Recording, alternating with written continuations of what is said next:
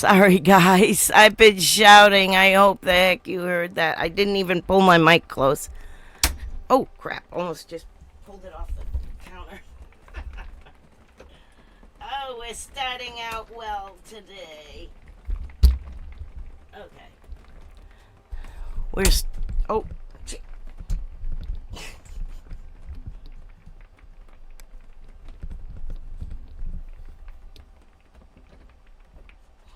Uh-oh.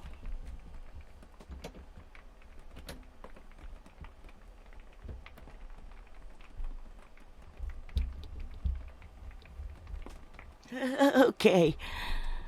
There we go. On a break. I will fix if that... I don't dare tug on it no more. It'll break. All my rotten little buddies. Thank you. Anyway, yeah. So, anyway, had lunch with Dad and we talked about some stuff and it was really cool that again, what I was telling you is this was my childhood, in case you didn't know. And Dad gave me some books to borrow. This is one of them. Can you see there you go. That's how I grew up. That's what I was saying. Whew. And he let me borrow that. And he let me borrow this. I'll try it again. There. 72. Anyway, if you didn't hear. Anyway, these are my borrowing research books. Mama got me a book this was written by a friend of mine from North Carolina. And this is what my mom got me. It's a biography of one of the descendants of the Jimmy Carter family, the Stapletons. And he helped me with supplies and stuff when I built my cabin up north. Some insulation and different things. He was a pretty good friend there, and I haven't been back to North Carolina in a while. I'm sure I will say hello when I do. Okay, let's stop the intro. Let's get to the races. And anyway, let's go. Let's switch those seats. Can you hear it? Oh yeah, everything looks like it's okay.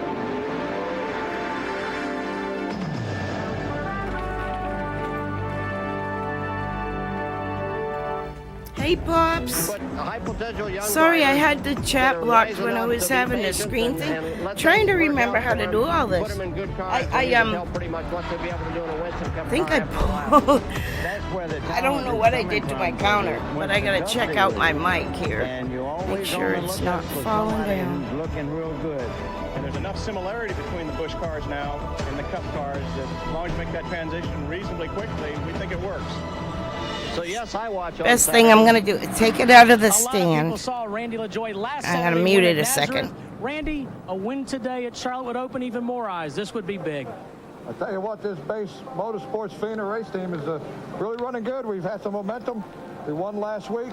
This car's running really good. I hope we can put in victory lane today. All right, best of luck. Down pit road to Randy Pemberton. Well, Jeff Fuller starts ninth today. Almost won this race in the spring of last year, but he ran out of gas, finished fourth in the fall. Jeff Fuller, this is a great place to showcase your stuff. You know, it really is. The Sunoco team has done a great job putting the, some good equipment underneath me. And we time trial real good. Time trial ninth and got out in that last practice. Got going decent. Had a little problem with the motor, but I think we're going to be fine today. Okay, Larry McReynolds is with the third place starter. Larry? Thanks, Randy. I'm back here on the 8th row with Jeff Green. Jeff, you're about a third of the way through the season. You're still trying to get that first win. It's pretty much known that you're one of the up-and-coming talents from the Busch National Division.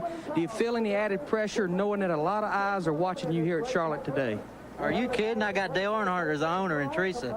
But no, it's GM Goodrun Service Chevrolet is running awful good, and they take a lot of pressure off of me. Tony and the guys give me such a good car. So, at the capability of this car and capability of the team I've got, I feel like we can go right to the front. Well, Ken, no matter what division's running here in Charlotte, this black 3 is always Oh one to no, watch. I'm so sorry Indeed you he have is, the and there's another 42 to be flu. watched before this Oh my one's over. goodness, Hello, Ken and Squire pneumonia with you, too.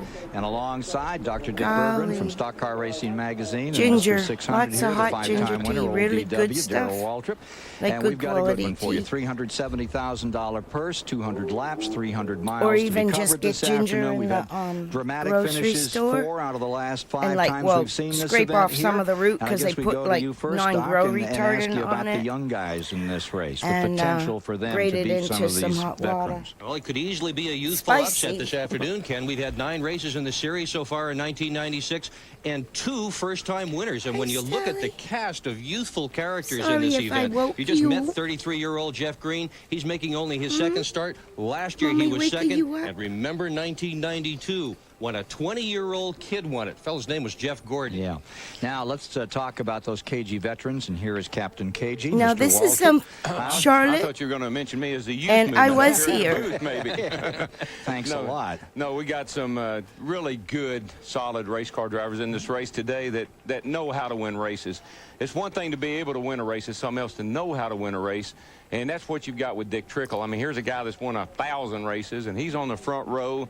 And Dale Jarrett's no rookie either. Oh, and there's no, others I'm sprinkled sorry. all through I'm the glad field. you're feeling Mark Martin, better. Mikey, little Mikey, Because my I brother. had that's why I Obviously, he haven't knows how been to win a on race. and Sure does. stuff. Let's It go down started to Mike actually Hogwood, who's just in the before Duraloo Thanksgiving Communication Center with the today. first Little- bout of it, and then I had like another strain of something in the last like They had a last early chance race January. yesterday. 10 spots, the final 10 spots decided, and still 20 drivers had to pack up and I go still home, all of a failed to sudden will qualify. get real There's some clogged impressive up names on and that have list. to hit my How about inhaler Tommy more Houston? often than Over normal. 405 Busch Grand Look at the National people that starts. didn't And you got a qualify. guy like Dennis Setzer who's won 2 races. Kenny Wallace. My whose dad was sponsor not on working his with car is anyone the at same this as the time in sponsor of the race. particular. Provisionals. Curtis Markham, who's 3rd in the points. Phil Parsons has He won had here. left Glenn Allen Jr., the who's the series leading rookie. And how Mike about Chad Gillen Little, team who won this event back 1 at year Darlington. ago. It's a great field. It's going to be a great race. We've got the Red I Dot was here 300 because live we on were with the TBS this spam people, afternoon and from I the would Charlotte go to Motor the races Speedway. and watch this, but I know there was a bout where I was kind of sick when the Charlotte race was going on. I was running a fever and everything, and you know, I still went. Back then we, you know, when we had the common cold and flu and you dealt with it. Oh, thank you. All of those cars my dad's worked with. One of the great There's a racing couple facilities in the missing. world, the I gotta Charlotte Motor add Speedway. We're soon to see Mike the green Dillon's for the car. Red Dog 300. Right there where I Everybody, have Mike the Hogwood, I'm in the 87. I Duraloo just Pit remembered that Communication now Center from this last afternoon. year. And you know, Last I've got a stream. great way, a great idea for you. If you've got a computer and you're watching the race today, you want to get in touch with Yeah, I Buddy worked Baker. on that, He is like, online today, and that's the all the online pictures. address, I don't know if it takes a lot of resources because they're all individual Buddy pictures. is waiting to chat But with you this afternoon as you watch the race. maybe I Oh, can keep somehow running company. save that AutoZone race analysis and make posted it just a awards over border $372,000. 40 cars in anything. the starting grid today. A race record set Maybe back in put it around my- 83 by Sam Ard, make one it of a the border all-time on greats in my this series. Last year's pole and wallpaper event or record set something. by Rich Bickle, and last year's winner taking a provisional today, Chad Little, and I know he wants to get to the front in a hurry. If The you cars are start rolling in on the pit very road. Let's go back upstairs now top- to Ken Squire. And we'll take a look at the Top Texaco left. starting grid for this. The one just Grand below it, this National black event and at white, Charlotte. that's my dad's first Dale championship Jarrett, he's in won it twice, trying to 65. make it And you thrice go today, the around first and man to all do of so. them, He can it pull is that kind off. of And in Dick order. Trickle, twice a runner-up. All the way back, In except row two, the it's David IMSA Green, current is point back in leader, the and Bernie 80s. Sadler. Row 3, last But I week's put winner it at Nazareth, separate Randy anyway. LaJoy and Tracy Leslie. Row 4 will be Jeff Burton and Mike McLaughlin. Row 5 is Jeff Fuller and Todd Bodine. In row 6, Row 5 Jim Bound is and Hutch Strickland. Jeff Fuller and in Todd row Bodine, 7, both driving for Kenny Schrader, from Bobby New Goddard, England. And the winner here in 93, Michael Waltrip. Modified row tour 8's guys. Marty Ward and Jeff Green. Row 9 is Mark Martin, a two-time winner of this event, and Indianapolis Steve Reeves. In row 10 is Jason Keller and Jeremy Mayfield. Row 11, a two-time national champion. That's Larry This is Pearson and Tim 1996. Fedewa. Row 12 is Derek In Coe 1998, and my Jimmy dad will Spencer. work with Tim Patty Fedewa. Louise is going to start on 25th on the inside of row There's 13. Bobby Labonte, and he's Bobby still Labonte, driving. the Look at that. 1991 Grand National Champion flanking her. In row 14, it's Mike Wallace and Jeff Purvis. Row 15, Curtis Markham. And the winner in 94, Phil Parsons. Row 16, Glenn Allen Jr. and Chad Little. Row 17, Joe Nemechek and Rodney Combs. Row 18, two-time My dad had worked with Jeff, Joe Nemechek. In row 19, it's Matt Kenseth and L.W. Miller. For the 20th row, Joe Bessie, 92 David Bonnet is there. Kevin until LePage is on 94. the inside of row 21. Outside is Doug Heverin, and rounding out the field, the guy that I won believe the my season dad opener at was Daytona, building Steve shocks or something, cars. maybe for And we'll take a Grissom. look at the During this time, I in-cars asked and him take what a he look was from doing in inside between. And Ernie Sadler's car, number 1. He gets I ready want to go say here he today. said he was building shocks for There's his roof cam. someone, but I can't Exciting remember pictures who out he of that said. thing in the course of this race today. Yeah, I think so. I think you're going to see a lot of good shots from Hermie. He's going to run right up front all day. Now let's take a look. Is this David Bonnet? David Bonnet out in the back of the field. His dad twice a runner-up. Great fight back in the 70s with Earnhardt one time right to the finish. And of course, Neil was Oh, the guys, two-time winner on of my 600. YouTube, I posted just a short under the shorts, I guess, but I put it also under my Stella's Mom playlist. The wind today, as it slowly kind of rolled in on the outside of that winter storm that went through the Gulf, up through, it put 12 inches of snow in New Orleans. It was crazy. Up in the front row, twice a runner-up. So anyway, I put Number that on my 64, YouTube that's channel. The Trickle Duraloop car ready to bring it on down. A little bumper cam from outside there. Sneak a peek down low. So he gets ready for a go. We're one lap away from getting this one under event. Well, I think we got one more. Oh, yeah, there's Randy LaJoie himself. Up there in Norwalk, Connecticut. Defeated David Green. A great show at Nazareth last week. Randy LaJoie. Former spur to the northern tracks Showing up all in the Northeast. in-car cameras and stuff, one lap to green. What I was saying is the wind and the historic snowfall in the panhandle of Florida all the way to Jacksonville. Right now it's raining, if you can hear it. It's on the roof pretty loud at times. The 24-degree banking. And let's go down quickly to Randy Pemberton with this update. Well, the pole sitter Dale Jarrett had a motor in the car that he qualified with. He wanted to run that engine here today, but the engine kind of went away. 9 so they degrees decided to put a here. backup Wow. motor in, with consultation We from are his crew chief John Irvin, and so they've got a backup motor. 43 degrees. I think it went down to Yeah, 42. I talked to Dale last night, and that's true. They dropped the valve in the motor. And the motor they had We to would, race here, that there's they qualified snow with, an was hour awesome north of engine. me, Dale which is really felt great about unbelievable, it. which But he's is got his car like handling good. He said, historic. I'm just going to have to work a little harder at it. But now, I- but I've never seen where Dale the quite as storm is confident as he spinning, right now. We're right on the bottom Getting set side, for so we're start. getting Coming these out of turn north 4 winds and all down day to the green. long, 200 like laps the distance today. coming in gusts, like almost Observation from Dr. hurricane Dick Rivers style, to bring 'em up. where it Well, would last year's winner is blow gonna have really further to hard go and than then die. anybody else. And Chad then Little when the showed up wind about hit 2 you, minutes of the it driver's felt meeting a left little to go. They picky, have like relegated him it to was the back of almost the pack. He sleety, starts dead last. but not So the quite, guy that you won it know. had that great windscreen and is having a bad year It this smelled year. like Chad snow. Little all the way out back. Okay, On the green break. flag. Jarrett pops right out in front quickly. Warmed up some anyway, pops on. Back straightaway, and Jarrett distances about 3 car lengths over the remainder of the field. And 3 wide right behind him. Here comes LaJoie on the bottom of the track. Slides back in under Trickle. You were saying something about bonsai, Darrell? There it was. Well, these are really Let me tense try to moments clear because that right up a now little. the cars are not, the tires are cold, and the guys that got to get the cars kind of shook down and get them going. Todd Bodine nearly got shook up there. The 81 sliding to the outside. And you see the number 3 dancing down to the inside. Jeff Green picking I up guess some it's on the spots. camera. That one Back particular up front. camera is blurry. For first place. Trickle into the lead. Because that camera is LaJoie clear. going for second. Trickle gave that car a great ride last week. He went up to Nazareth, and I think he finished like 3rd or 4th up there in that car. So that's a fast car, and he's driving the wheels off of it. On board with Randy LaJoie in second spot as they come back to the stripe. I tell you how fast a car that is, Darrell. That's the same car that he won the pole with at Atlanta, and what a way to get yourself a ride. That was the very first time he ever drove for that team. Got the pole. They said, you're our kind of driver, and he is still in that ride. last week at Nazareth, he came all the way from as deep in the field as 31st to finish 4th.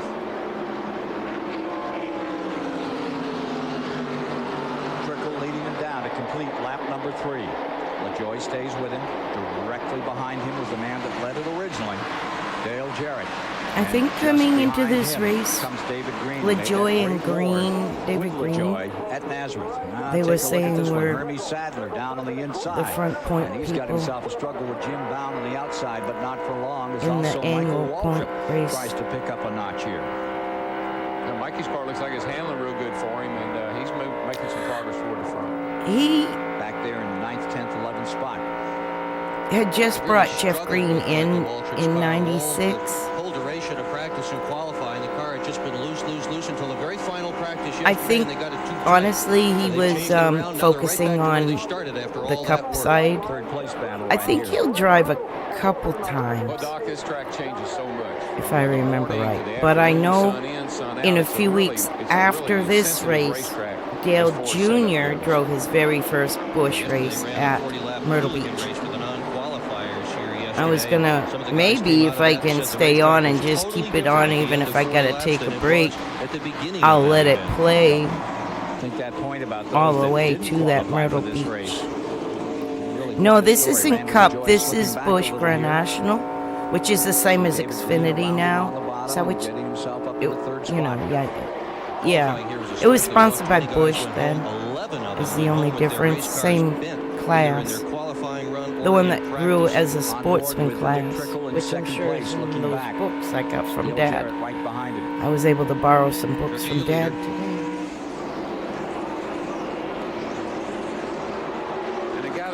And then my mom bought a copy of that book from my friend that's, I want to say he's the nephew, Jimmy Carter's nephew or something, but he grew up amongst all of that whole thing in the 70s as a kid on the whole White House events and crap. So he's got a, like, he goes out and he's on a speaking tour, but he lives in a little tiny town of the horses where I Isn't that live. amazing? I mean, he jumped out of the Labonte car. I know. Yes, it's when they just started. Well, you know, like within 5 years or so. Most of them started about 1990. That became big. Together for David Green and that number 95 currently running at Jeff Gordon's first year in NASCAR was 1992, and he had the baby Ruth. Good morning, John. How are you? It's good to see ya. I'm looking at the wrong camera. I moved, the camera moves. I didn't move it on purpose. I just slid it without thinking I'd left it there. I don't want to mess with it. Take a look at this group. But my chat is here and my camera's here, so I'm like, and it's LaJoie trying to make a move around Jarrett coming out of turn 4 as they complete lap number 10. He just shot to the oh my outside goodness, there. thank you. Bless your heart. Why am I getting no sound there? Jarrett, I don't believe Jarrett's engine's quite running like he had hoped it would. What the heck? Troy has got so much momentum coming into this event, Darrell. You look at his last 3 finishes. Let me check At on Bristol, he was OBS what my sixth. At sound Hickory, he was third. sounds At like. Nazareth. Here's a race car driver that is absolutely on a got no sound listed. LaJoie, the number 74. Well, if he's going to compete It's with loud, that it's 95 but for the it's got championship, nothing. he's got to be doing exactly what he's doing.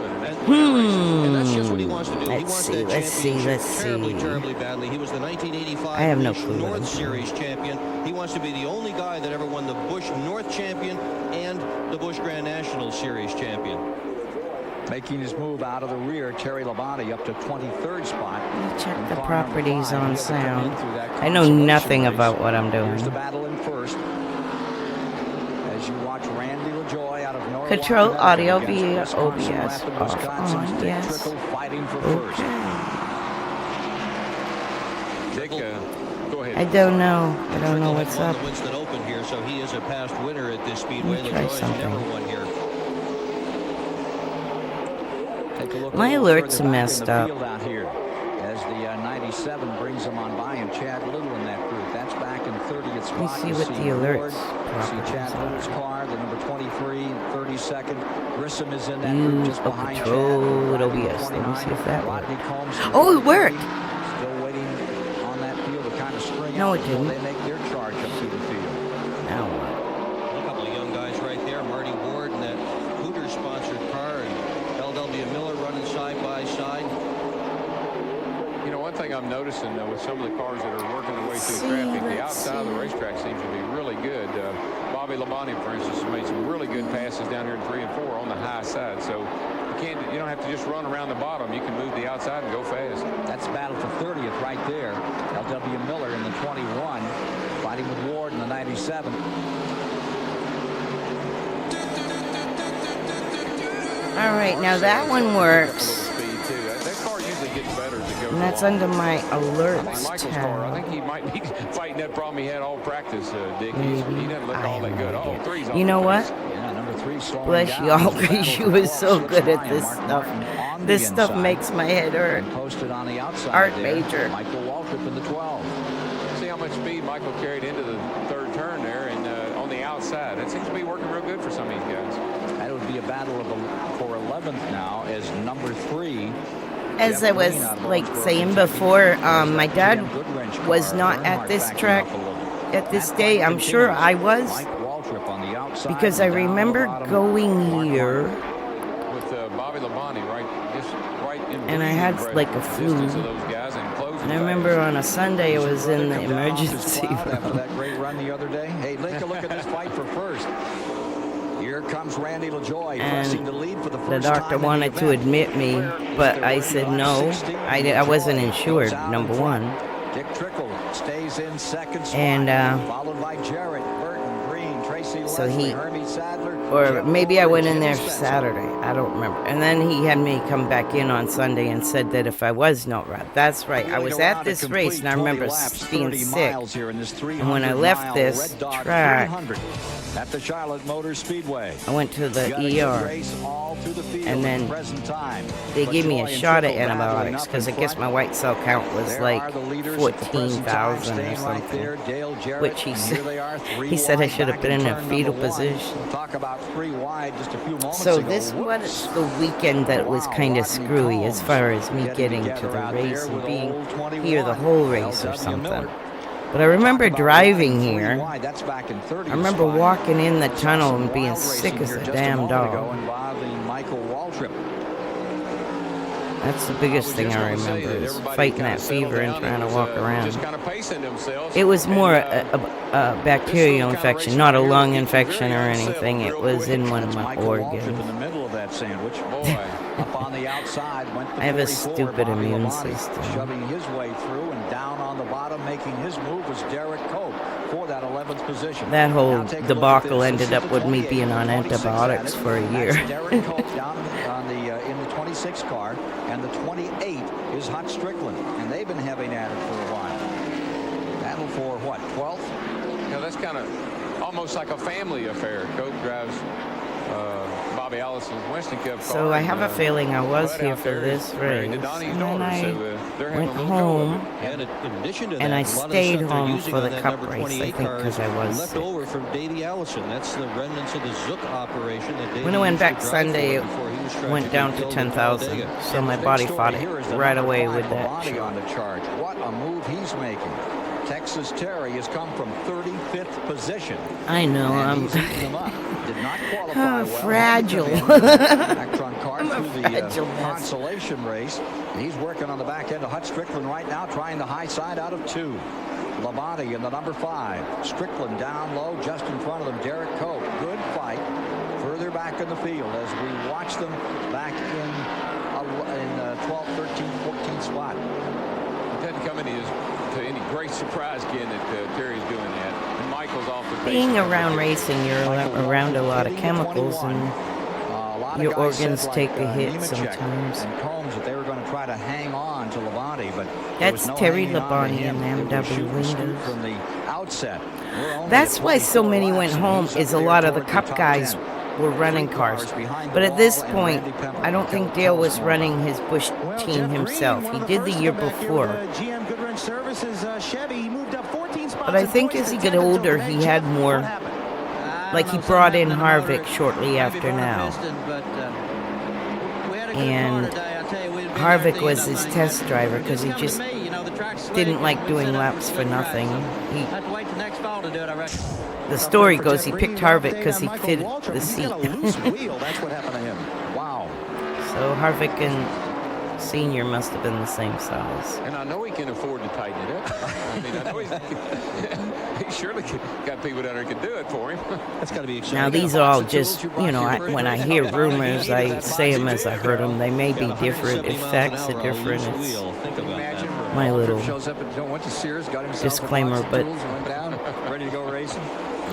just being around, these are the stories I remember. Back up in front, watching Randy LaJoie trying to make it 2 in a row. What a great year he's having. Take a look here at the 4th place battle at 95. I'm excited to get into my new reading material here on the modifieds and Old Cup. The number 1, and you're on board with Sadler right now.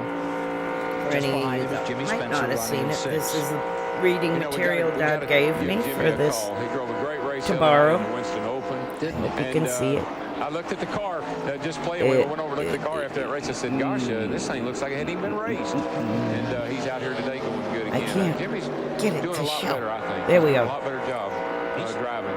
He says that's the best race car he's ever had. That's how I grew up. He's had some very fine Busch Grand National cars in Charlotte. Well, Spencer just made the move up.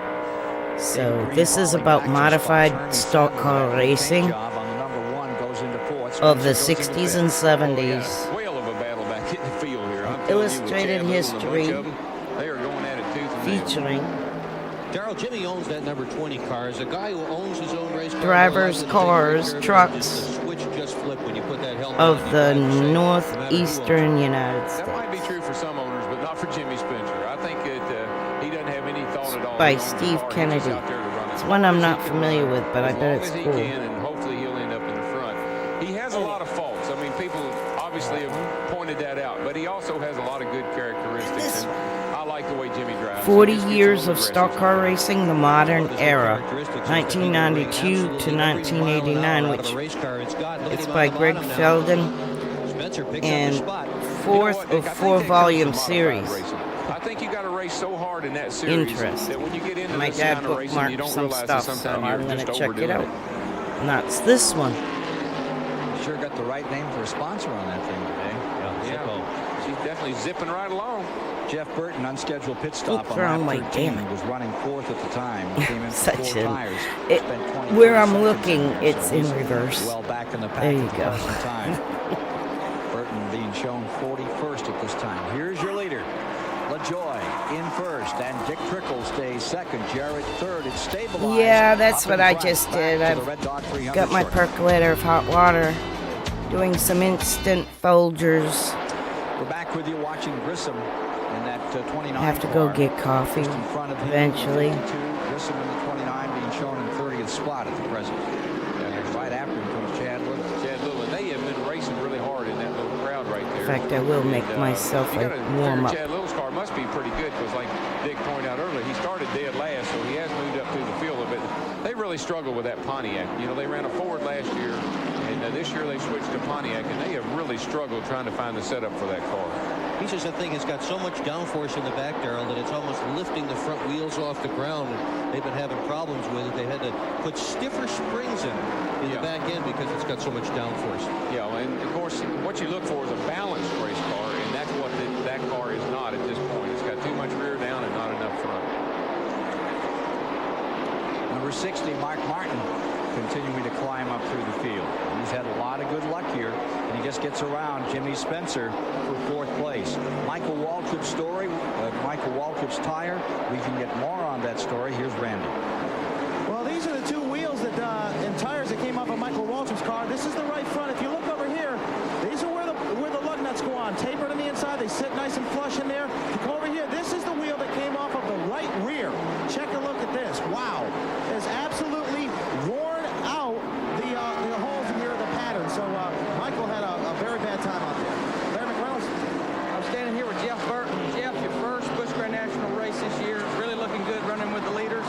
thought you had a flat tire, but what did it turn out to be? I guess one of the seals were broken in the rear end. It was dumping all the grease on the right rear tire. And I'm not a sprint car driver. I can't drive it like that.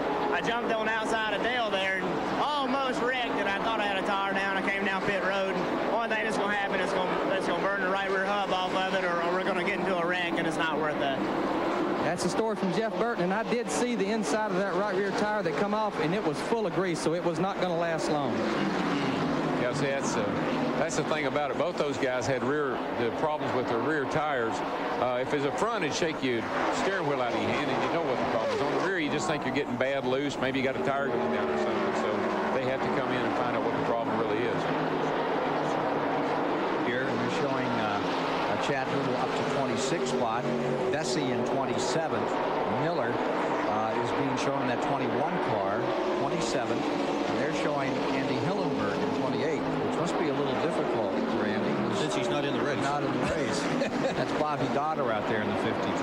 There it is. Here's the 88. There's Kevin LePage and this new fella in the number 55 who has really been impressive out here thus far this week. He's another one of those Wisconsin drivers. Matt Kenseth. Yeah. He ran the Hooligan yesterday. Stella, Bobby Dotter, oh wow. You look don't at want this to three go wide. out Oh, yet. He It's ran the raining. Right there. Yeah, You he guys ran the go Hooligan party. yesterday, and Bobby Dotter Yeah, owning can that we car wait stood just up a here little with us bit? in the announce booth and kept telling him, take it easy, take it easy. I might You're have to doing great, walk you're the doing well. pup up for Bobby can't talk to a him right now because second. Bobby's kind of busy Be right driving a back. race car of his own. And Kenseth is doing a terrific job in that car. This is the first time ever on a super speedway. He's up to 32nd. Yep. Carl Wegner recommended him for the ride. That's how he got it. Here you see the 44 car in 7th place. That's Bobby Labonte. And right with him comes Green. Derek Cope is in there as well. There's Derek Cope. All this green flag racing, you know, we dropped the green. We haven't had a caution or 42nd lap here. This is good news for some guys. If your car's handling well, that's what you want to see. But some of these guys, I'm sure, like to have a quick caution here to get in, make some chassis adjustments, and make their cars better before they go a lap down. Low 80s is the temperature here at the track, but on the track itself, it's another story. Steve Burns has it. We're in Todd Bodine's pits, and we have a non-contact thermometer here. You press it right at pit road, and it shows us the temperature is 133 degrees. Todd Bodine is one of the drivers who badly needs a pit stop. He's dropped 15 positions since this race has started. Terry Labonte continuing his wind up through the field, goes into the 9th position. Number 60 coming right along. Mark Martin. Boy, Mark Martin's had a record here. Won here last October. Had a second in May of '94. A second in October of '94. One, as we mentioned, in October of '95. He just consistently looks good in this practice. Well, that car does, Ken. I mean, you think about that car everywhere it runs. Mark is certainly an outstanding driver.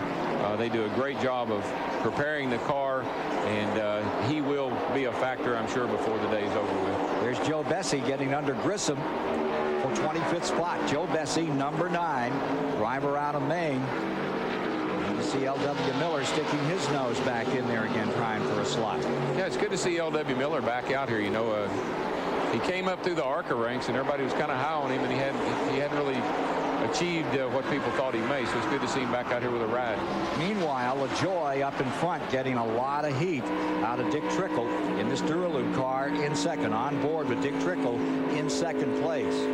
Well, we're 45 laps into this, and they've all been green thus far in this overture. The Coca-Cola 600 tomorrow. Okay, I'm back. She is so good. No, I went to the store and giving you pictures like of this very dramatic mile-and-a-half I've bought facility where tomorrow the at store 5 brand o'clock coffee here on before, TBS, and it was yuck. It's the 37th annual Coca-Cola And I said, 600. I don't Mike care. I'd rather go McLaughlin, without third than in have points yuck. a year ago at this So time, all of the 21st ones I currently, normally and still buy having that are more on problems sale today. at Let's go to the $7 pits or and get so the update. were all on sale like $8, $9. I'm like, what? McLaughlin said, Clyde, what's going on? You started 8th. He said, Anyway. Larry, we are so loose, you just cannot Probably believe it. look I said, into Clyde, Cachava. welcome to They chassis say setup those at Charlotte mushrooms Motor is Speedway. good or This is something. I what they don't know. pulled out of the right rear spring. What this does, that makes that spring stiffer. As long as it and don't was have really much tea loosening in the rear of the car up. Like they come in and green change 2 tea. tires, pulled this I have rubber to be wrap careful. out, I can and back drink out on the matcha. racetrack. Darrell, But any other tea with the tannins makes me all of a sudden just Well, that's what happens, Larry. These guys practice and they chase what we call chase the racetrack. out of nowhere. Depending on what I always tires you get got on, dizzy depending on and what my the mouth weather starts conditions are. watering and I'm like, And I think you're man. exactly right. I think I'll take my time getting down It's to the the only car thing this that does it afternoon. that I know. I think McReynolds is telling stories again. McLaughlin back in the 40th And I read it's to position do at with the present tannins, time. Not a good day for him. He was sensitivities. in for 13 and 1/10 seconds. Well, what a good day for Randy LaJoy. I always research like You know, the you think plants about and all the stuff things that because have I've happened to always Randy been an LaJoy. herbalist. I used to grow a Just lot of my terrific to own see him running as well as he is. We're even riding in Dick medicinal Trickle's herbs car like now as he tries to chase tansy down and LaJoy. things like You know, that that are LaJoy was natural. completely out of a ride for a long time. And during the off time when he was natural trying to get a ride, he built show cars. aspirin, things Race like that. cars, he drove trucks, he was a race day spotter, he was a fabricator for Todd Salicylic Bodine. He just acid, never it's a gave plant that up. produces Here he is salicylic leading this race now. And that car that's right behind him is the car he drove in this race a year ago and finished 10th, and he ran up in front a lot of the time. Now Dick Trickle has the keyboard of number 64 and LaJoy up here. Stuff on the I also 74, like I read riding up or at I the learned top from of the other points for herbalists. car owner Bill Baumgartner, looking really stout at the present time, which is 53 laps into this thing. There's a lot of guys, Ken, are in jeopardy of going a lap down here before too much longer. A lot of good race cars, and it's just because of what happened to the 34 car. They need to get in, make some chassis adjustments. Yeah, I mean, and take a look right here. That's the 29th position of the 43 starters today, going a lap down. I keep saying Hillenberg. That's Donner. It's Bobby Donner. Bobby Donner out of Chicago. Well, Hillenberg got in the ride, and that's maybe why. So they give him credit. Yeah, Hillenberg decided he wanted to Very strange. Yeah, Hillenberg decided he wanted to concentrate on ARCA, and he recommended Bobby Donner to Kenny Schrader that owns that race car. Why? Because Bobby Donner's dad was the crew chief last year when Hillenberg won the ARCA championship. This is a payoff. And when you see the number 55 come around, this new young 52 man is from generally, we that's the thought, daughter like car that set Jimmy on the pole a Means year and ago, them, so but that's a strong car. BGN, There you see Donner out numbers of are Chicago. little. Give the Schrader ride, number 52, trying his best to stay with it. That But AC falling Delco dramatically paint back. job, Meanwhile, though, on pit that road, Tracy is, Leslie, who's not having much luck this year. similar to what was Number ran up 11 in a Hey, Bush Darryl, North up to team that was 55 number laps 72. on these cars, this car With all the position same is fonts and coming stuff, in. so I wonder if it was just the AC Delco look. I had this hold up just a second. We got a couple of cars get a little sideways up here in 3 and 4. Whoa. Yeah, we're getting close to that window. I'm going to say 62 laps, 65 laps are going to be bringing them in. Cars are starting to get a little bit. Front of the they're jack handling a slipped little out bit of his mean, too. I see hand. several of them sliding up the racetrack. 4-tire change here, and there's some problems. Oh, I think that was Jim. Well, you're right. It's about pit stop time. And That was a one crew chief. goes down the catch can, man. Bottom line is, if your car's not handling and you're about to go a lap down, you want to get on pit road as quick as you can. Save at least a lap or two of precious time to get those I new recognize tires the out guy early. that did Tracy Leslie came in, got 4 new the skids. wedge We expect to see adjustment. I just everyone can't on think pit of road his for the next name. few laps, as Darrell Waltrip just commented. Tracy Leslie falls back to 38th position. Here's your battle for third. As Jarrett, the two-time winner of No, this that's event, Martin in the is Winn having Dixie to car. fight it out right now with Mark Martin on This the was their attack. practice day, basically, for their Charlotte race. That ran the same They come weekend. down through the main straightaway and for turn 1. Well, with the worn tires and close to pit stop now, the 74 cars having a little bit of trouble getting through traffic. That's allowing Mark and Dale Jarrett and those guys to close back up a little bit. They're cutting that lead he had down some. So I'm saying these cars are really needing to make pit stops. Mark Martin with another terrific run. He has run 6 of these Grand National races in 1996, has won 3 of them, and led every single one. He's led twice as many laps as David Green, who is second in laps led this year. And do you see that car in the 3 and 4 there?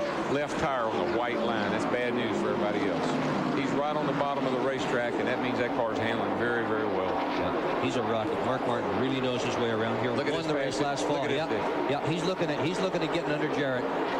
He just cut that thing down, and it was in the gas wide open. He cut it to the inside, and there he goes. What's that left front wheel? Right on the well, he had to slip up. I guess Jarrett sucked him up there a little bit, maybe. Make it up as you go along, right? Right. 3 Grand National wins in 96 at Rockingham, Darlington, and Bristol. Will it be 4 for Mark Martin today? He's sure looking strong right now.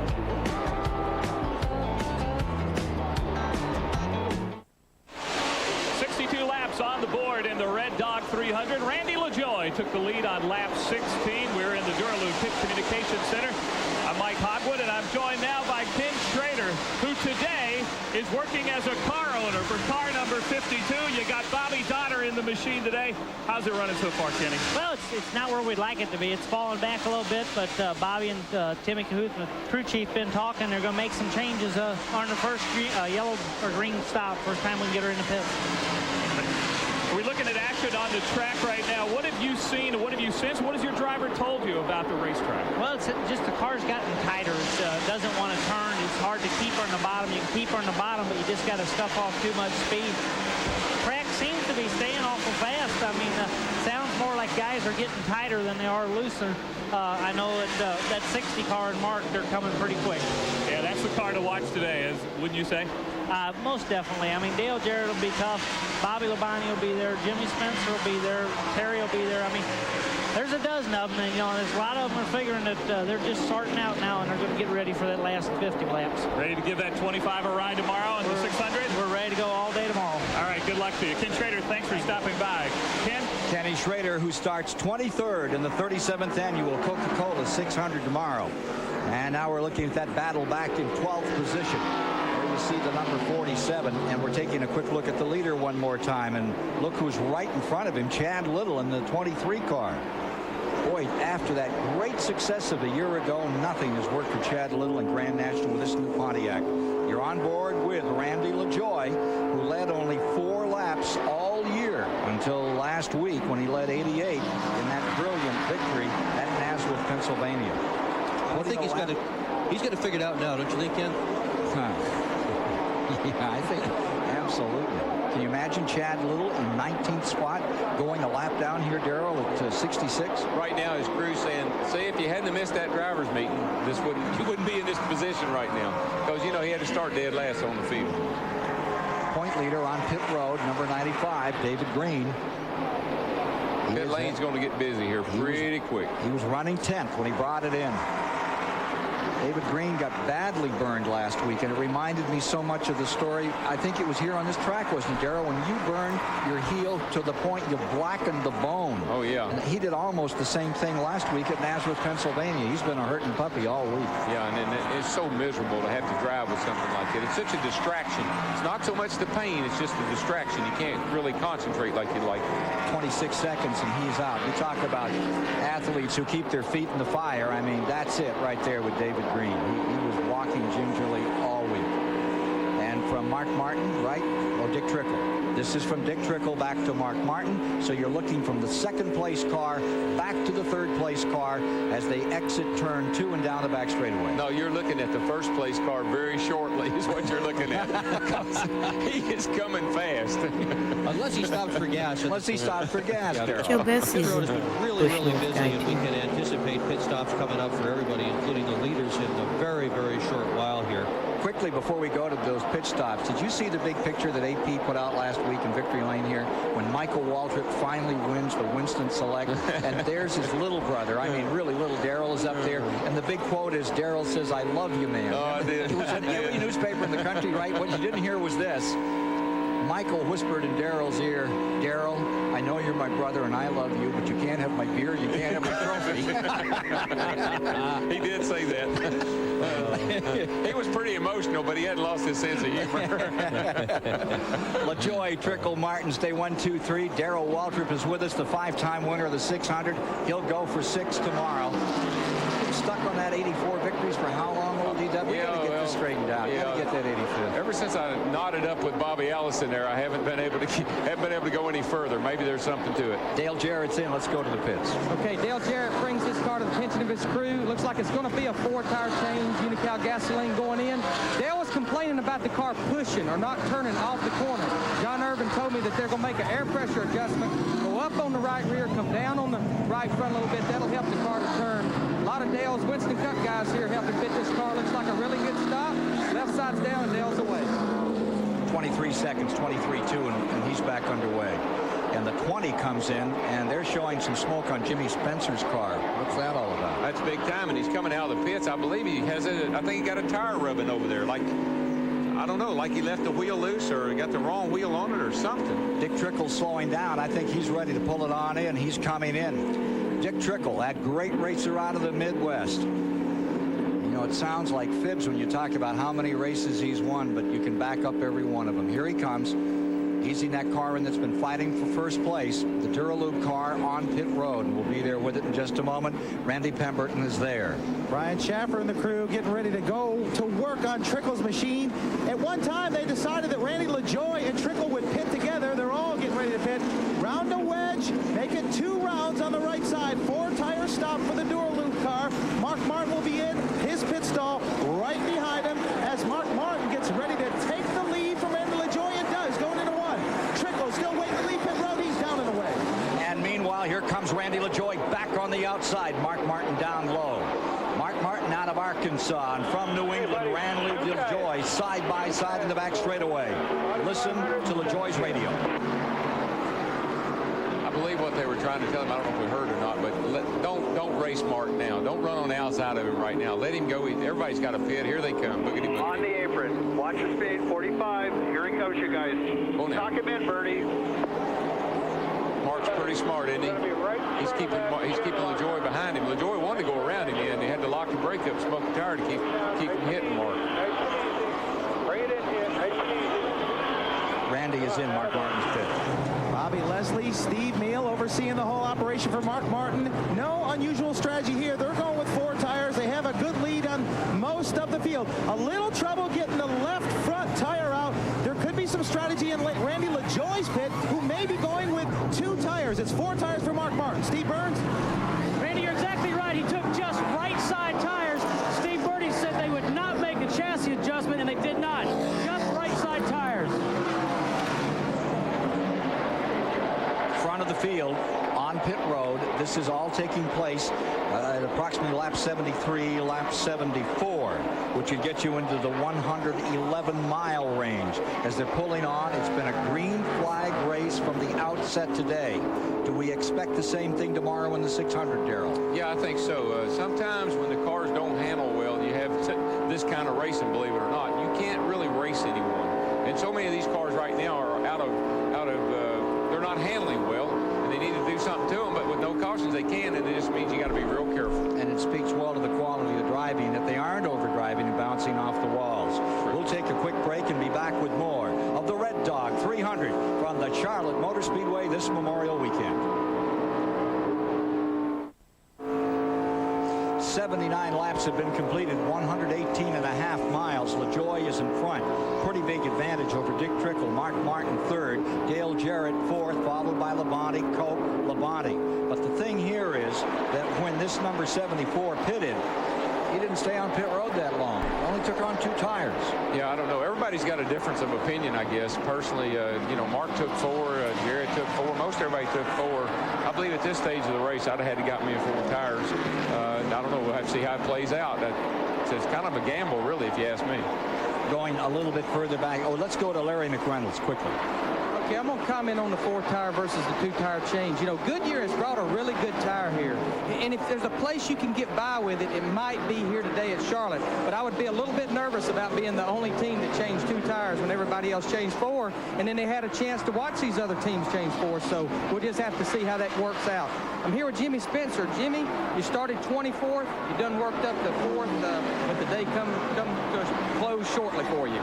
Yeah, it really is, Larry. The car was running awesome. The guys built this car in about 2 weeks. You know, Bob Newley put the body on, and John and the guys in the shop built me a heck of a motor. I mean, we did everything in-house, really, except for the body, and I just took it to the guys. You know, the transmission broke. My fault, really. You know, I just hot rodded in first gear, and it's not a Jericho. Jericho will take that punishment. We learned today we'll never run without a Jericho again, but the Zippo car ran awesome, and I really think I had something for him, but we've been fast at Daytona and Bristol and here, and that's only the 3 races we ran and been in the top 5 all 3 and led the 2 of the 3, so I'm pretty proud of my guys, and I think we're going to do pretty good. Our next one's Watkins Glen, so hopefully we can run good there too. He has had some good races, what he has run this year. Let's go down pit road to Randy with some more stories. Well, even though Mark Martin had a great 4-tire stop, unbelievably, they had a little problem with the filler neck. Only got 7 gallons of gas in. Came back in, weighed the second can, or the first can, actually, 7 total gallons in. Mark's going to have to come back down pit road around lap 100. They still don't know what the problem was. Well, so they're going to run. He's going to run out of gas the same time LaJoie runs out of tires, and it'll be the same. They'll be right back where they were. You're watching that battle for second place, which is 2 4/10 of a second behind the leader, Randy LaJoie. Dick Trickle and Mark Martin at it. From Dick Trickle looking back at Mark Martin in third spot, trying to nose his way under on the bottom side of the track, where that Winn-Dixie car seems to work so well. And at the top 3 cars, Trickle's the only one that doesn't have a potential problem looming for him. And the gap between your leader, LaJoie, and these 2 cars has been closing up. Both these guys took on 4 tires. And if you've been watching this race for a long time, you may remember when they used to stop it in the middle. They'd have kind of a coffee break. Everybody could work on their car, put 4 tires on it. Then a couple of years ago, they went to just a caution flag. Not doing any of that today. This is a regular stock car race. The only time there's going to be a caution is if there's a problem on the speedway. So they don't get a chance to stop and work on the cars at the halfway point. A few weeks after this Charlotte race, when they go to the second Bristol race, it will be my dad's first race with the 47 team. I think that's on the banner there somewhere. Steve, Darrell Walton's up in the booth today, and he wants to know why he took 2 tires instead of 4. The pictures on my outside of my frame are people Dad's worked with in the past, some of them. Okay, and Randy Pemberton said Mark Martin had problems getting fuel in.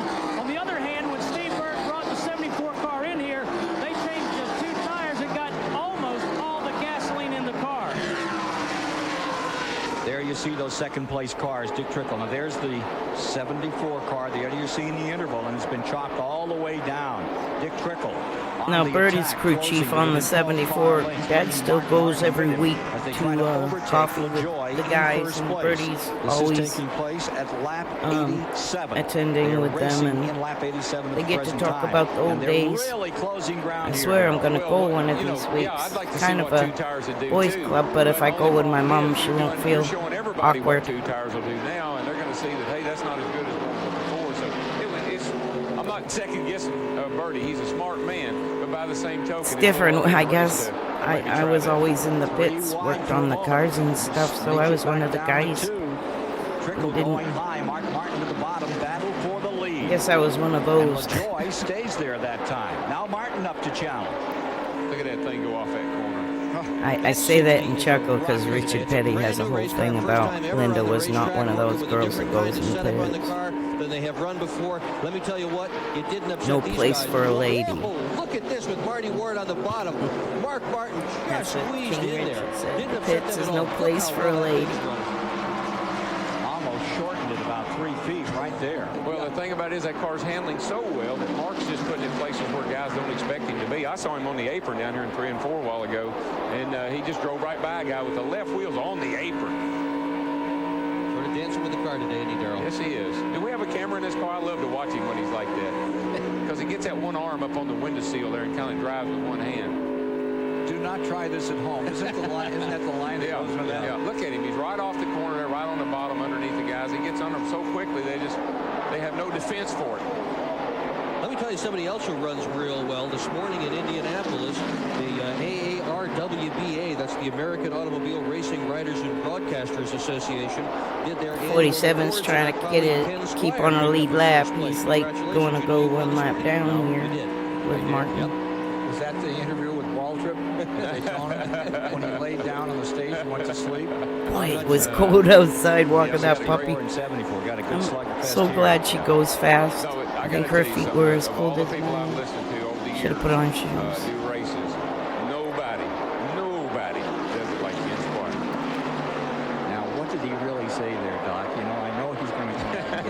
Thank you. No, you're. I think he told the truth what happened. Well, but then he usually gets that zinger in. Oh, you got to have a prototype, and I got to tell you, you're the prototype. We're going to take a quick break here. 91 laps into the Red Dog 300. 200 laps to be covered today, and what a great scrap we've got for you. And what a great race almost tomorrow with halfway. a 37-600. The Red Dog 300 on Holy TBS crap. is brought to you by Purolator. Legends Fast live race. on Purolator. And by Mobile Motor Oil. Changing cautions, the world for they're doing good. 145 years. Promotional fees and consideration have been paid by Plastico, Duralube, and by Channel Lock. Here today now.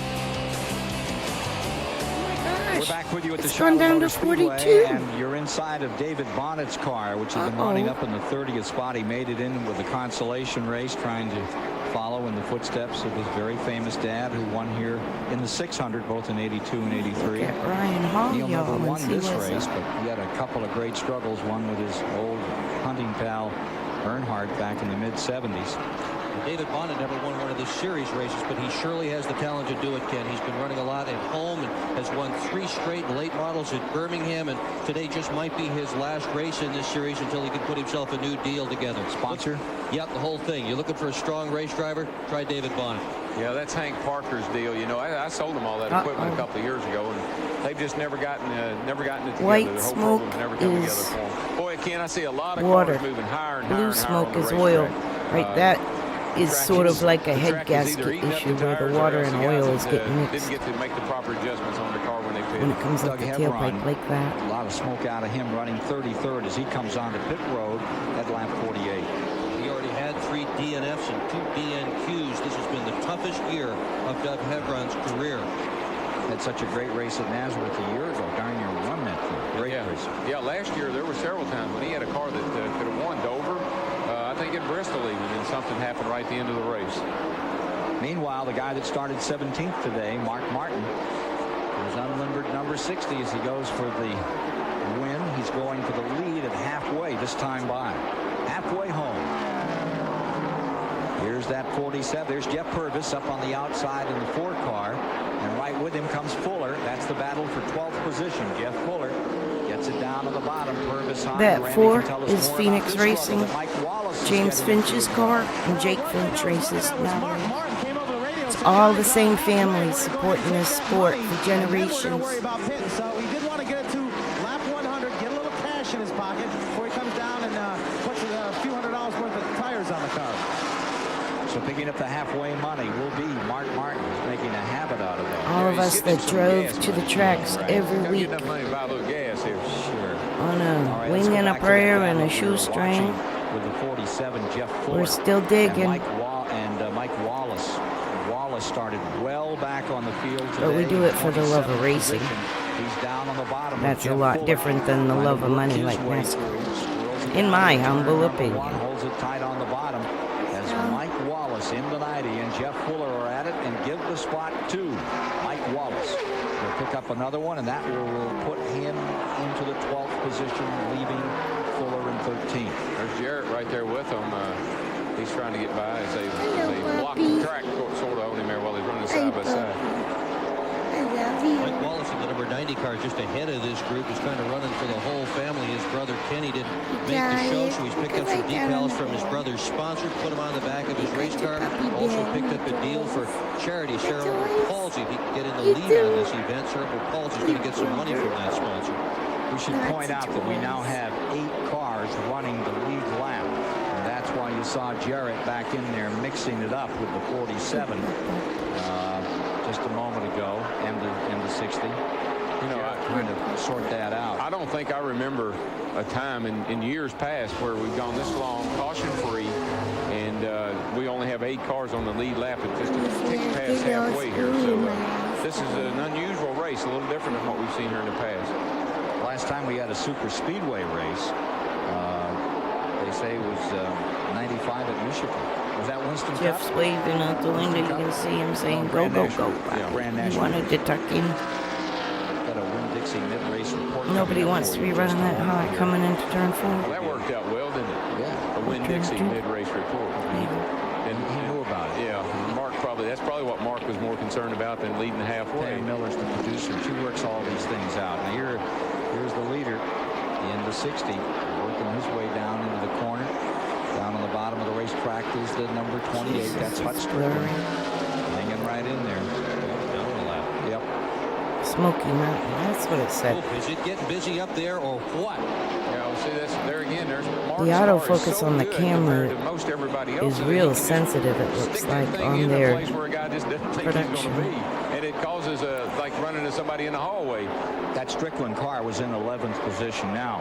You got that Winn-Dixie report, and in honor of the leader of the race. Because the 60 car was clear and the one on the bottom was blurry. The average speed, 160. Randy was LaJoy being with funky. 71 laps to his credit. Trickle with 14. Mark Martin. These are the cars that have retired. Burton, Bound, Green, and Spencer behind the wall and out of this from the 43 that started the event. Hey, Ken, I was starting to feel sorry for Mark when this race started, you know, listening to Doc here talking about, boy, they've struggled and they're 17, didn't qualify very good. That's a new car and they got the blues. And, whoa, man. I was starting to feel a little sorry for him, wasn't you? Not particularly. Jeremy Mayfield going a lap down in the 98. I was wondering if that was Mayfield Jeremy being in that shown car, in 10th 'cause spot. 98 is his Making cup a shambles of the field right now is number. Mark Martin.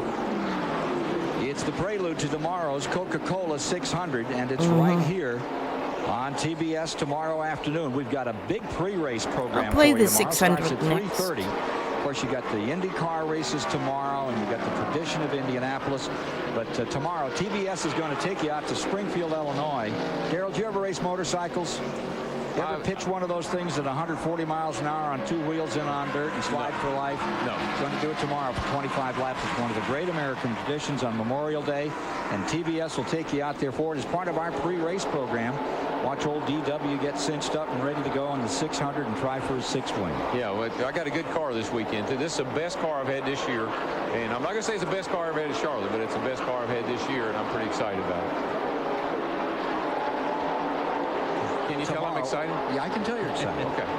At dinner this evening with Dad and Mom, I was talking about The leader on pit road. the guy number that 60 brought on schedule. Sunoco down from Massachusetts. Oh, yeah. And some conversation about the modifieds and who my dad worked with then, and different things about back home stuff from Massachusetts. Well, they just have a little better than 30 laps on the tires. There's Steve Meal, opens the trunk, tries to look for the kink, the airflow kink. All the fuel seems to be going in. There's one can down and away. Question is, will they take on 4 tires? Can't wait to read the books he gave me to borrow. As long as they're here, they might as well get rubber. Second can of gas going in, spilling a little off pit road.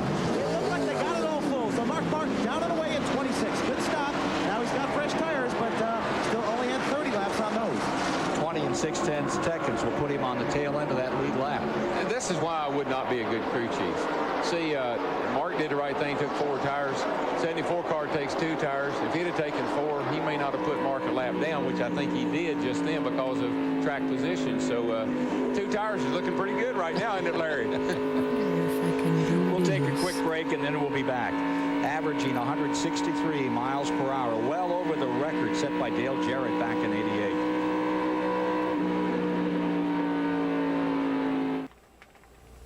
Brought to you by Gladiator and Universal Luxury Vans, the official vans of tracks, teams, and drivers Gladiator. throughout the NASCAR world. Call 1-800-445-2825 Remember the for a Mach dealer 3 near you. vans? I had one of them for a short Great to time. have you with us for I live Busch liked it. Grand I should've National kept Racing this afternoon. The Red Dog 300 from the Charlotte Motor Speedway. I'm Mike Home Hawkins on back in the wheels, Durham man. Pit Communications Center along with Kenny Wallace, who Little has got a Kenny. smile on his face despite heartbreak yesterday. Finished 11th in that hooligan race. Just missed making that show. Had to really be tough for you. Well, it was really disappointing. You know, I earned my right to go win some Cup because I ran so good in the Grand National Series all those years, and we run up against a brick wall this week, and I really don't know what to tell my fans, but stick with the old Red Dog car. It broke its foot yesterday, and we'll be back at Dover with it. Well, you also have tomorrow to look forward to, and I know you're setting good for the 600 too. Well, I'm looking forward to tomorrow's race. You know, the team qualified 16th, and we're 18th in the points. We're putting a lot of focus in our Winston Cup program this year and really working hard to get established in Winston Cup racing. Your thoughts on the race here today, the Red Dog 300? Well, that's the old dad right there, the 64 car. That's my mentor, Rusty's mentor. That's Dick Trickle. And I tell you what, if he could win this race, it would mean everything. You know, Dick's been beat up a lot. He's a great race car driver, a legend.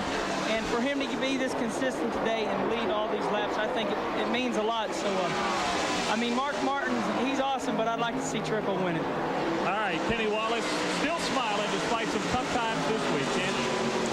2 second-place finishes at Charlotte, both in this race back in 1990 and 91 for 54-year-old How great is to see that. He's leading this thing in the Duralube Chevrolet. The man himself, Mr. Dick Had a great Trickle. year this year. Had a That fourth Duralube up 64. 100 and Man, he was really laps cool. have been completed, 177 miles. I did not want to make light out of the fact that the Aruba folks gave us that award, and the STP folks with them. But you just know with DW around that at the end there's always going to be that little zick. I got you. No. All right, side-by-side racing, and take a look at this one, folks. That's Tim Fedewa. And what a fine racer he is. Yeah, and you know, Patty Moise is right there in that little crowd, and I think she's recovering from some injuries that she received earlier this year. Down at She looks like Rockingham. she's coming back. I wonder She's if I running a have little bit better today Fedewa than she on has the in the back. past, so that's good to see. She's going to join us on the broadcast tomorrow. And Elton is going to work with us, I believe, some tomorrow. Oh, that'll be exciting. On the If I don't, I thing, should. talking to folks. I'll have to check it out. Labonte brothers, you see the number 44 there. Mark Martin just getting around them, and we can get more on that story. My if you go to father, pit as a road. crew chief, won 4 or chassis guy. You know, like the title is weird back then. A few laps ago to take over third. At the beginning of the race, his car was a little bit loose, and then it went to a push near the end of that run. The front end just wouldn't cut. They made some adjustments. I lost my train of thought He's still a little listening. bit loose in, but his car is definitely turning good, and he's definitely working his way to the front. He won. Oh, he won 4 Busch Grand National races in his career, officially, where he was in charge. He's assisted with a few others. Had, I guess, an assist. You know, when he's been called in for help with a chassis setup or something like that. For other people at times. Thank you very much, Larry McReynolds. 181 and a half miles. I'd like to ask He's got a few Larry assists, before we I get down guess. here today, how he feels about tomorrow with Dale Jarrett. They've been Few looking good down here poles. in these practice periods, of which there is one left. Meanwhile, we're going to take a break here at lap 122 is where we're at. 183 miles, another pit stop, and they're on their way home. And it has been caution-free. My dad won. Record-setting Let me race here see. today. He won New Hampshire with Joe Nemechek and Welcome back Busch. to Charlotte Motor Speedway He and our won Pit Communications Center. It's time now for the Weekend Racing, IRP which is brought with to Joe you and by Busch. Auto Week, America's only enthusiast He weekly. And won we've had some great Bristol events with here at the Fuller Charlotte Motor Speedway. and Headliner Busch. so far has been Michael Waltrip winning in the Winston Select. He His won first trip to victory lane in the Winston Nazareth car. with His crew Fedewa. has been excited all week, so has Michael Waltrip. What a great And win it was last Saturday night for Michael Waltrip. Some other big events this week. South Jeff Boston Gordon with will be on the Fedewa. pole So he's got tomorrow 5, for the Coca-Cola 600, not 4. his third pole position Hampshire. here. Jeff Gordon knows how to get around his IRP. racetrack and has already proved it with his qualifying run Bristol. for tomorrow's 600.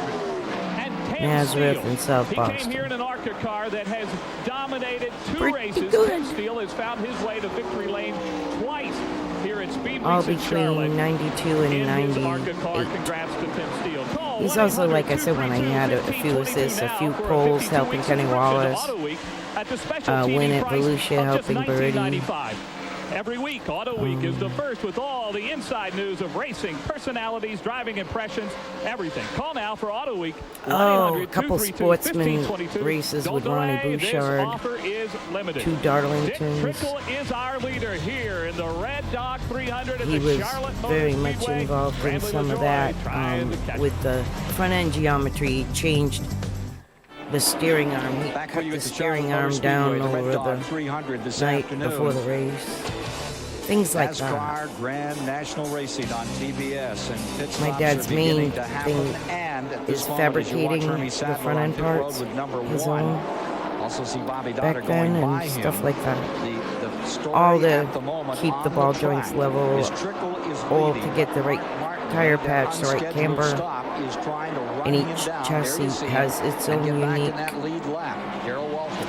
A-frames, Well, control actually right arms, behind, you call Trickle them, down there in 3 whatever. and 4, and Trickle Upper actually slid up, and I end. believe they got together the lap before, and Mark had to fall way back, but Trickle doing everything he can to hold Mark off right now. Now here's LaJoie coming on the pit road for his final pit stop in 3rd spot. Steve Burns awaiting him. Steve Burns has held up 4 fingers to There's his a great fingers. crew It's gonna be a here. 4-tire change. Birdie, Now, Randy LaJoie just Toucan. radioed in the lap before. Aaron help me and out, Brown. So they need to have a good pit stop. It doesn't look like they're making any chassis adjustments to this point. They come back around to the driver's side. The right side was just fine. Again, no chassis adjustments. They are changing 4 tires. The left front no. went on backwards. The left front they had Come on on, tire backwards. They had to turn carrier. it around, and that's going to slow this pit stop down. Should have known that. You have to put your middle finger in the direction of where the stud is when you're holding it, like coming back like out. that. He was third when he went in. He'll be back on and the tail end of feed the it lap. that way, He said so earlier this week, it lines up. This is It's the Grand a National visual race, they and the Busch teach Grand them with their National middle drivers finger are to doing hold it. that. Hopefully I'm the one that's I gonna only do know this just because that. my ex used But to he carry just had a tires. bad problem on pit road. Now But here's that move there by was Mark Martin. somebody was Project helping. himself back into the It lead looked lap, and like- Trickle isn't giving him an inch. No, he isn't. He's trying everything he can to hold him up. Remember earlier, Mark Martin lost a lap when they didn't get all the fuel in that car that the car needed to have. He's now riding on the outside, so they had to bring him in early, prematurely, to put fuel and 4 tires in the car. Now he is back on the lead lap again. That's exactly what he needed. Or is he? Trickle's still there. LaJoy has gone a lap down. He's got some running to do now. 138 of 200 laps have been completed. And there's Mark Martin trying to stay in front of Trickle and keep up in this lead lap. Looked like they may have nudged a little there. Yeah, they did. I saw that. They're working each other real hard right now. Trickle's trying to keep Mark a lap down, and watch this right here. He slides right up in front of him right here. This is what I saw a minute ago. Oh, See that?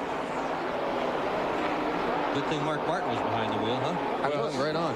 Is that ripple strip up there still like it used to be, Darrell, before? Yeah, it's a little bumpy off of there, but not anything like it used to be. And what you see right there is, look at Trickle. He's all over the back of Mark, and it's making Mark loose, actually. Mark's car is sliding around a good bit. He's wearing his tires out. And see, there's one of those cagey old veterans. He says, okay, young man, you might be faster than I am, but let me show you a trick or two. There's Dale Jarrett in the pits. He was running second as he pitted in the Band-Aid car. But see, you might say, well, why is he doing that? Why didn't he just let Mark go on? But Dick knows that the longer he can hold Mark up and wear his tires down, the better off he's going to be at the end of this race. When they made that maneuver that we just saw up there in 4, running these Grand National cars, how fast really was that, Darrell, when they shuffled each other? Well, they're running off of that corner right there, probably 160, 70 miles an hour.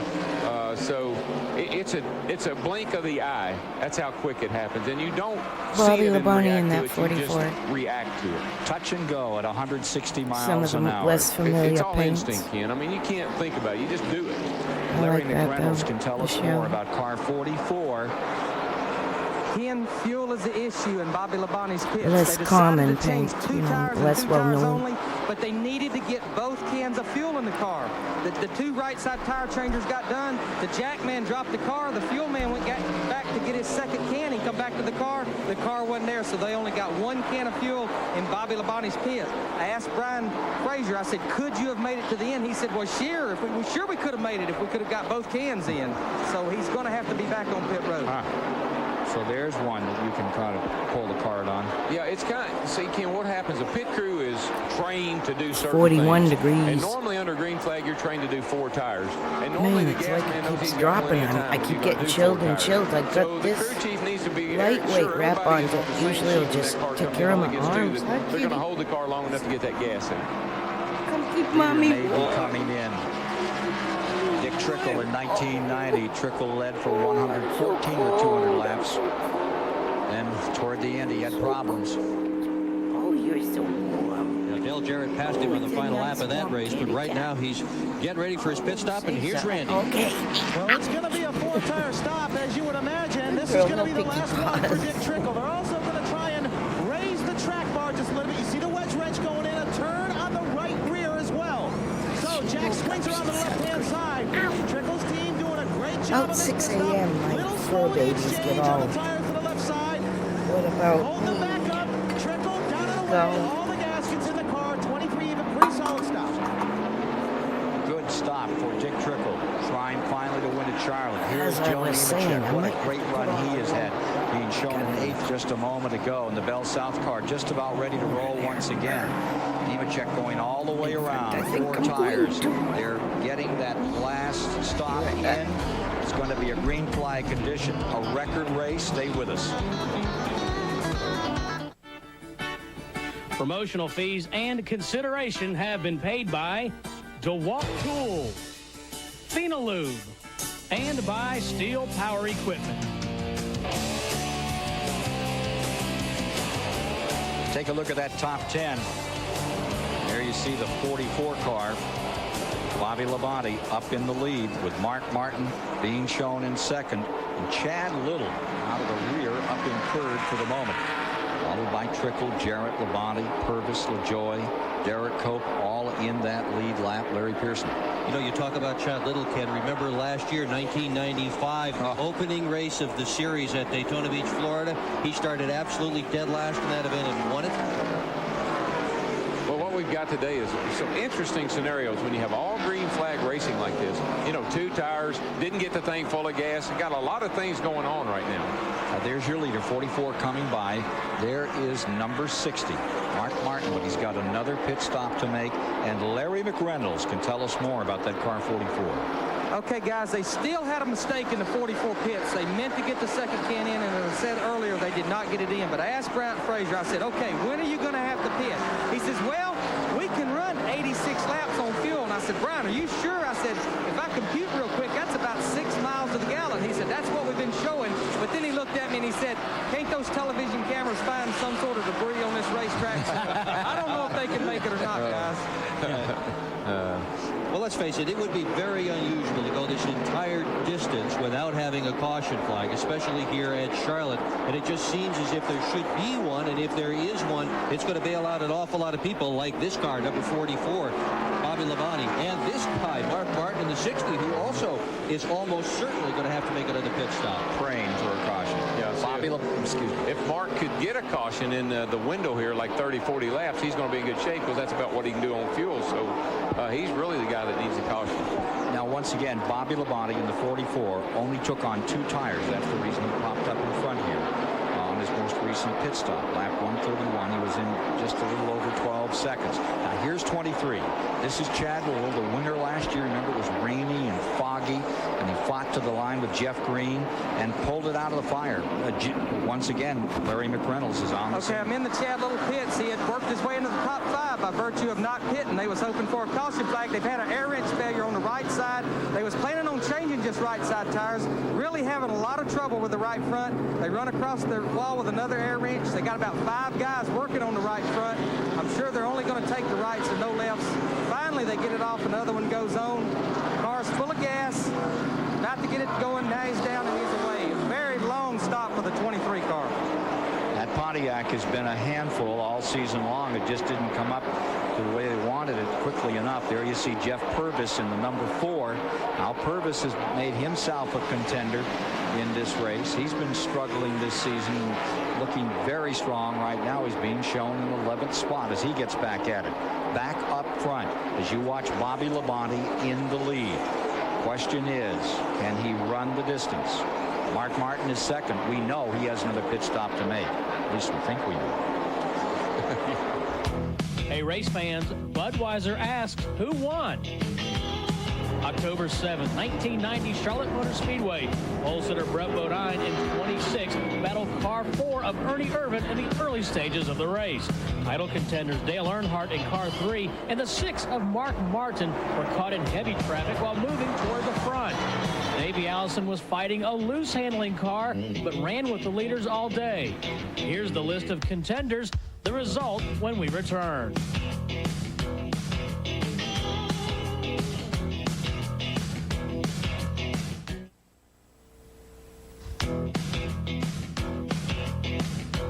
Davey Allison overcame his handling problems to win this Autumn Classic.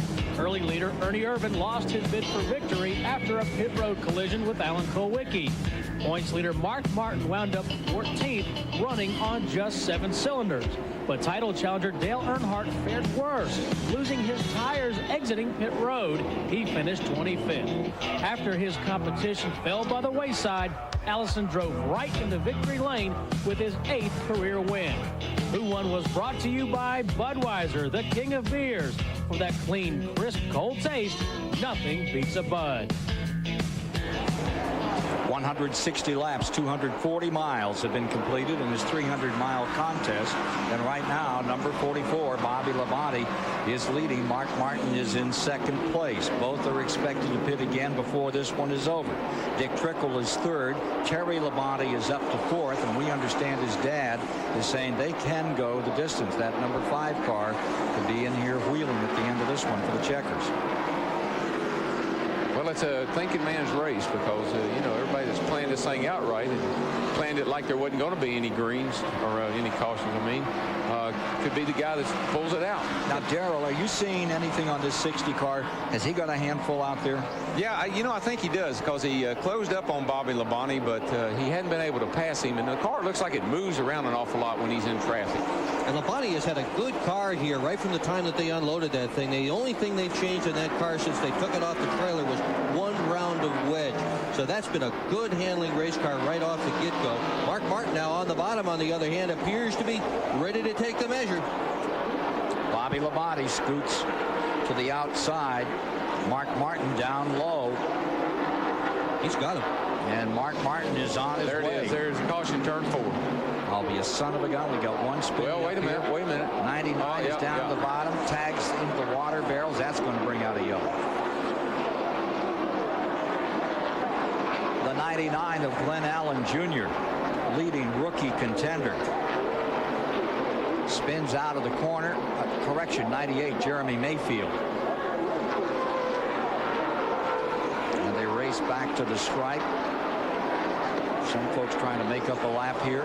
60 comes across, 40 right with him. You know, I believe the 52 car made up a lap. It was close. There's a break for Doddard. And we'll take a look at what happened up here in the turn for Jeremy Mayfield. When we return, we're at lap 164. The Red Dog 300 on TBS is brought to you by Steel Outdoor Power Tools and by Texaco Avalon Formula 3 Motor Oil. Fine picture of the beautiful Charlotte Motor Speedway from the Duralube aerial platform, where tomorrow they'll run 37th annual Coca-Cola 600. Today they're running the Red Dog 300. Hot water, here too. are the top 10 at the present time. As you get to 165, 35 laps to go. Leaders are all in, and Larry McReynolds is standing by. Leaders are Okay, I'm in Bobby Labonte's pits. I'm pretty sure they're going to take on 4 tires, likewise as his brother Terry. Terry's making no adjustments. You've never seen such a celebration as there was in the Bobby Labonte pits when that caution come out, because those guys I just don't believe was going to make it. Let's go down to Randy, who's in the leader's pit. Well, Steve Meal on the left front. The jack goes up on Mark Martin's car. Can you hear my percolator, maybe? Likewise for Dick Trickle, who's pitting 1 pit in front. Winston Cup better pit crew. Mark Martin down and away. Steve Burns, what do you got up there? In Dale Jarrett's pits, they are making a 4-tire change. They made a very small chassis adjustment. He's down and away. A good pit stop for Dale Jarrett. 7 cars in the lead lap. 6 of those are Winston Cup drivers. Nothing better than a percolator. On that lead lap. Another look at as to why we have our first caution of the day. Came out at lap 165. Jeremy Mayfield, black car. Yeah, I was watching him, Ken, and he just got in there a little hot, looked like, and the car got out from under him. And I thought he was going to save it, and I didn't think we were going to get a caution. But bingo. He needed the wash job, so gave the photographers in that turn a wash job. He was real. We'll take a quick break. Those tubes out there Boy, with water turn in them really forward. work. Oh, that's a great invention, yes. Great idea. Back with more in a moment at Charlotte. We're at lap 168 of 200, and while we have a moment before they turn this one loose, let's get a channel lock tech fact. Here's Phil Parsons. Hi, I'm Phil Parsons. For today's Tech Fact, we're going to talk about an oil-to-water heat exchanger. This is our radiator right here for our race car. This is built by Griffin Radiator Company. Normal radiators just pass water through them. They pass water out of the engine, through the radiator to cool it, back in the engine. This particular application, we also pass oil through the radiator. The oil comes out of the engine, comes out of the oil pump right back here. It passes into this line right here, into the radiator, goes up the radiator, out this line right here, into an oil filter, and then back into the engine. In a typical Winston Cup race car, you're not allowed to run a heat exchanger. You have to run a remote oil cooler. It normally mounts right here. You have an opening in the front valance and you have a remote oil cooler stationed right here. Now, that's very easy to be knocked off in the event of an accident. Even a small accident, you can poke a hole under to knock it off. So the Busch Series is allowed to run a heat exchanger. That's why we do that. We actually use the water from the engine to cool the oil. Thanks very much, Phil Parsons. Right now on the track, Derek Cope is leading after that pit stop. Last time he led a Grand National race, 1994 at Michigan. Larry McReynolds can tell us more about Derek Cope. Ken, I talked to the guys in Derek Cope's pits, and I said, okay, guys, why 2 tires now? You got 30-something laps to go. And he said, you know, we was running 7th. It'd be easy to come in and take on 4 just like everybody else and leave here 7th. So he said the car's been a little bit tight. Maybe the 2 right sides will free it up a little bit. We'll just have to see what happens. 7 cars in the lead lap. Nemechek on the outside is in 8th. LaJoie 7th. Labonte, that's Terry Labonte, is in 6th. Then Jarrett is in 5th. Trickle, Labonte, Martin, Cope. Average speed 157. The old record, even with this 1 caution, 139 by Dale Jarrett, 1988. We're away.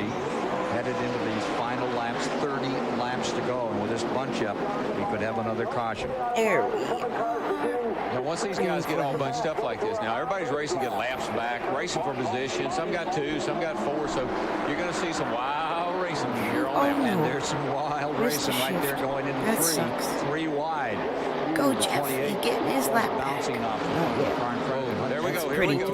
Oh, that's not good. We've got one all the way around in the wall. Patty Moise.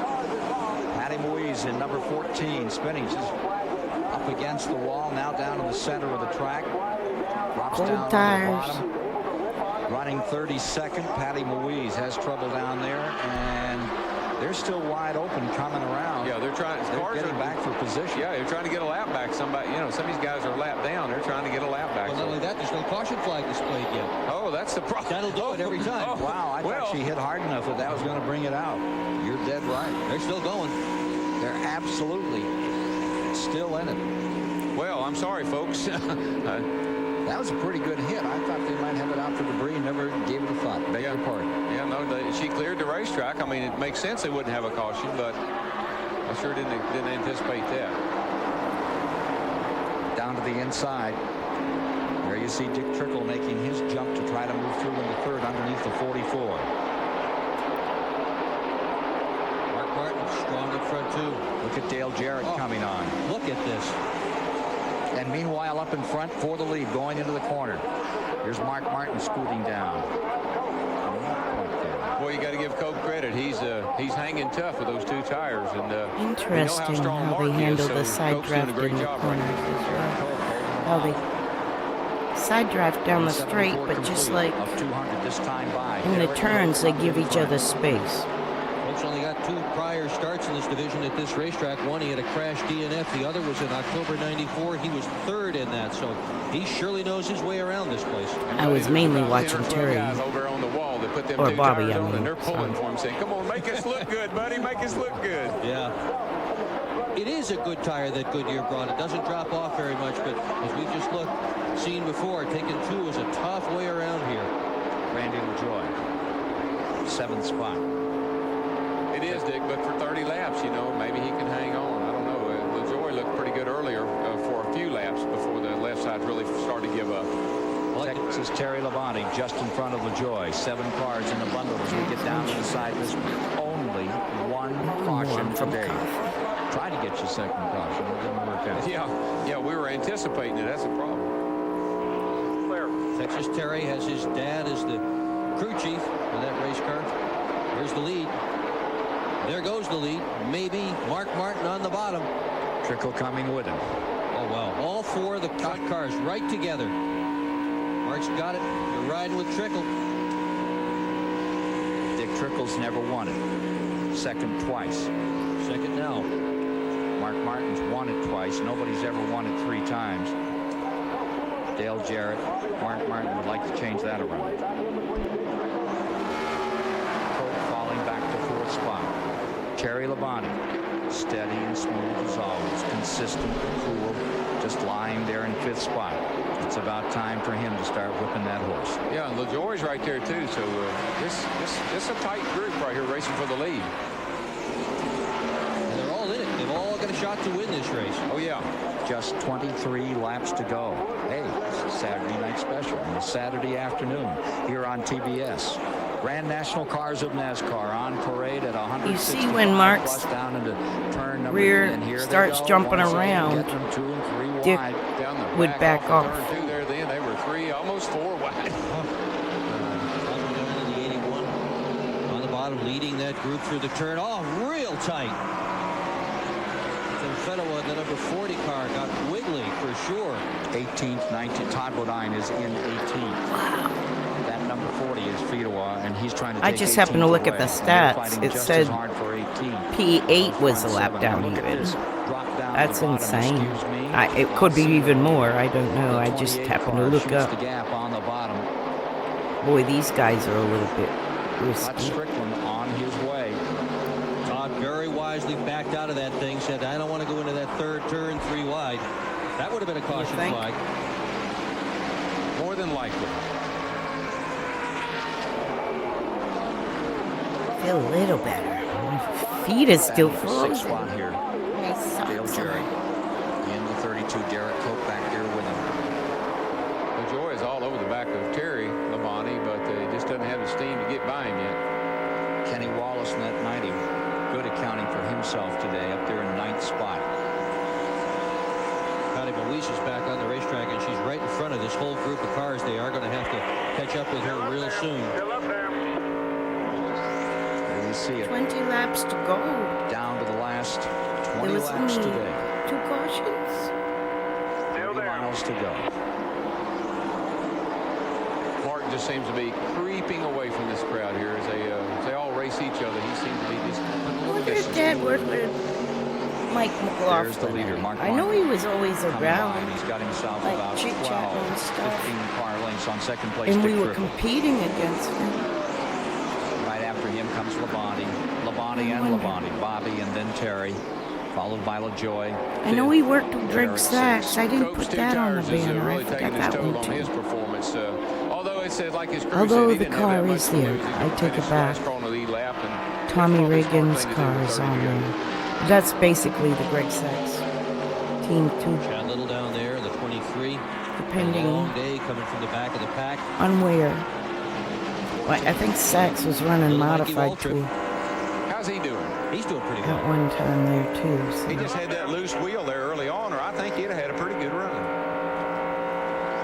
I know have one to thing, look he's at got the her up in the middle of a stats. crowd right now. He's 12th right now. Yeah, I think he's working on a bunch of cars here to move up, in the top 10. And he's working on Burton in the 22 for sure. And Chad Little, he's there. Oh, this is a nice 60s and little race. 70s. It won't have the 80s. Hermie. Oh. Excuse me. We're getting awful close as this race winds down.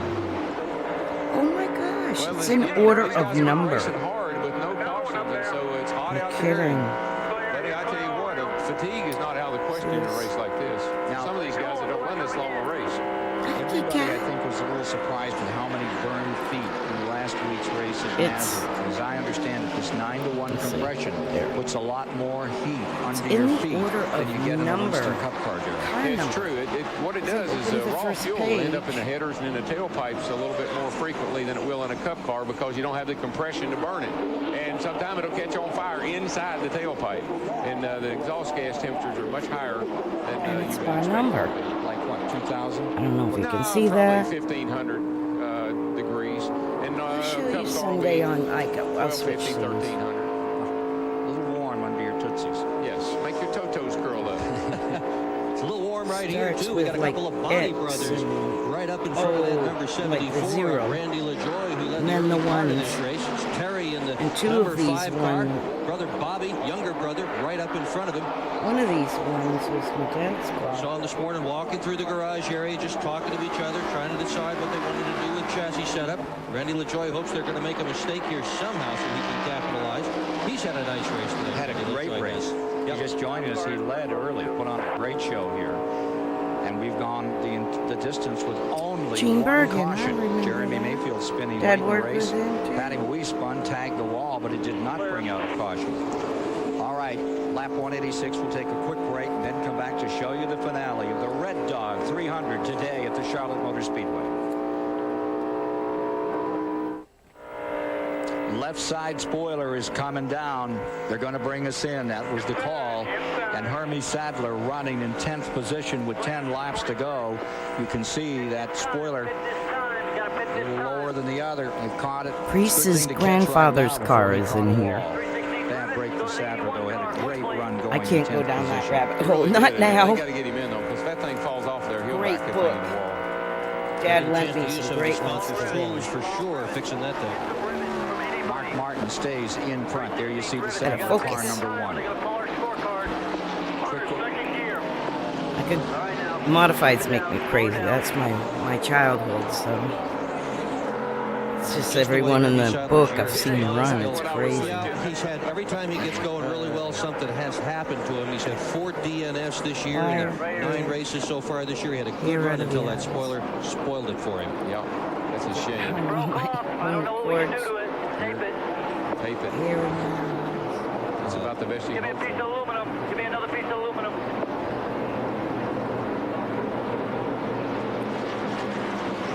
Interesting shot, isn't it? Watching these guys work. Crisscross the tape. Well, it's frustrating because you only got a few laps to go, but if that thing comes off, it could be bad Anytime you news. crisscross, Meanwhile, it's like back on the that track Jacob's for ladder third. theory. It has different Bobby Labonte tension. trying to fend off his elder brother. Just Up in stuff. front is Mark Martin. Dick Trickle is in second. Counting the laps down, and here comes Terry looking on the inside of brother Bobby. And you know, I'm sure they're talking to each other, or at least they are thinking alike. I don't want to race you, Bobby, because I know you're trying to catch Trickle, and Terry will probably try to pass Bobby when it's inevitable that Bobby cannot catch Trickle. So I think that's kind of the way the family deal is working right now. I'm going to help you as long as I can, bro, but when it comes time, I'm going to have to pass you.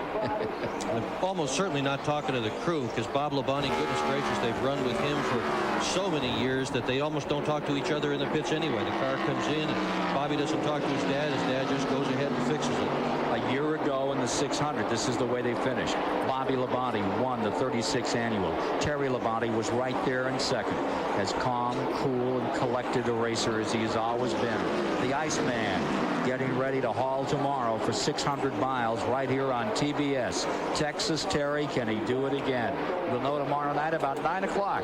You're going to go out and do the garden, take the kids down to the beach, whatever you do, get back and see the 600 tomorrow night here on TBS. Starts at 5. And if everything goes well and green all the way, DW should pull in. About what time do you expect to be home tomorrow? Well, if it goes that way, we could be home by, 8:30.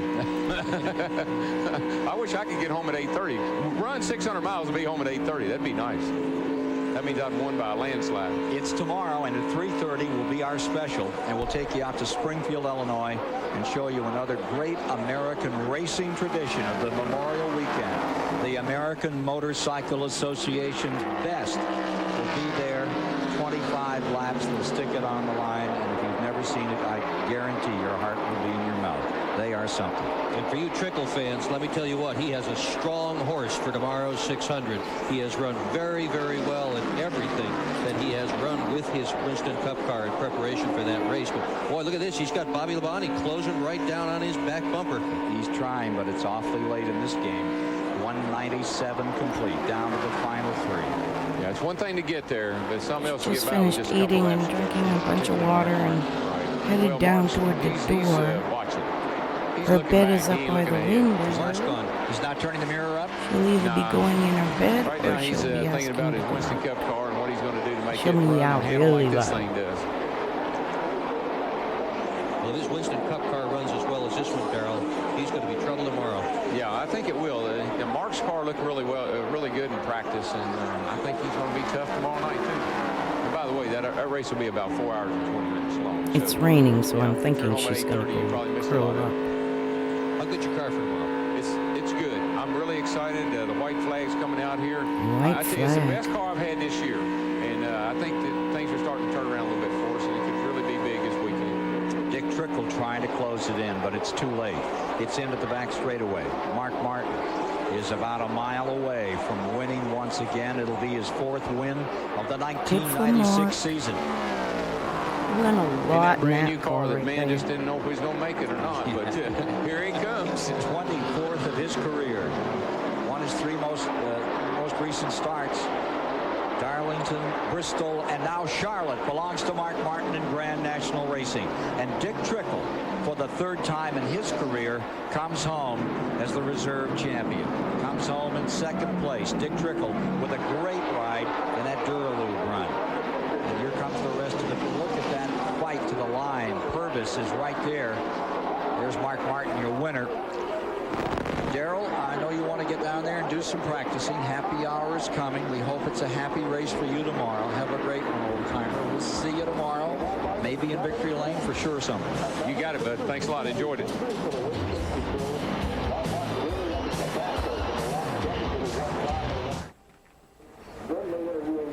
Once again, Mark Martin reigns. It is his 4th overall career win Bush at the Charlotte Motor Garage is Speedway. there. And let's Cup go to Victory Garage is Lane, the over there. Purelator Victory Lane ceremony about to begin with Randy Pemberton.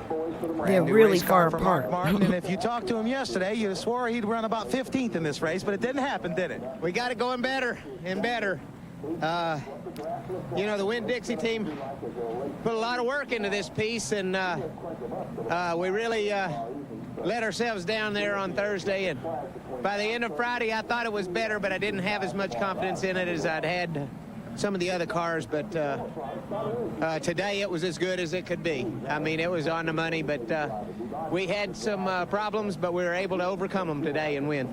Mark, can you talk about how tough it is even just to go 300 miles? You're one of the most fit drivers on this circuit, and you're tired. I'm hot. I'm not sure I'm tired. Oh, heck, I was tired before the race started, so this has been a real tiring week these last couple of weeks, and been real busy doing an awful lot of stuff, but it's been warm this week, and we didn't have a chance to really get used to it. You know, it went from cold to hot. Later on in the summer, I don't think we'd feel so hot, but it's kind of a shock. Can you look forward to tomorrow for us, Mark, the Valvoline Ford, and look forward to the Coca-Cola 600? Let's go do it again. Okay, that's Mark Martin. You know he'll be a factor tomorrow as well. Mike Hogwood. Thanks a lot, Randy. And it's How time to cute talk is about that? the winning crew chief and the plastic coat winning finish award. That goes to Bobby Leslie, who, of course, is the crew chief on Mark Martin's think my car. dad ended up overcame some early fuel building problems some today, sort of and front-end Bobby Leslie parts, gets the shocks or Plastic Coat winning something finish for his award. go-kart Plastic Coat, the or official spray paint something. of NASCAR's, proud to sponsor the For winning his finish award sons. presented to Bobby Leslie. A few Mark years Martin, later. the winner today of the Red Dog 300 at the Charlotte Motor Speedway. After my dad had already retired by Our next Daytona Winston Cup event area. on TBS will be at Pocono Raceway July 21st for the Miller 500. Pocono's unique triangular-shaped track that has 3 turns, Pocono. each with a different radius. Okay, we're not gonna Even the do 3 Pocono straightaways next. are of different lengths. We're gonna go to This the uniqueness Charlotte produces some of the most Cup competitive race. and exciting racing in the Winston Cup Series. Pocono's okay, first it's just Winston an Cup race of the season, advertisement. the UAW GM Teamwork 500, presented by ProMotion Okay, Engine they're gonna Treatment, interview is set Dick. for June 16th. Yay. Race fans who head to Pocono Raceway will be treated to some of the prettiest scenery in the nation. The Pocono Mountain Resort area of northeastern Pennsylvania, with its scenic mountain vistas, cool valley streams, quaint hotels, vast recreational centers, has a warm and friendly country atmosphere. Pocono Raceway is also noted for its creative Pocono giveaway has all that, promotions, too? and its Look like 1996 North Carolina. contest is called the ProMotion Engine Treatment Fantasy Sweepstakes. All right, I need to Race skip fan this. will It's win driving me trips for crazy. 2 to the July 21st Miller 500 at Pocono. Randy LaJoy 5th, Jarrett, Koch, Nemechek, Wallace, Wardburg, the top 10 here. More in a moment. The Red Dog 300 on TBS has been brought to you by AutoZone, the best parts in auto parts. By Peerless Faucet. Get more out of your faucet than just water. By Mobile Motor Oil. Changing oil. Raceway. Let's join Steve Burns next year in our post-race coverage with the man who's just had his best finish of 1996. Dick Trickle standing by with Steve. Dick, you had a great run, just a little bit short. Yeah, that Florida Marks just runs good. You know, he does a super job. You got to congratulate him because he does a good job. And you know, my team did a good job too. You know, we won second, I guess, and you know, we beat the rest of them. And you know, Marks has got a terrific car at some of these speedways. And You got a strong car tomorrow too, don't you? I believe so. Yeah. Well, we'll get over there and do some testing here. I got to jump in my other suit right now and do some testing. All right, thank you very much, Dick. 54 years old and still as tough as ever. Mark Martin wins Labonte's third and fourth. Randy LaJoie fifth. Jarrett, Cope, Nemechek, Wallace, Ward Burton, the top 10 here. More in a moment. Look at how many have The Red Dog people 300 racing. on TBS has Their been brought children to you racing by now. AutoZone, the Crazy. best parts in auto parts. By So Peerless anyway, Faucet. Get more out of your that. faucet than just water. Grab By this. Mobile Motor Oil, changing oil for over Charlotte. 125 years. And by Bug Be Gone from Ortho. No bug too tough. Unofficial results on today's Red Dog 300 in this Busch Grand National race. The nation's second richest racing series for stock cars, some $8 million at stake. And they move on to Dover, Delaware next week, then South Boston, Virginia, Myrtle Beach, South Carolina. 600. And by This the is way, the one we Loudoun, New want. Hampshire has been rescheduled for Friday. Push-pull That's qualifying. Friday, July 12th, and they come up to New England. Some And the performance race. by Mark Martin. A great day for Mark Martin, Ken. He led 5 times for 52 laps. The average speed, 155.857. Not only an event record, he took that from Dale Jarrett. He took the all-time Charlotte record away from Sam Hardy. Held it since October 8th. 10 did not finishes out of the 43 where next week. Then 1, South 2, Boston, 3. Virginia, Myrtle Beach, Okay, South 11 to 20 I Carolina. missed. And by the That's way, what I Loudoun, New wanted. Hampshire has been rescheduled for Friday. That's Friday, July 12th, and they come up to New England. Some Okay, performance let's- by Mark Martin. A great day for Mark Martin, Ken. He led 5 times for 52 Check laps. that one. Hello, everybody. Ken Oh, here? along with me, Buddy Baker, and Here we Burger are. topside. Steve Burns, Like Randy I said, I don't Cindy know if I System was down there here in or the not. pits. I The first think I car remember is pulling out to having run to go one back to lap the and doctor 1:00. on Make it Sunday. or break it right here for the pole. For Sterling Marlin from Columbia, This is the Tennessee. qualifying, though. I was here for qualifying for sure. This was like the day before. Friday. The man currently in 5th. I was definitely here for Bringing it up to qualifying. speed. He runs well here. He doesn't necessarily qualify particularly well here. Last year he had a 4th and a 6th, but for this race in 1995 he qualified 2nd. The year before, 94, 32nd. Oops, I thought that was on a fast speed. Can you see him holding a very tight line going into turn 1 there? He's picking the car right through the corner now. He starts down the back straightaway. Sure, we got some Tremendous quality. speed through the middle part of the corner here at Charlotte Motor Speedway. 3 wins in 480. 95 at Daytona, at Darlington, Oh, crap. and Talladega from the pole. Here he comes, Sterling Marlin out of Columbia, Tennessee. forgot First that car the out from ads were qualifying running on through it. the 24-degree banks. And Oh, well, turns it's 3 and 4 qualifying. and down the main straightaway he comes. And time coming up on Sterling Marlin reads as a 30.132, 179.211. 179. 211, and we've got a story coming up on car number 94, the Elliott car. Ron Barfield, one of the assigned drivers. Todd Bodine for tonight. Let's go down to Randy with that story right now. Well, thanks, Ken. It's the last car in the garage area waiting to go through inspection. Here's the story. The car was run in the Winston the other night by Harry Gant. It will be run tonight by Todd Bodine and for a number of races. Here's the deal. They had an engine in the car for the Winston. They didn't like it, but they were building another one in Dawsonville, Georgia. They expected it to be here yesterday. It was not finished. They worked on it again this afternoon down in Dawsonville. They flew it up here. It arrived at 4:15 p.m.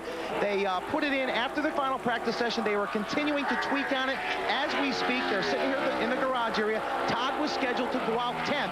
I do not believe he'll make that. They have just fired it up a couple of times, so some antsy moments down here for Ernie Elliott and the crew. Mark Martin coming to the stripe. Checkers are down on the 1995 winner of the 500 here this past October. And time coming up on Mark Martin. Looks like he's going to come in at a better than 179 mark.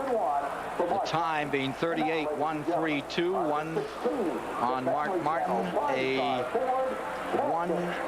181.971. Mark Martin 181.971. That puts him up on the point with a 4. It was a beautiful lap. He held the car right on the white line through both corners, had tremendous speed down the straightaway. Mark Martin's going to be tough to beat. But of course, it's early in the evening. Sun is still blazing down in turns 2 and in turns 4. Complete shadow on the main straightaway. What will that do if we watch I was Ted with the Musgrave spam on his team, the time? Melling team. Well, as it Lake gets Speed. darker, it's going to get cooler as well. The cars are going to get a bit better grip on the This racetrack. day. They're also going to get a little bit more horsepower out of the engine as the air gets more dense, and time should get quicker.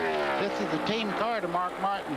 If you want to look at how well the Fords are sticking, that's the real issue this week is how good they're sticking. You You could see the white line there. The left front was right on it all the way through the corner. Back to the stripe comes Ted Musgrave out of Franklin, Wisconsin. 4 career poles. Will he make it 5 tonight? Don't think so.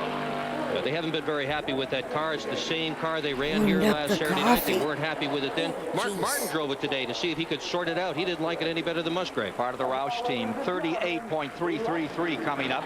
178.824 makes him 3rd quickest thus far in qualifying. Now unofficially out here thus far, the quickest car we've seen has been the Kellogg's car, number 5. We have heat, but it's not as well insulated. Hello, gamer. Amazing. Good morning. He How had the are second you? fastest time this afternoon. Good to see as you. Rusty Wallace comes to the line. I'm watching qualifying for Rusty Wallace Charlotte with 28 Charlotte Cup starts race. in a I was Winston with Cup the car. He has spam never team, won like the pole. If he does so tonight, watching he's for gonna get fun. $41,000. This is more But than just for at the end race of the to year, start on I'll the front row. score It's a lot here. of money. But You can see the sparks fly out of the right rear corner of Rusty Wallace's car. It's getting such side bite getting in the corner there. They actually bottomed out on the exhaust pipe as we started into turn 1. This is a very fast race car, second in the Winston the other night. Winner of the 1990 600 over Bill Elliott crossed the line. And let's see, Rusty Wallace's time is a 38.215, 178.719. That makes him 3rd quickest thus far here on pole position qualifying night for the 37th annual 600. With you at Charlotte Motor Speedway at the 1.5 miles. Kyle Petty is rolling out. We just saw Hut Strickland turn a lap at 180.747. That makes Strickland the 2nd quickest. oh, I'm And so Randy glad that you McDonald feel out of Oshawa, better. Ontario has completed I'm his run at every now and then getting a linger of it, but I don't know if I'm more getting into the allergies or something with it being winter.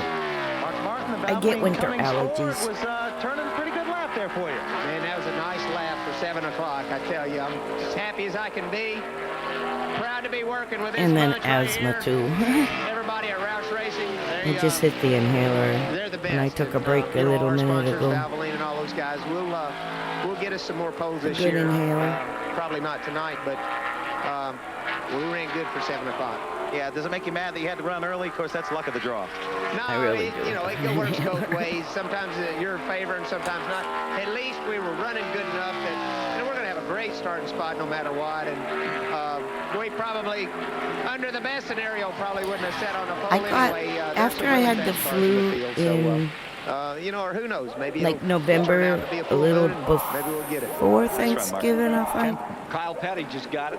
He did a When I lap got at another virus that started with 38.45. sneezing, so it could be a And that back-to-back thing, particular but the sneezing time one would give didn't him a last speed this long. of 179.730, and that would make him the 3rd fastest But I time do thus have far. Martin allergies Strickland mostly for row from, 1. like, Kyle Petty and November Strickland to are in May. row 2 as Had, Rick Mass like, comes to speed. 25 The doctor pointed cars that out to will me. qualify for the 600 Well, you from are this in your session. Let's go to allergy Steve time. Burns.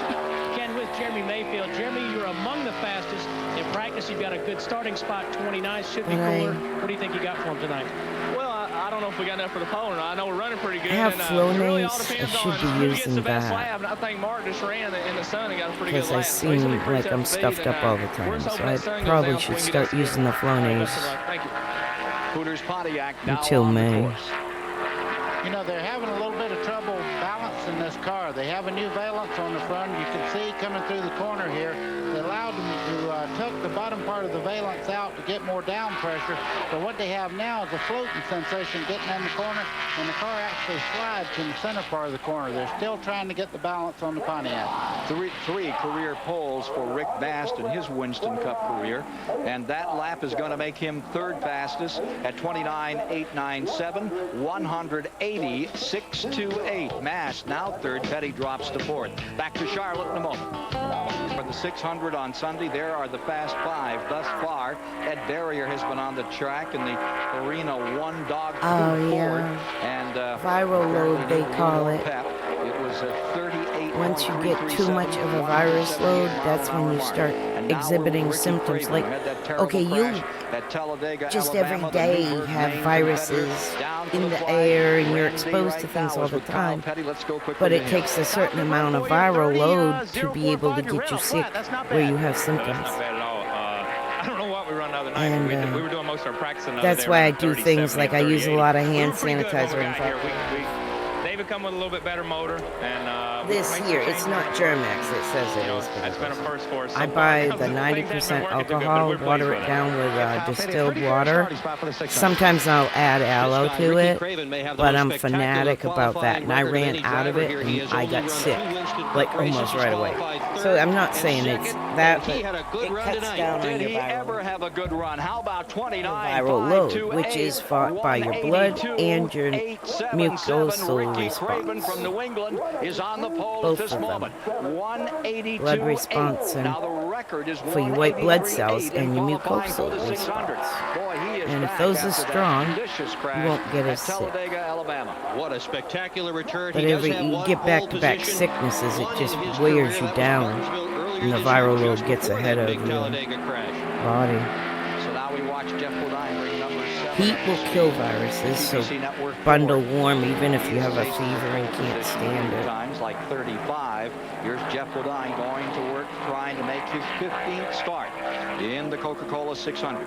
The 1986 pole sitter, Jeff Bodine. Now Yeah, on the I got clock. it from my same thing. Oh boy, he got loose getting into turn 3 there. He's in the dark part of the racetrack. The car's sticking pretty well there. That's but why over I'm where the reluctant to use a lot of medicines and try more herbals to try to make my body fight Really things. need to have something good happen for them. They've had just an Mainly absolutely so I don't, terrible like, 1996. croak. They've not been fast. They've had DNF problems, and Bodine wants to make something happen, and this is the right place to do it. Not posted a top 15. I got COVID before it was cool to have it. There was nothing out for it at that time. Early 2020, February. That is Greg Sachs in for... And I mean, I went to the emergency room and everything, but if I didn't get an antibiotic, I would have croaked, because I already felt that fear of death go away. It's the strangest feeling. Weirdest feeling when your body gives up. I've never had it happen, but my dog laid on top of me, which was weird. Like climbed on the bed and laid on top of my body. Low line through the corner. But yeah, I never like, felt that before. But the antibiotic kicked in. Andy Petrie and Leo Jackson comes around, number 33. Thus far, it's Ricky Craven and Mark Martin. It went from a viral to a time complete. And let's see what we've got on Greg Sachs. infection How about a going in the lungs. 29.995? That's a 180.830. That's a good number, good spot right now for Greg Sachs. 25 to qualify. Craven leads the group. And on the speedway, a guy who really can get around, that's Ken Schrader. Was passed from my mom's mom to my mom to me. 18 pole positions. In the 50s, they called it rheumatis. In the 60s, 70s, 80s, they called it fibro. But now they've discovered it's more like a childhood illness. Like your childhood illnesses become a little activated again, and it lowers your immune system. Like the old mumps or chicken pox or... I wasn't killing myself. You know, I had a little reserve, but... It's called Epstein-Barr or Julian-Barr or something like that. So, did you come close to losing it at all? Because we know how much you're on the edge when you go around here. Yeah, I was... And I poly... hung out in the middle of 1 and 2. And the sun is shining on turn 2 right now. Demyelination. Polydemyelination, which is caused by those things. So we were a little loose Your there, body, it's like arthritis, except your body throws out enzymes that'll fight your and it's stuck on a white line down here. joints and ligaments instead of your... Wouldn't that be something if Ricky Craven was on I mean, the it'll pole fight after your what he ligaments did instead of just your a few joints. short weeks ago at Talladega. It's expected, however. That's what I have. It'll track, tear once it down all your... gets under the That white stuff that's cover of in darkness here, chicken... we'll get a little quicker, but he has that fended white off layer. Ken Schrader, who That's turned a thin. lap at That's mine. 29.853, a 188.86. And it gets scar tissue and it carries your nerves, so it makes me have neurological twitches and crap. Boy, Morgan Shepherd almost lost his car getting into turn 1 just then. But it's all because of Let's go down that trackside to Cindy Sisson as we immune watch the number system fighting these 75 childhood. Morgan Shepherd at work. Cindy? We're here with Jimmy Spencer. He's had some great practice times. He won the Winston Open on Saturday. Oh, this is so good. The track is getting cooler. In fact, it's cooler now than it was at qualifying last week. How are you going to do today? Well, you never really know, Cindy. I mean, it is cooling down a lot. You know, we ran a pretty good lap before in practice. Yeah, something up about that stuff, because when I was a kid, we didn't we're shooting for the top 20. have anything How but... much momentum do you have after winning the Open last Saturday night? They used to have chicken pox parties where if one child in the neighborhood got it, if you got it as a child, you got it mild. So if you got it as an adult, you got it worse. So they would have chicken pox parties to get everybody exposed and get it over with while they're young. I mean, I'm talking back in the 70s. If we can do that, we'll be pretty happy. But Thank you, Jimmy. Back up to you, Ken. And on the track, I never got childhood illnesses too much. You know, like the only at Daytona, the two-time winner down there. The only like shots that I got as a baby like was measles and smallpox and polio. That's all that we had. And polio's not a shot; it's a nose drop. It was weird. But didn't he fly last Saturday night in the select here? There's viruses, like I say, in the air all the time. Time on Jarrett is third fastest, 29.774, 181.366. Immune system's weird. On the left, I have an overactive immune system, if that makes sense. Where it raises Cain with me. Chuck Bound turn up the 10th quickest time to date at 179.647, and we're watching car number 43. The Richard Petty team going to work out here. Bobby Hamilton in the STP Pontiac. Dick Bergwijn, does that look familiar, that paint job? I bet it looks real familiar to you, Buddy Baker. That's the same paint job Richard Petty used in 1972 when he was a World Cup driver. Did you ever race against that thing? I watched that thing just from that angle right there, watching the tail of it go away many times. Let's go to Randy. You watch the tail of it go away many times. Buddy is so funny. Presley, Greg, you're currently 7th. I don't know what Bobby Hamilton just did, but quite a good lap for you. Well, we're real pleased with it. You know, the Skull Bandit team is doing a great job. Oh, and I'm just he's happy to get a good. good He was solid on lap in. last We're going night. to make a driver change on Sunday.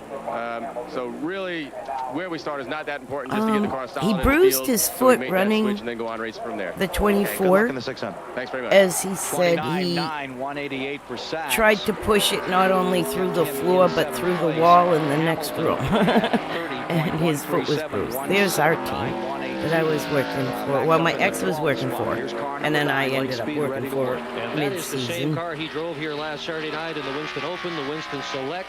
Great And the same motor team, under great the hood. guys. Peter Giles Everything and the about rest of that the team shop was worked all awesome. weekend long. Big sparks from underneath. Worked all weekend long and rebuilt that engine. Other than the spam sponsorship, the following year went to Mike Wallace. So I don't know. I think we were supposed to get Nebraska Husk. Yeah, Chris ran last night Squirrel League, I think.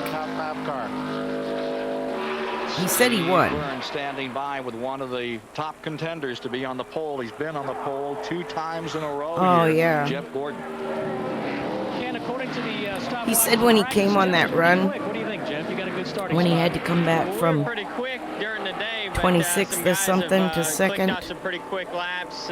Ricky Craven, you know, he I definitely guess got a great lap. he said he was trying to push the gas pedal through the floor. I feel like we're going to get a good lap, but I'm pretty nervous about some of the guys that are behind us that is going to have even better weather. Well, let's ask the crew chief. How about it? Hey, Ray, what do you think you got tonight? I can't hear you. How quick are you guys going to be tonight? We're going to have to run better than a 50 for sure if we want to get on the pole, but I'm expecting this car right behind us to run pretty fast, and then our teammate Terry. I think Terry's the sleeper. At this point, he ran his lap. Goodyear. We're walking back to the truck usually. Okay, that was close. All right, here we go. All right, Lake Speed and that old spam can, third quickest at 181.8. And right behind Jeff Gordon will be Dick Trickle tonight, who was second fastest all afternoon in practice. Jeff Burton's out there, and that was quite a story this past weekend. He made it all the way into transfer position, everything, started the race, and what happened, Dick? Lost the motor right away. Well, right now he's doing pretty darn well. There's the 4th fastest time posted. It's a 29.754 coming up as a 181.488. 4th quickest for Jeff Burton. We've seen 20 cars out, 25 are to be taken. Oh, wow. Yeah. Everything matters. Every little thing. It's amazing how much you learn, like running a 24-hour race.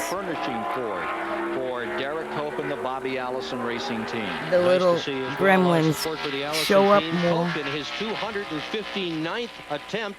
He has never won a pole, but he's got 2 wins, including the Daytona 500, behind him in his career. Boy, look at that car stick. But they all lost it at different times. Chris said the buildup of rubber on the track was You think NASCAR gave him too much? something. If you hit it wrong, you're in trouble. He's really having to fight it to keep it off the flat Or part of cold the track. tires. I'm going to tell you, the Chevy guys think NASCAR gave him too much. Well, of course, the Ford Chevys have guys bounced off each other the down Ford there. guys don't think so. Ford guys think they still need some more.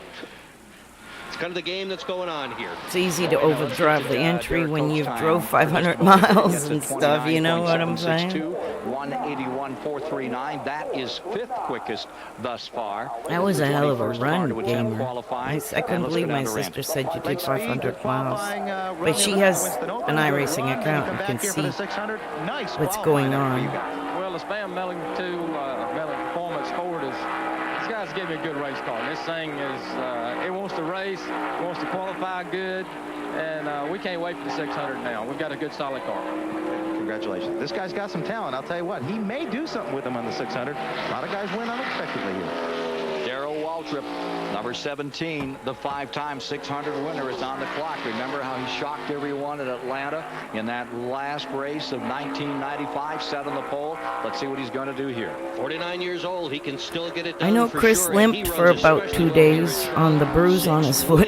At Charlotte Motor Speedway and Winston Cup competition, 5 of them in this big That is like race. wicked awesome. Working pretty hard there, though. The back of the car. You know who I hadn't seen run that race in a long time? Casey Herring. I haven't seen Casey Herring on. Darrell Waltrip trying for his 25th I watched him start in the do. 600. He will not be on the pole. Number 60 here tonight. Gosh, how many It's fuel runs? 29,949, 183. 3 fuel runs and only get like as the 22nd car out. 2 off tracks or With something. It 23 was cars having crazy. made the attempt. These are the top 5. Craven, the New Englander, still up in front at 182.8. Mark Martin alongside. That was like Speed 2 Burton years for row ago. 2. We Derek were in Cope 3rd. and Dale Jarrett in Craven. row 3. And just completing a run in the Prodigy car was Dave Marcus, 20th quick at With 178.083. after 178.083 on Dave Marcus. Chevy has won 7 of the 10 races 10 in cars or 96. so. Wonder what's going to happen in 600. I'll tell you Sunday evening about 9:30. Now That you're would watching this car probably number put 94, us Todd Bodine. 3 comes to times speed in the 5, Bill Elliott car. 50 Well, I cars. just want to say hello to Bill, and we want you back in a hurry, bud. We miss you around the 15th. racing area right now, and we hope you're getting well. Sure, that's affirmed by everybody here. There's another car with a new paint scheme on it. They've got that one set up Oh, to I look like know. the board game Monopoly. Working with McDonald's, the sponsor. I noticed when when they're battling side by side, nobody wants to give to go around a GT3. 29.741, 29.741, 181. It's just race brain. That's how race drivers are built. By our lights, Their whole life is playing chicken. I'm not lifting, neither are you. She's had very little practice here. Randy Pemberton standing by with Jeff Burton. But the real life race is coming up. I might go today and visit Dad and Mom again. I gotta get water. I'm happy with the way the car drove. I'm not displeased. Well, actually, our water is. We sometimes go through a boil notice, and with all the rain we're having right now, we might have to be boiled again. So I need to go fill a few spare jugs for Thanks a lot. A lot of fun the other night, and you know the car's running great again today, so hopefully we can qualify well. Well, Leonard Part of said Florida that living that you used from last week, but you kept jumping on the hood. near the Were they able to coast. fix the hood It's pretty easy good? to flood. Yeah, the roof's beat out, ready to go again. So Just rain you know, flooding, you know. Same engine, same shocks and springs. Basically everything. But we have an in the ground well, like aquifer they call it, which is an underwater river. The engine out of it and save it for Sunday. Puppy, are you happy with this big win too? And runoff can make them yucky. Big motivation booster, so we've had fun. Well, Michael, I hope you run well. Back to you, Ken. All right, 13th fastest qualifier, Ricky Rudd, with a lap at 179.978, and we are now at the bumping spot. Hermie Sadler is slow at 177.895 and in jeopardy. The guy that could take him out of the top 25 and make him requalify is Jimmy Spencer. Travis Carter owned that car right there. That's Jimmy Spencer. Flew through the That was his main Spencer ride. settling down for his run. And following Spencer will come one of the favorites, the two-time pole sitter and the record holder, Jeff Gordon, waiting in the wings in that. I've had so much coffee. This is the same car that Trying Spencer to used stay win warm. with here on Saturday night last week. Very, very fast race car. Temperature Spencer's ain't exceptionally good here at Charlotte Sun's Motor coming Speedway. up. Well, the sun is rising. Bernie Sadler gets I gotta bumped, use the and Jimmy ladies' Spencer room. turns a lap at I'll be back shortly. 29 and 811 one-thousandths of a second. 29.811, 181, 141, 8th quickest. And the man now in 25th position and stands a shot at getting bounced out of the top 25 is Ed Barrier, whose time was 178.8. At 178.8 is now in jeopardy as Gordon comes on the track. Well, I'll guarantee you he'll leave nothing to chance. This kid's going to give it everything he has. You talk about a guy that can run Charlotte Motor Speedway, Jeff Gordon can.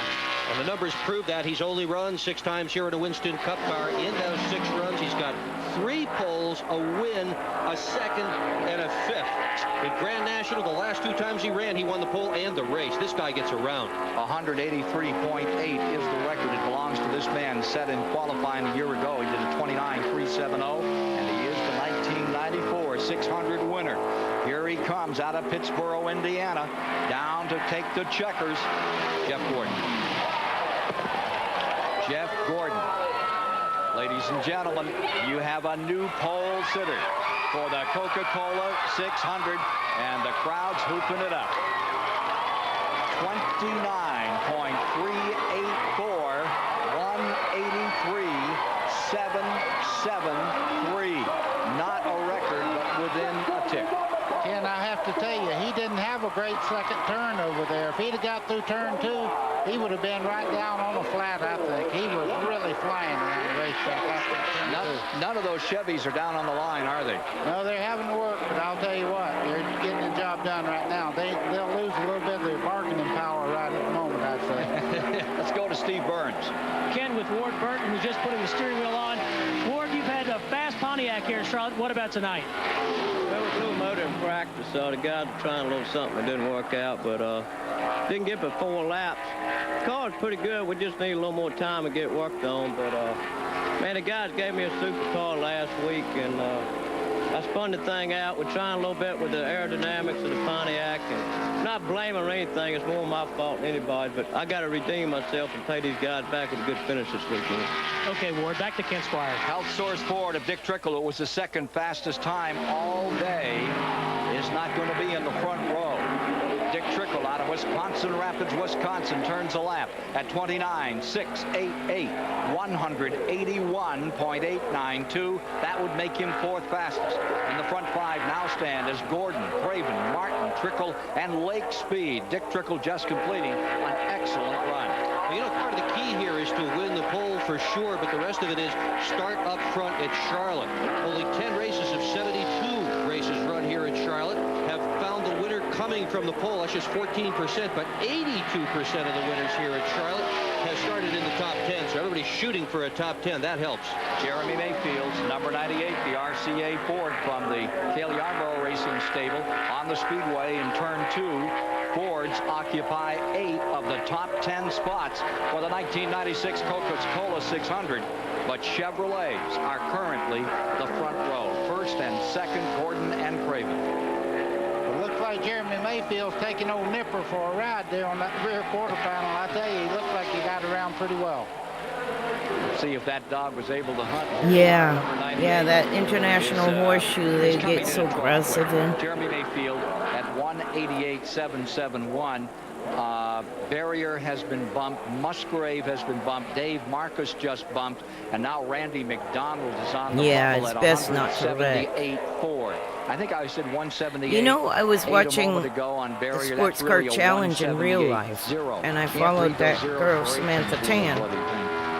And she qualified 4th, finished 4th in both race 1 and race 2. Race 2 was Sunday, and it poured like hell here in the Daytona area. So 182.878. 182.878 to make him third she got fastest on the into field the as he side brings it to a whoa. And let's go down of with somebody. Randy and the man who's currently on the pole. He kind of dive bombed her, and she kind of.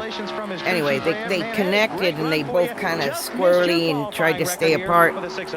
But they made the comment Samantha would be saying, save it, save it, save it, because if the guy lost it, she would get an in real life penalty, which would be a 10-second docking at the end of the race, which would screw you from ever winning. But yeah, that's the difference. Like the one that cleaned out Chris Lead, I just remember a yellow car. In real life, that would have been a penalty. Congratulations on a good run. I don't know how much of a gutsy call that was. I think you needed the new car. Yeah, this one obviously wasn't the one we had Saturday obviously wasn't the right one. Okay, good. 22 was 22nd. Ward Burton at 179.5. That's the only difference on the sim is it's pretty impossible to enforce it unless they initialize the 10-second penalty that moment. A few times and once this season. And this is a That terrific car. involves reasoning and decision, which AI can't do It was at second this here point. last fall. It won in the fall at Atlanta, and it won in the spring at Atlanta. See Earnhardt, the pole winner in '86 when he won this race, and he's won it 2 other Well, at times. least I hope Three-time winner of the Coca-Cola 600, coming to the stripe. The leader in the Winston Cup standings, going for that 8th title. The time, 29.838, 181.8. That's only good enough for 12. Only 12. These people are flying out there. If you're in the top 25, you're getting around this But he place. wanted the poles, we can be sure. Yeah. He's got them right where he wants them, Ken. But He it's a loved lot the better than he open did here face the last helmet. 3 times out. The last 3 runs were 38, My dad's 43rd, and drivers 34th, like them so too. Earnhardt's sneaking up on him. Yeah, October he didn't qualify in this first round. In fact, he had to take a provisional on the entire race. Well, on the track right now, that is not a Hot Rod Lincoln. That is John Andretti in his regular Thunderbird. They wish they had that Lincoln to race here. They pretty much figure the Ford is as well developed as it possibly can be. Crew Chief Tim Brewer says we would really like an opportunity to Tim run that Brewer Lincoln, will end and up they are going over to continuing the 7 development car and in continuing conversation with NASCAR in that 97. I think NASCAR's going to let that And Continental run. I got a chance to work for him. That was right good. thing for the sport, Ken. I'm Great sure of experience, that. very There are a lot of people who would knowledgeable like to man. see it. Interesting point is that NASCAR's fans are becoming more affluent. And you look out in the parking lot, and there are cars like Cadillacs and Lincolns out there. Hey, there's the 3rd quickest time. John Andretti's just pulled one out, the Indianapolis, Indiana campaigner at 29.529, 182.871. 182.871 for John Andretti. 3rd quickest, Gordon and Craven up in front, and Cindy Sisson is with Ward Burton. Actually, I'm with Bobby Labonte. I beg your pardon. That's okay. Last year's winner, Bobby. How are you feeling today? Well, pretty good. You know, the Interstate Battery Chevrolet's running pretty good. We didn't really get to make a qualifying run because we ran out of time and we're trying some different things. So I don't know what we're going to do here, but we'll just try our best and hope we can get a good run in for tonight for the start of the 600. Thank you, Bobby. Back to Randy with Chad Little. Chad, 6'5'9". Nice smile on your face. Deservedly so. Great run for you. Oh, I appreciate that. You know, it is nice. We've it's a lot of work doing what we're trying to do, making that transition into Winston Cup and running all the Busch races at the same time. And it's a good reward for everybody. You know, more so the guys in the shop than even me. And you know, this is good. I mean, this gives everybody a lot of momentum for not only our Busch sponsor, John Deere, but for Sterling Cowboy. This is a new deal for them, and we're awful excited. Now, what's even more important is now we can concentrate on a race setup, and you know, and just try to run all day long Sunday.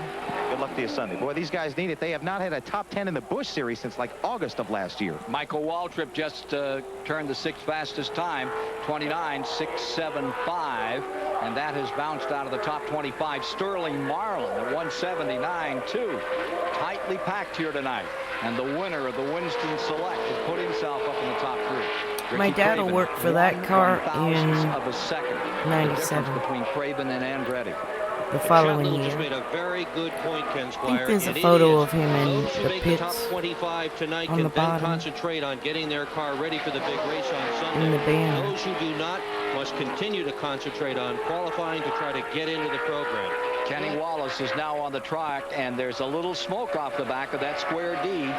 Financial Systems T-Bird. A little smoke off the back there in turn 2, buddy. Well, it looks like it may be bottoming just a little bit as he goes through the corner, but that car looks very fast through that part of the racetrack. How much does it upset the car when it bottoms like that, buddy? What it does, it makes the whole car slide sideways just a little bit. It's kind of like I think Gil Martin is the crew chief right there on that now. When Gil Martin leaves, Newt Moore will take over, and then Newt hired my dad for the front end geometry stuff. Ward Burton and puts Chuck well, chassis stuff. At 179.6. 179.647. The guy going after him, that outstanding rookie who's already taken a pole this year. That would be Johnny Benson Jr. out of Grand Rapids, Michigan. This is the same car he won that pole. And shortened it up about 1.5 feet the next day in first practice. Yeah. Boy, does he ever drive well. Yeah, but the motor survived too. It's the same motor as well, buddy. At least that's what the crew chief said. Doug Hewlett. I don't know whether he just wanted to give us a good story or not. Some sparks from underneath. You guys did so well. I mean, I think y'all had the fastest time on the track and everything for a lap. They're still trying to get the balance. They've had some good runs, but watch this car as he starts. I think it was a positive experience, even though the P16 doesn't sound it. Man, everybody's talking about It's a lot you learn, little stuff about doing a 24-hour race that stays with you. Benson at 29, 736, 181, 598. That is going to bump. Seeing it through and that type of thing. Or rather, Chuck Bound. And it puts Johnny Benson well into the show in 9th position. Steve Byrne standing by with Kyle. Ken, I'm with Terry Labonte. Terry, I guess everybody wants to know, can you beat that 24 car? Boy, that was a great lap there. That's a lot faster than I thought anybody could run. So that, Jeff got in an awful good lap, so that's going to be tough to beat. Do you think you guys have the steam for it? I think this is Bobby Hill. I think we got the steam for it. I don't know if I can get through the corners quite that quick, but you know, our cars were awful close in practice there. That was a quick cut. He picked up just a little bit more than we kind of were thinking he would. Terry, traditionally, that used to be a place in Denver, if I'm not mistaken. You would think so, yeah. But, couldn't tell you where they are now. It's hard to say. The where cars, they were.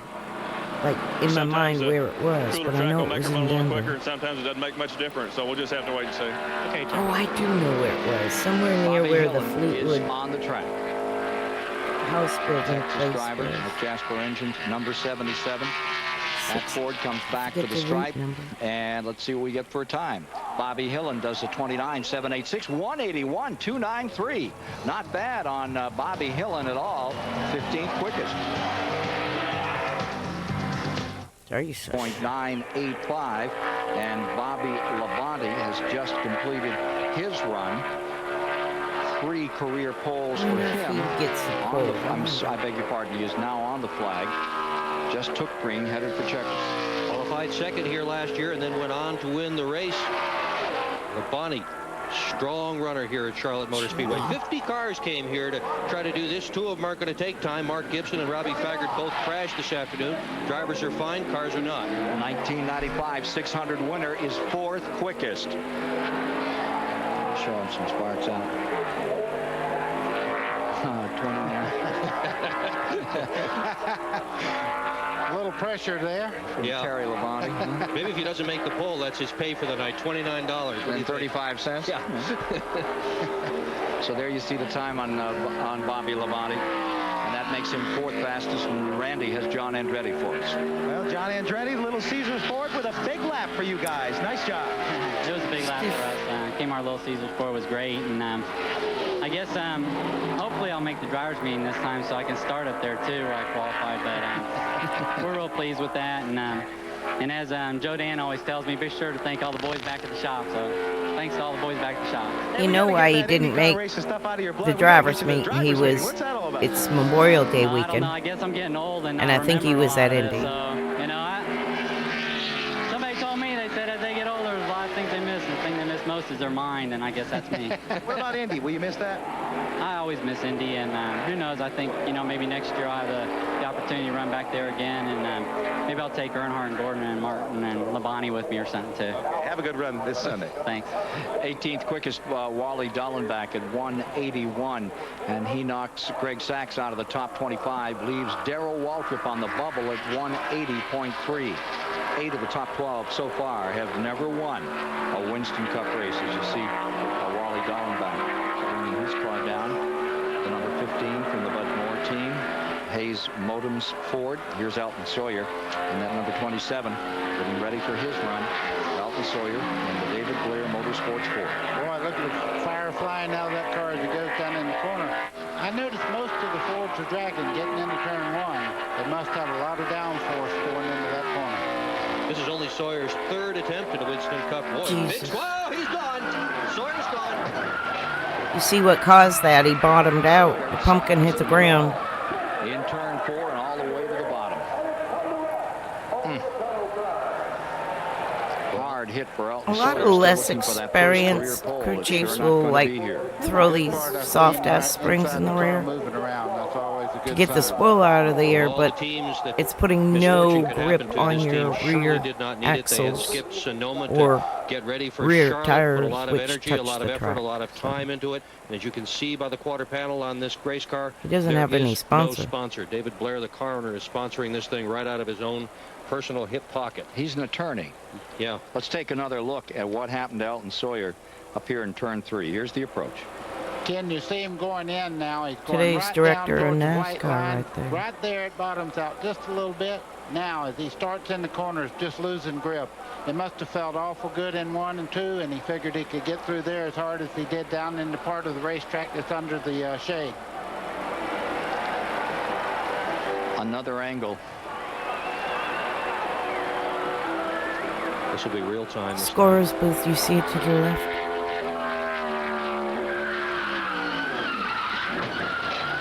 The squealing noise means they're not touching the track. And that, folks, is why Or I'm not up here gripped. with Ken and these guys. I've done that, and it's no fun. I think he bottomed out, and that's what got it going, buddy. What do you think? It looked like the car did bottom out. You could see it losing grip, but that's still a part of the racetrack. Pumpkin that hits the sun's ground out on. and the It rear still has tires go. more heat than 1 and 2 does, and it's just a little slicker getting into turn 3. Mark Martin says 3 things can happen when you bottom out at Charlotte. He says 1, it's bad, you abort the run. 2, nothing happens at all. 3, you crash. Crash. I think that's what we just saw. See Almo Langley standing out there on the track directing as the NASCAR folks are picking up. The number 27 Elton Sawyer's ride for David Blair comes to conclusion at the bottom of turn 4. So with this hesitation in the qualifying tonight, we still have, what, 8 cars left to give it a shot, and the big one is Terry Labonte for sure. Terry Labonte, you see him backed up in there. There's a few runners after him, Brett Bodine, Nemechek Coward, but he was fast this afternoon, and he's the one everyone's talking about. There's an interesting story about Labonte with poles and Charlotte Speedway, Ken. This is the only racetrack that he has never qualified for a race on the front row. And this year, he has been a terrific qualifier. He is the only Winston Cup driver who has multiple poles. 7 different drivers have won poles. Labonte's the only guy who's won more than 1. He's got 4 of them. Let's go to Steve Burns. He's with Steve Grissom. And this has to be tough, Steve. You guys get so mentally focused to go out there and run a quick lap. Does it hurt your concentration having to sit like this? Well, not really. I mean, you kind of learn to about expect anything. And I mean, the main thing about it is NASCAR gets the track good and cleaned That up, team and, always got into it was stuff. a Remember, couple they minutes paint here their and we're ready to faces go. and Are you pleased stuff for with the car speed at this WWE point is handling? Yeah, we run pretty or decent. whatever it this was back afternoon, our then. last practice, last time on the track, was we run purple pretty and good, and you know, it was whatever, orange or 90 something. degrees outside, 85, 90 Yeah. degrees, and now you know it's a little bit cooler. So the main thing, just the adjustments that you make from your last run to now, and kind of either you get it or you don't. All right, best of luck. This is So there you see him, Steve Grissom, in the Cartoon Network automobile, getting set for his Flintstones run. paint. He has to wait it out now. Yabba dabba doo. Did you see the eyeballs on his helmet were Dino the dinosaur? Texas Terry Labonte is directly behind him, getting ready for a go as well. And we still have to see Mike Wallace's run in the Heilig Myers car. I've been up since So, 3 a.m. I'm getting a We're little waiting bit on that sleepy. while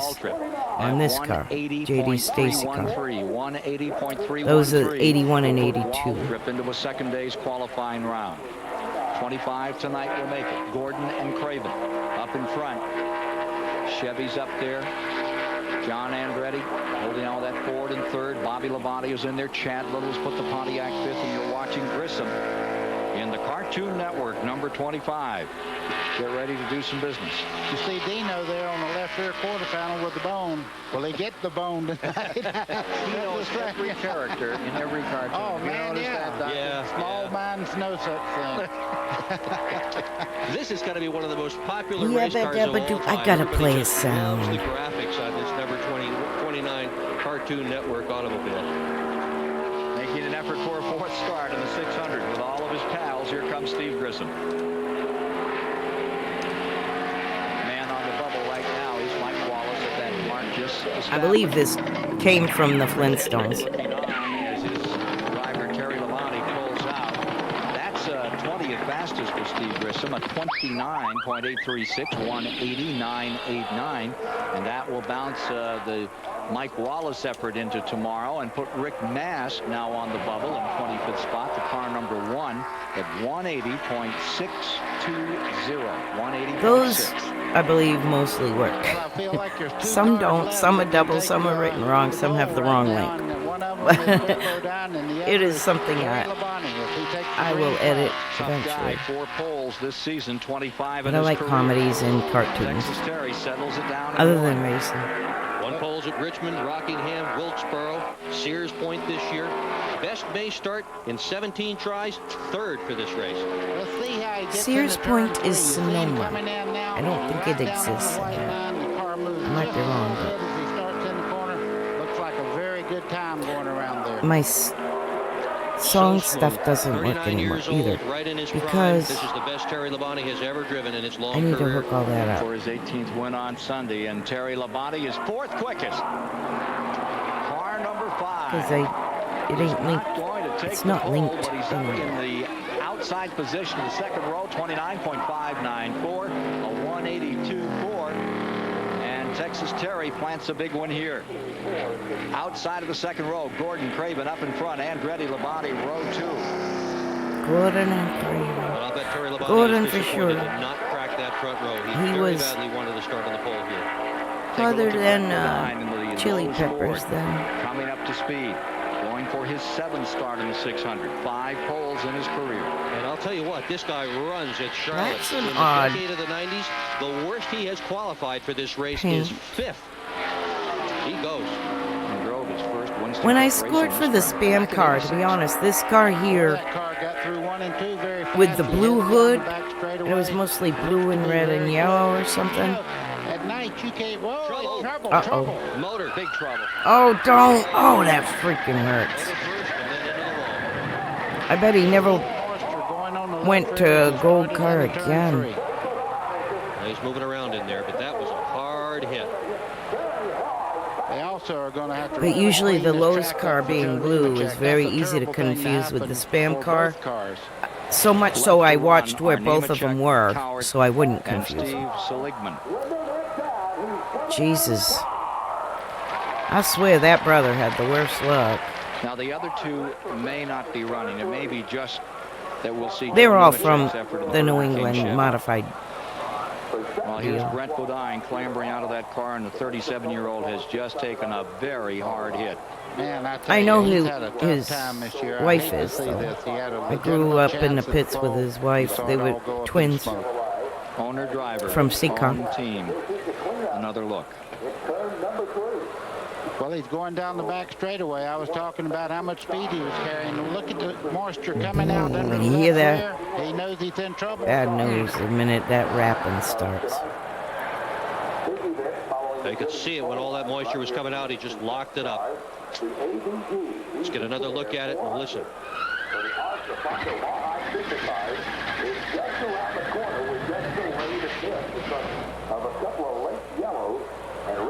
End of the night for Brett Bodine in car number 11. Let's hope it sure looks like a rear clip there. What do you think, Doc? Well, at That's least a DNQ unless he hit gets a pretty good. He hit her on provisional. an angle as well, maybe a front clip as well. He's had a hard time. Oh, in that's 96. that's 10 junk. straight That's finishes show car. outside the top 25. Clip. Top 15. Top 15. Both clips or First year nah, as an that owner diamond, driver. that frame, Hard man. one That's for what Brett that Bodine. no way. That's junky. Cleaning crew At going that to point. work to clean up the debris from this. Car number 11, the Lowe's Ford. Okay, they There are gonna your top jump back five at into this real moment. time, Jeff or we Gordon wait? is back, third year in a row for the pole position in the 600. He won it back in '94. Bobby Labonte won it. Hey, Baker. Okay, let's talk to Randy. It doesn't look good for him for the 600 here come Sunday, but he was alert. See the person walking up to the booth with the clipboard? That's where the scores tower is. That was basically what I would have to do as well. Out there, tenaciously looking for another story. But All those right, now we're on a temporary hold, and let's have a top 40 review for you. And again, the point being that 25 have made it into the show. Oh, here we go. I didn't even mention that. See a lot of this stuff in Florida that's at a the great way to beach. watch. Baker, you need one of those. You know, I need to get my 2,500, photography 3,000 feet. What is lug that? back Dr. on Berger? and What is start that? doing Well, that. I've taken we'll show so it to you many again. photos. It's that are really pretty awesome. interesting. You gotta be crazy to ride in a thing like that. Where's the wings? Perfect for Baker. Wow. 12 times. Randy? Jeff Gordon cordially signing a few autographs after winning the pole. Nice smile. Good for you guys. $41,000, not bad in the kitty, and another pole here for the 600. guess they didn't This place has been really good to us, and you know, it's all about combination. And between Hendrick Motorsports, DuPont Automotive Finishes, Ray Evernham, those Rainbow Warriors, and myself, we've got a great combination here. It's good to be in the Busch Clash, man. We've been trying to get in that thing all year long, and we've been so close. And Terry's been knocking us off these poles here lately, and feels good. Feels real good. You got the Toro tractor too for you, Jeff. Hey. Yeah, I don't know if I get to take that up to the power outlet, but you know, I own a Toro tractor dealership, so and that's really how that all came about. The relationship with winning the poles and them giving the Toro tractors. I'm sure Pop Hendrick's going to take this one though, and maybe we can sell a couple up at the power outlet. Does the speed of qualifying in any way automatically transfer to how that car is going to work over 600 miles? Well, you know, this car seems to have a little bit better downforce than the car that we had for the Winston Select. Who knows? You know, I think that we're going to have to work pretty hard to keep up with those Fords there. They seem to be really, really strong when it comes to long runs, and they got a lot of downforce now. And, you know, hey, I think things are about as even as they've ever been. We got to be a team. We've got to come together. It's all about pit stops and how well you do on the track. And I think this is one of the best teams in the garage. So I feel pretty good about Sunday. Well, I hope you have fun Sunday. We're going to have fun watching you. Looking forward to it. Now, wait a minute. We've still got one car left to run, and it's about to come out. Joe Nemechek. Boy, this would be a struggle. I thought they had more to run. Is cooler all the way That's around. a little See bit what Joe's going to do in the Burger King car. pretentious. Only 1-4 in the top 6. John and They just had to grab the interview because Gordon was probably going to go change. To the care center, and he is okay. But he's got to be heartbroken.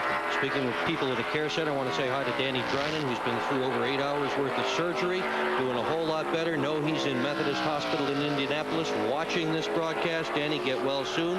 We look forward to seeing you back at the races. Joe Nemechek coming to speed.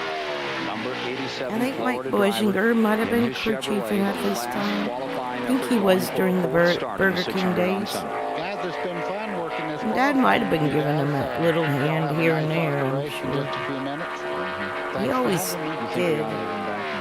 Oh, yeah, absolutely. Yeah. I think we're going to see this guy on Sunday. We were more old school, like we'd rather everybody run well. You'd always help out your competitors. And look fast. Hot Strickland is on the bubble, 25th position.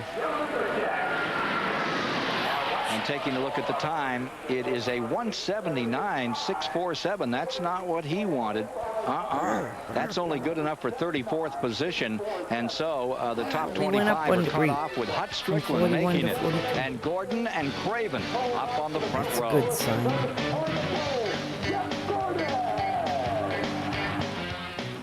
On Sunday. Buddy Baker, your reaction. Here's Gordon and Craven up in the front row. Well, I just want you to know that I think Ricky Craven, that's hero material. 10th. To come back from a wreck like he did, put that car on the outside pole I've for one of the most estimated prestigious 15th races based of the on whole year. statistics. Great. Almost out of the park at Talladega, injured, but he sure looks determined, and he certainly seems focused, Dick Bergen. He does indeed. And John Kenny Andretti held was his running breath for an good. entire lap as well. Grissom His ran best good. qualifying run in a long, long time. Going to have a good run on Sunday.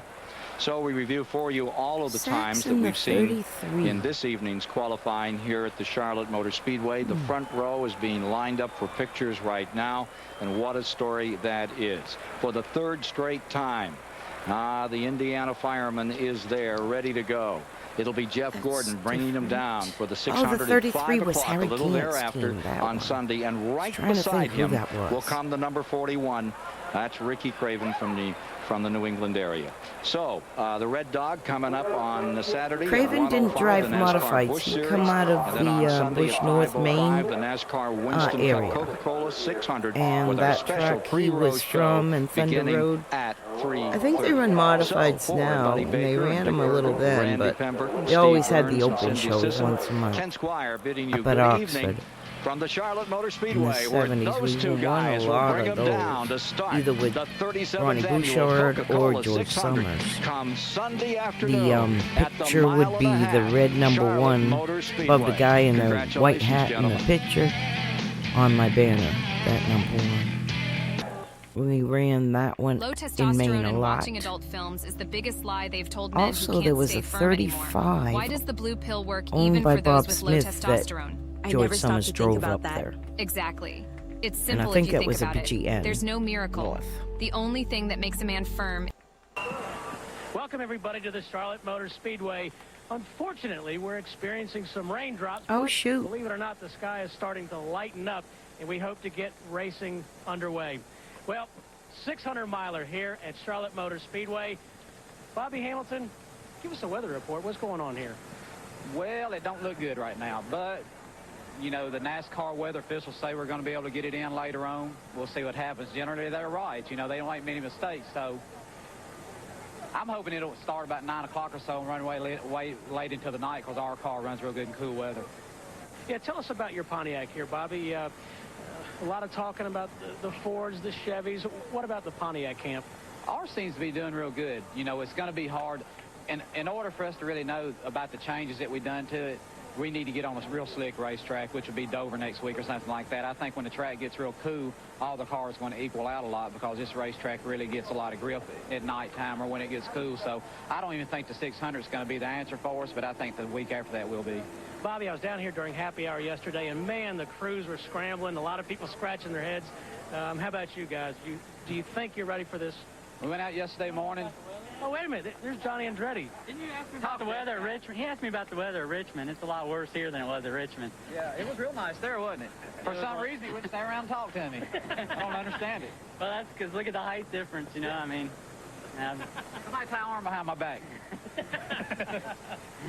Well, hopefully we'll get things underway here not too long. As I said, the sky is trying to lighten up a little bit. So now let's go to Randy Pemberton. Randy, what do you got? Steve, you must be the eternal optimist because this is not the infield green grassy area that Humpy Wheeler has out in the middle of the Charlotte Motor Speedway's pit road and front Hello, stretch. Randy. The bottom line here is there's the He was Charlotte Motor awesome. Speedway 50-mile radius. The front is moving this way. We're in hopes we could get a little break there, but that's not much. We're looking at about 10 miles. What we need is this gray area up here. So if we want to be optimistic, I say we're going to race today, but when will we start this thing? That is the question. So as of right now, still not looking good. Green, not good. Red, even worse. I see no red here. So I think we'll get this thing underway. Maybe not shortly, but tonight. Rick Benjamin? Well, Randy, we're standing by in the STP Pit Communications Center, hoping indeed to be able to go green here at the Charlotte Motor Speedway as we take a look at the WSI weather radar that the NASCAR Winston Cup officials use, and hoping that we do have a window of opportunity. We're taking on some water. If they down do here good at the STP interviews, Center I'll right watch now, but some we're of the glad to be with you interviews this afternoon. and Well, then to tell you, put the we're race. introducing something new here on TBS Sports. As we Oh, that watch the rain sucks. continue to fall.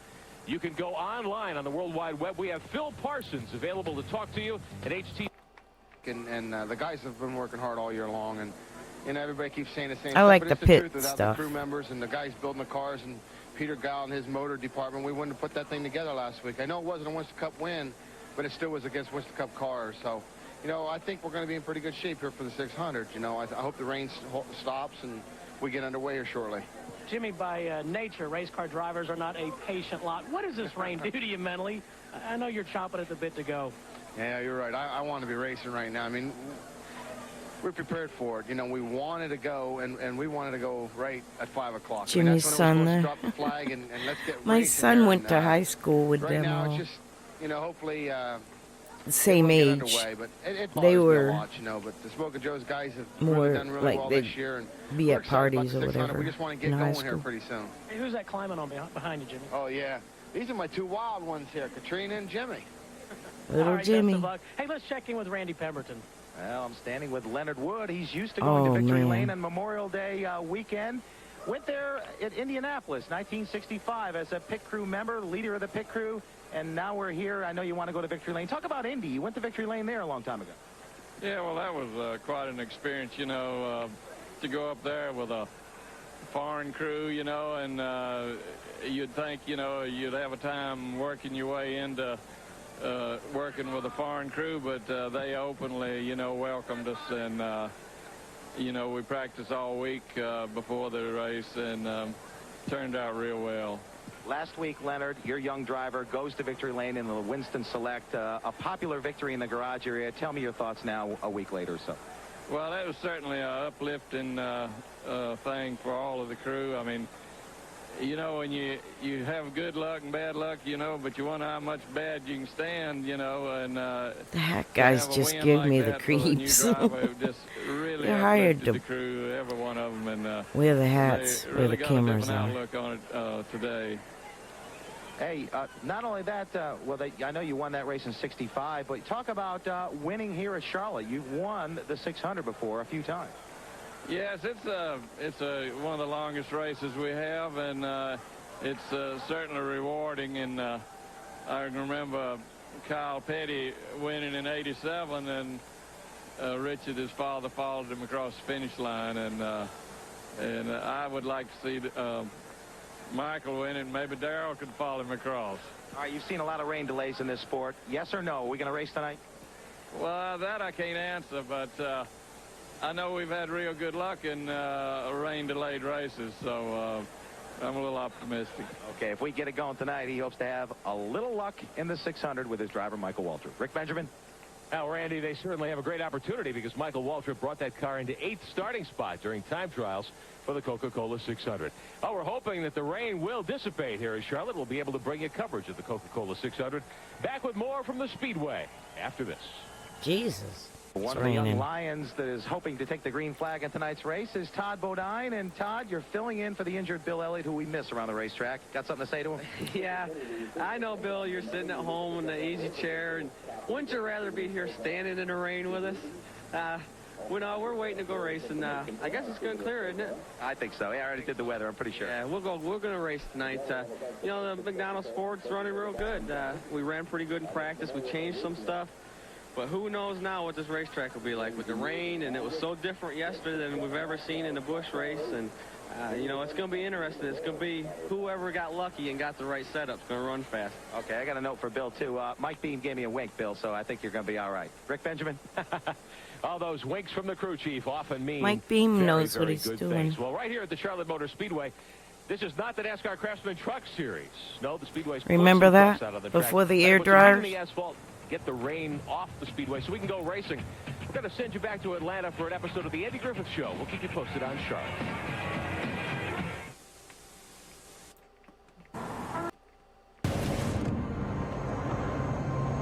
You know, when they had those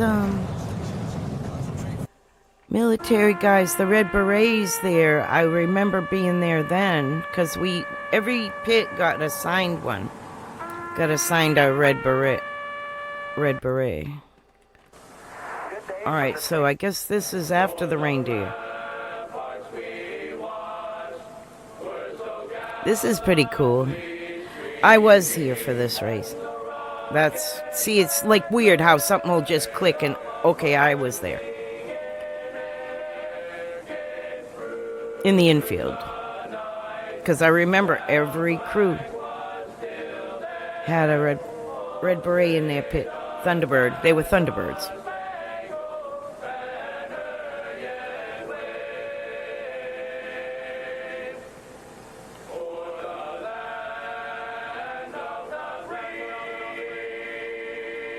I like choirs. They're cool.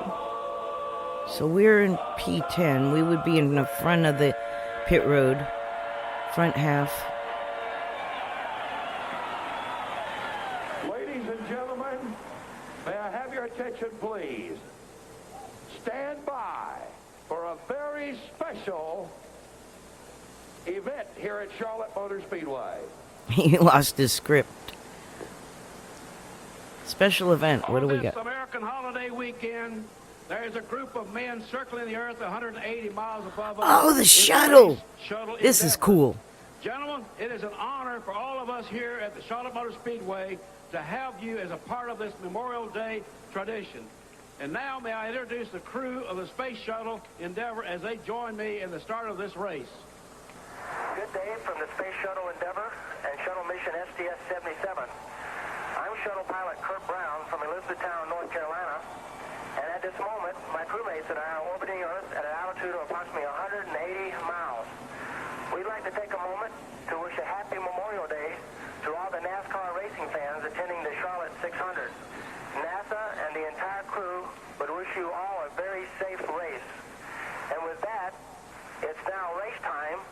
So, gentlemen, start your engines! Cool stuff. Few of the cool stuff. It was cool back then. Different time and place.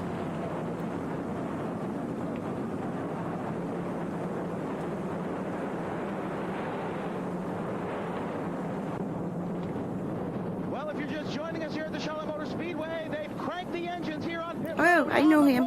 I went to his wedding. I know his girlfriend. David Lee Murphy had a crush on his wife. Oh, a girlfriend. He won this race back in 1994. It was so sweet. He's a 95 champion. Outside of the That was the front tire changer, by the way, but just I was saying, hey, I know him. but he wants to beat him today and go on to victory himself. Now let's go to Patty Moise. Patty? One of the big stories down here is Rusty Wallace in the 2 car starting at the rear of the field, having taken a past champion's provisional. However, in yesterday afternoon's last practice, he was one of the faster cars, and I think we should keep an eye on him. I'm sure he'll want to make some bold moves to the front early on. And now down to Steve Byrne. Folks, who's going to win this race? There's no clear-cut favorite tonight. But what about Michael Waltrip? He broke through last weekend and won the Winston Select. Tonight, he starts 8th, and he's got a real shot. 8th, we're 2 cars behind there. Wonder who's manning the generator. See, they're pulling all the generators. Terry Labonte, one of the quickest cars in practice. He goes Generators keep all the coolants warm. possibly the surprise in this starting Or not, to temperature. The Busch Series veteran is trying to make Oil a and goal here such. in the 600, possibly get the victory lane. What he really wants to do is finish and finish well. Transmission warmer. I don't know if they used rear end warmers. Can't remember. Starting lineup. Let's go back upstairs to Ken Squire. Charlotte, North Carolina. It is the epicenter of American stock car racing, and right now it's all beginning to happen here. White knuckle time on this 1.5-mile track. Well, you can feel the excitement in the air. You really can. If you ever tried to do a picnic and suddenly it rains and then you think it's all over? Well, that's what we thought maybe was going to happen today, but it's going to be race day, and it's going to be race day in just a very few moments. Ken, I'm not driving, but my hands are sweating. I'm telling you, I'm ready for this to get on the way. 600 miles of the best stock car racing anywhere in America. Veterans or the new kids? Last 2 years, Gordon and Bobby Labonte, veterans or the new guys? Boy, I tell you what, I wouldn't pick a winner right now. Even the way I take chances, I wouldn't take a chance on picking a winner right now. And that comes from one of the fastest drivers in the history of NASCAR. Back to the STP Pit Communications Center and Rick Benjamin.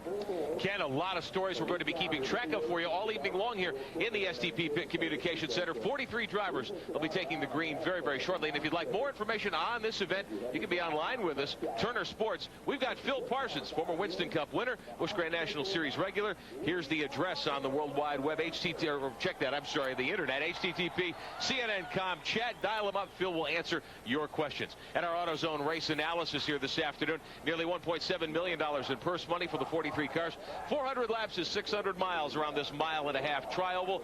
The race record set just 1 year ago ago, nearly 152 miles an hour by Bobby Labonte, who's hoping to win once again here today. Pole sitter last year, Jeff Gordon. This is the third year in a row he's been on the pole, and you can see his speed this year just a little behind what he was able to notch in 1995. Bobby Labonte, the defending champion. Remember, Gordon won his first ever points-paying Winston Cup event here in 1994, and as Ken alluded to, this could well be a race that sees a first-time winner in victory lane. It's happened the last 2 years. Gentlemen, I think there are some guys who certainly might be able to get their first ever Winston Cup victory here today in the Coca-Cola 600. They fired the motors on pit road. I was watching the people in the background walking by. To bring you the start after this.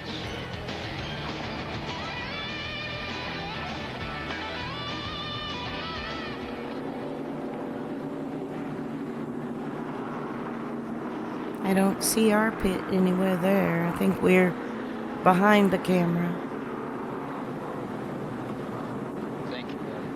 Thank you. Thank you, Rick. How's Phil doing? I remember all of this. It's crazy. The balloon thing. We can't do that no more. That was more fun than There's I've ever danger had. to birds and stuff. Poor things. Swallowing the rubber. You're going to lead me through them. I got them all No, right they- here. No, but the ones they're going to give us some.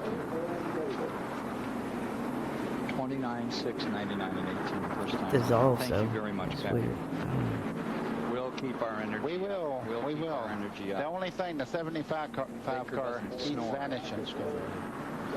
22's in trouble. Ward Burton has stopped, fixing the steering wheel, now moving off again. Pit That just means people the steering wheel attending wasn't focused. to theirs. Be drying their pit stalls.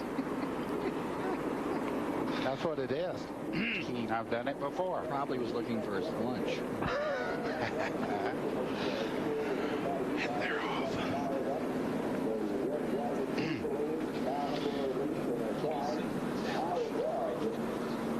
Speedy dry on the pit road. You seen that?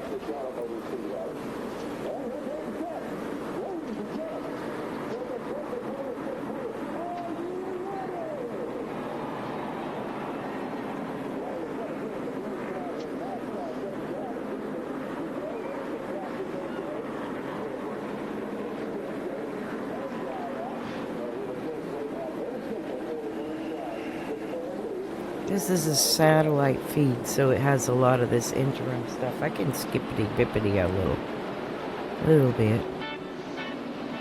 The big dogs begin to growl.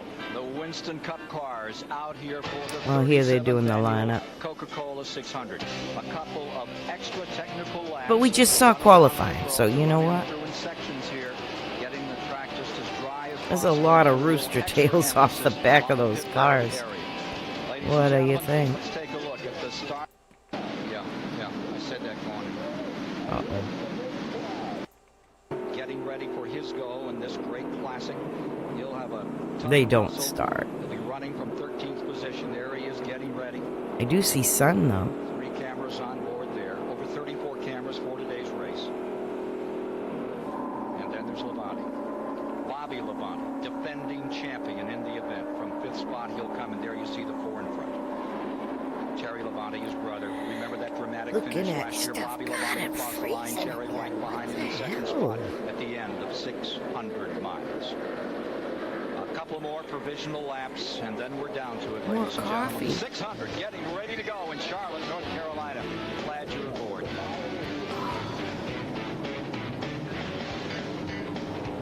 Boy, they're dubbing around, aren't they? People on duty to bring you this broadcast. Watching this. Oopsie. The scramble to keep it together. Oopsie. Out Nemechek's folks. There he is, back on pit road another time. What are they? Chad, the 87 Winston West champion. We mentioned he broke his shoulder and his leg here in 94. Came back in 90. Got a mild concussion out of that one too. Came back in 95 and won that 300. And was so up. Put the hood down. Not sure what the circumstance is as they're getting ready to go green. Jeff Gordon. In 1990, he'd never Okay, driven a you're stock gonna car. go green, but I gotta Although he use the won bathroom everything again and else get just more about. coffee. Went to that Buck Baker School over in Rockingham. Came back and said, "This is for me." Ken, we have a report that Chad Little's motor has gone south on him. It's no longer pushing it back into the pits. Horrible break for Chad Little. 42 cars at the ready, coming for the green flag, and the 37th annual 600 is underway.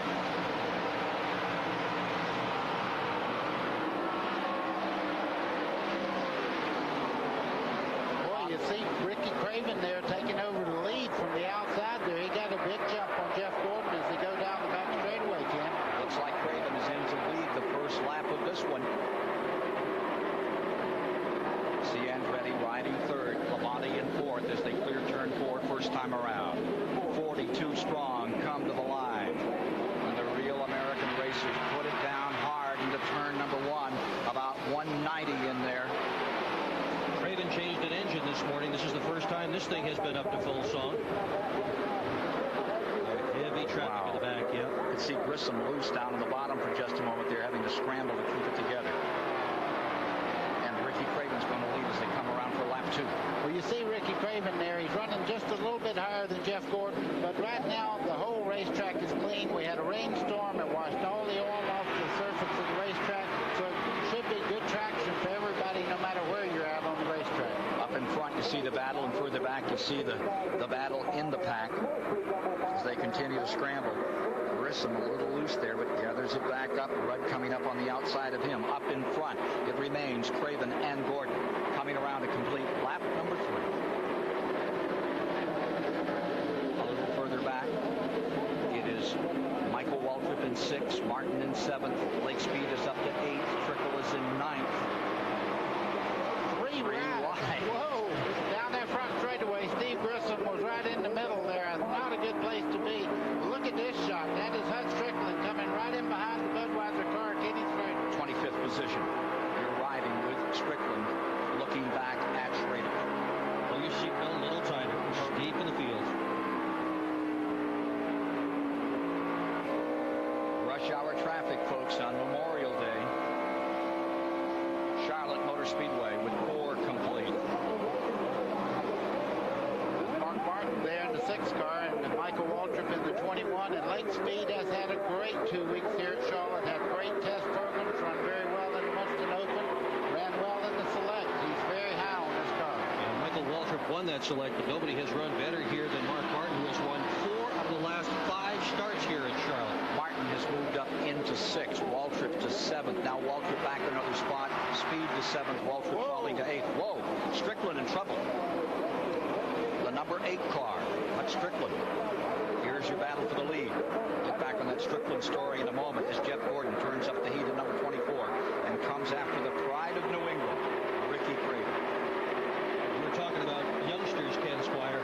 The kid that's in the lead just had his 30th birthday on Friday of this week. The driver right behind him just turned 24 not so terribly long ago. And then there's John Andretti. He's 32 years old. We have a youth movement up at the front of the racetrack at this time.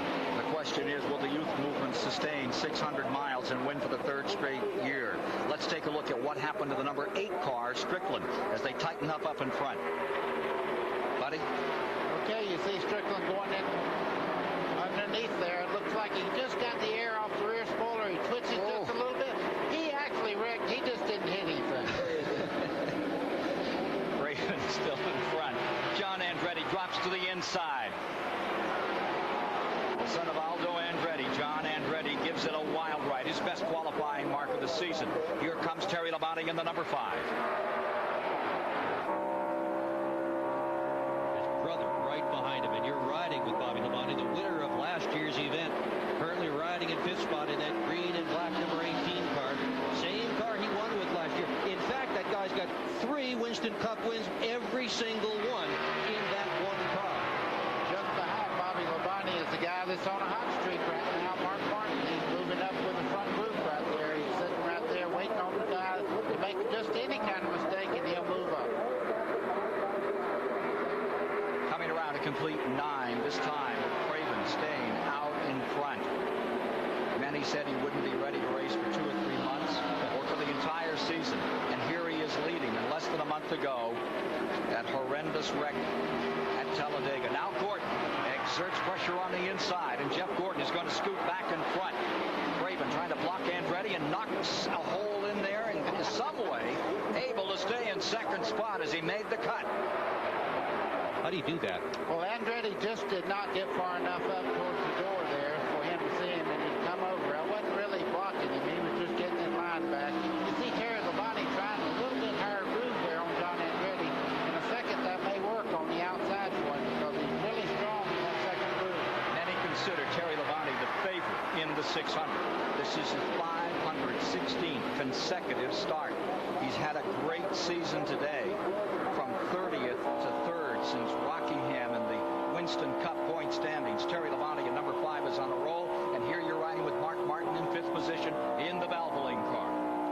You see Terry trying that high groove. He's just working it in right now. Nobody's run up there, and he's just moving his groove up a little bit for later on. You see him making a move to the outside of Andretti as I speak.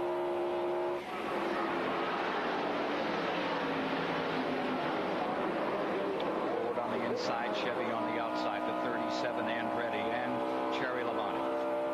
And Mark Martin's running one of his famous races right here. He's just sitting here watching them race in front of him, waiting to see which line goes the best, and I guarantee he's going to school on which lane is the quickest right now. Texas Terry is giving a school as to how to run this racetrack. I'm back. The 5 car is very strong. Got herb tea this time. Enough jitters. Terry Labonte never looked stronger. Taking a look further back, and you're looking at the Yogi brand, breathe deep. Yogi like Yogi Bear. back further in the field. Check out some more of the racing. It's to die for. We had that second place yesterday, holding off Cinnamon and licorice. around, taking that spot away. And 3 wide here. Hamilton down on the Eucalyptus. inside, up on the outside, going around I'm Kenny getting Wallace starving though. is Bodine, Jeff Bodine. Boy, Kenny Wallace's car looks very, very loose getting into turn 3. That's the part of the racetrack that has a lot of sunshine on it right now. He looked to be very loose getting in the corner. All of this is back in 27th position that you're watching right now. Here's Grissom trying the outside in the 22 on Hamilton in the 43. And that's a really good point, buddy, because right now the entire front stretch, turns 1 and 4 are in the shade, turns 2 and 3 are in the sunshine. And the drivers face a very different racetrack when they're running in the shade versus running in the sunshine. Got to be really, really alert so you don't make a mistake under these circumstances. Laughing at my fortune. Hamilton there is handling quite well. He Says we can always start again. merely inches off the white line. That car is really working well, and he's tight enough. You didn't see it wiggle or anything. I think Kenny just dropped back a little bit, Kenny Wallace, and he's just riding it out right now until he can work on the car. 42 cars, first 14 laps, caution free. Kenny Wallace trying to close in a little and coming underneath him, making a run on Wallace in the 81 was Chuck Bound. Now here is Jimmy Spencer, and just in front of him is Bobby Hillen. Hillen's in. So we got Gordon in first. Spencer's in 16th, and behind him Labonte Terry second. present course in any race in Andretti which he third. appears. Tim Brewer crew chief in that one, and then Martin Craven. Trying to get by Earnhardt as they come off. Bobby Labonte. Lake Speed. So we're in 7th. Ernie Irvin getting around and picking up a spot. One of the great winners on this track. What a story on Ernie Irvin last year at this race. Was the very first time he was really out in public after his horrible August 1994 crash at Michigan. He came here, he just sort of wandered around, tried to keep the press away from him, tried to keep fans away from him, and Ernie just kept saying, I think I'm going to make a breakfast wrap this morning for food. The first heartbreak of this 37th annual. My son made hamburgers last By with night. Patty Moise right now, the story of Chad. Salsa.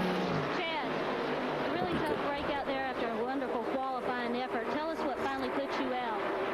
Well, it appears that the oil pump belt came off, when we were during the parade lap. And by the time I noticed it, it had done enough damage to the motor that we lost. I mean, it probably seized up a lot of the bearings, and I can just feel the motor. It's ready to blow right now. So, it had no power at all, and the belt was off. If we put another one on and started it, it would run, but it's just ready to blow right now. And what makes the belt kick off? I don't know. It could have been a rag from another car. It could have been something internally with the oil pump that just happened, but it's just bad luck for me and Sterling Cowboy. It's just that's racing, as they say. Tough break for Chad, and back to Ken now. Johnny Benson in the 10th position. position. And back for the lead. Here comes Labonte in the 5 up on the outside. You saw Benson making a great move. He's been coming on. Here's Terry Labonte taking the lead. Terry is flying. For 2 weeks now, we've watched everybody run right around the base of the racetrack. Terry Labonte has set his car up to run a higher groove. You see the groove he's running there? It's really working for him at this particular time. Now, whether it'll work all night or not, that's another question. But right now, he is flying.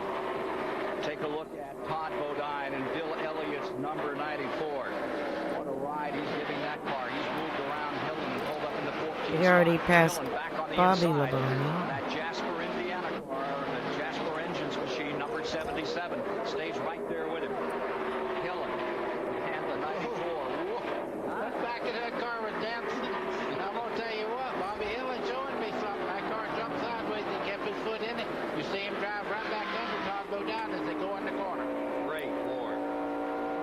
This is Todd Bodine's first ride in this car. He's got the ride until Bill Elliott returns. They say Bill Elliott will return for the Brickyard in August. Everybody's looking for that. Race that out of 15th position is Bodine. Right behind him you see Jimmy Spencer. And here comes Ernie Irvin on a tear. He drops onto the bottom. Look at Ernie. Right below where that big water tower is where Ellen Kowalski built his first shop, or his race shop with the championship season. And Jeff Bodine ended up buying that operation. And in '97, my ex worked for Bodine. So we got to go in that building a few times, quite a few times, and Alan Kowicki's office was, at that time, left as it stood. And they just put a plexiglass over where the door would have been. Earnhardt trying to make that move. It's really cool. Will Browning in the News and Record from Concord, North Carolina once wrote, if you want drama, get Earnhardt. If you want 600 miles on the ragged edge, get Earnhardt. If you want reckless Cool and abandon, sad. get Earnhardt. We've got him today.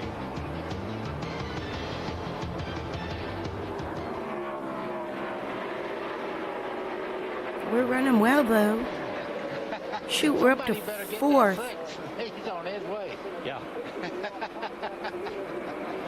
Steve Meal said this morning that thing is a rocket. I can see it. Yeah. I mean, he's right.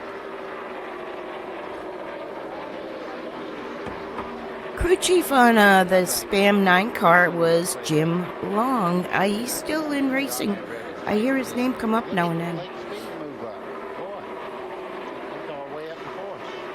Yep, that's what I said, Benny. I mean, buddy.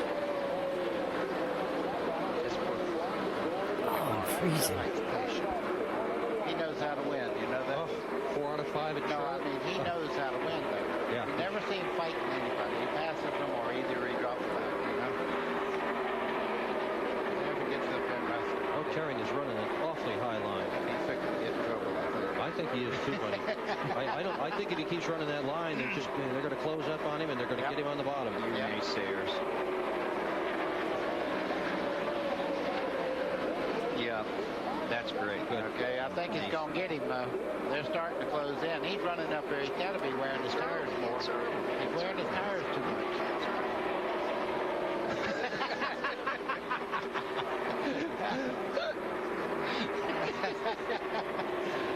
Where's the 2 car?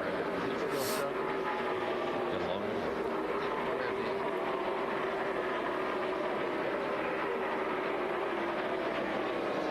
Yeah, he's 33rd.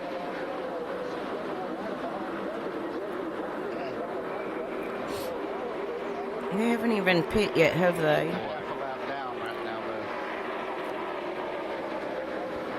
Whoa.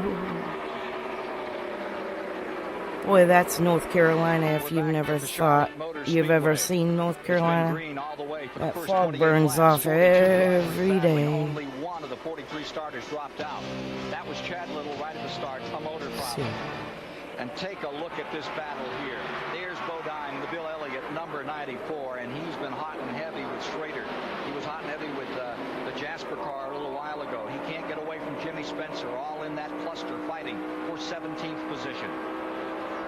I'm gonna scooty scoot to the first. Let's see. You're riding in the Schrader's I'm gonna scooty scoot to the first pit stop. Right now in his mind, he's saying, I'm going to make sure I have something left. Lap 36. is only sleeping 2 hours I'll at bet a it's time more tonight, like lap beyond 45. medication. And so he gets about 2 hours. But the big story right now is just behind Texas Terry, out in front is the remarkable Lake Speed, the Jesus. pride of Mississippi. Yay. He's having a great run. He P2. has 8 top 10 finishes, gentlemen, on this track, including a 3rd place in the 600 back in 1987. But it sure looks splendid to see a Melling car have this kind of a run. Number 9 Melling's in 2nd position. Mark Melling was Harry's son. Mainly was in control of this with Lake. They both were co-owner. Here's Craven going to the inside. Tags Andretti. Slaps some paint out of turn 4. Oh, and that opens Just the greatest people, really.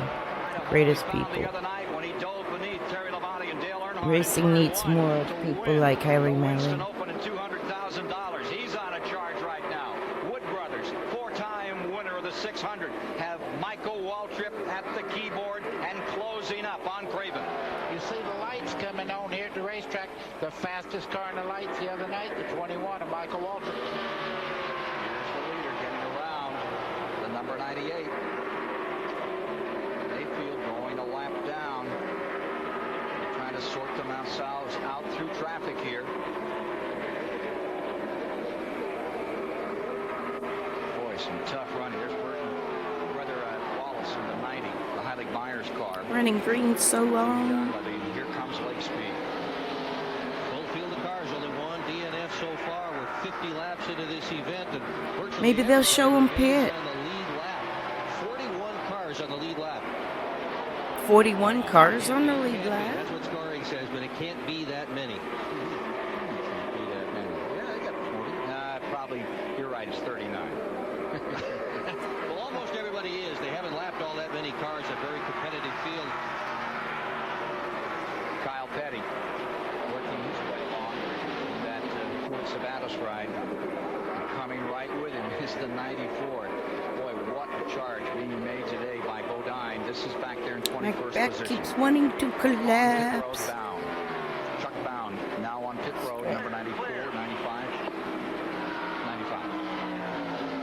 You can see Rick Mass going in the corner there. One of the things the Pontiacs have been complaining about is going in the corner, the nose of the car actually coming across the racetrack. It looked like he cut Todd Bodine off going in the corner, but it's merely because that car will not turn going in the corner properly. Mast in the number 1 car is running in 22nd, and the McDonald's car with Todd Bodine is directly behind it.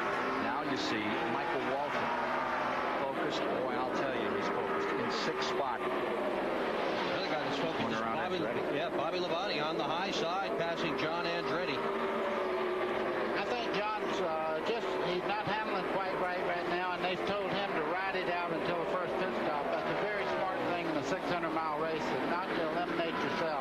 Wait until you can work on the car on the first pit stop. Well, they've also had a bunch of DNFs this year, and they don't need to have another one here. They need to finish this race, not just have a good finish. They've got to be around at the end.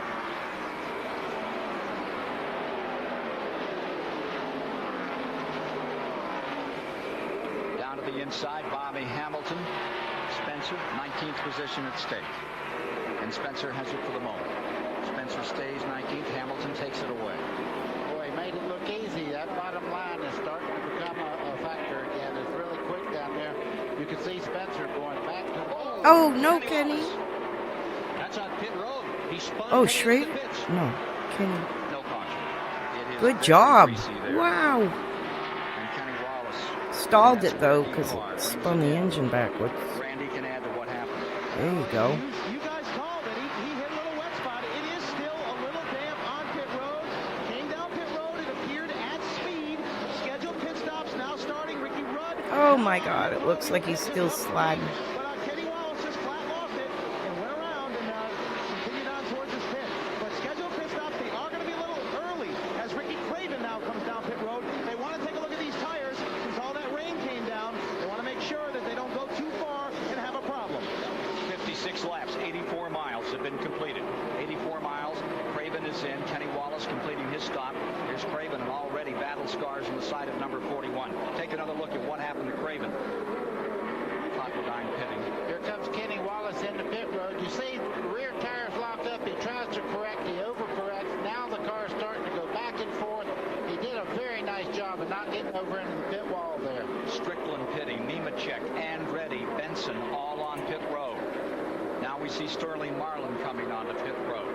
We mentioned that Todd Bodine had brought the Elliott car on the pit road. This is all We should have pitted sooner. 57. Bobby Hamilton pits. Mast is pitting. Dick Trickle brings number 19 on the pit road. Coming by is the leader.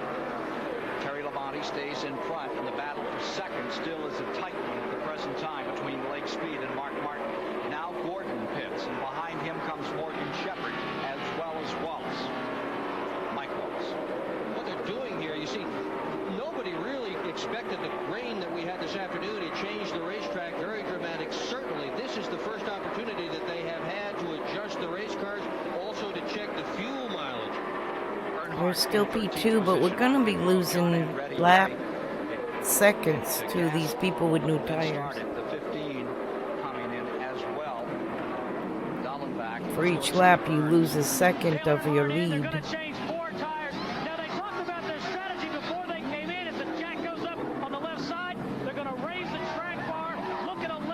But it's only for a few laps that you lose that. There we are. Michael Waltrip, Schrader, still all Musgrave now. This is all now in lap 60.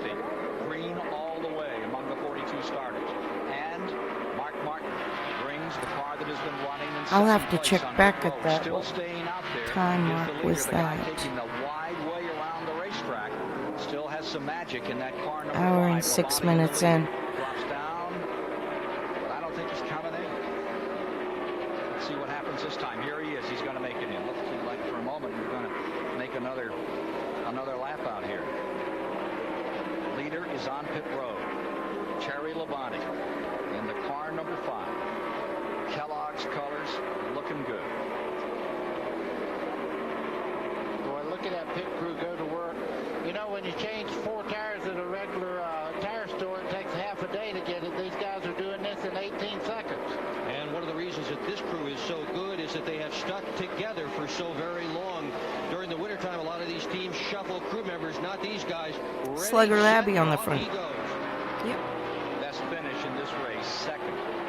Behind that younger brother, Bobby. There's Bobby pitting right now a year ago. Here's Randy.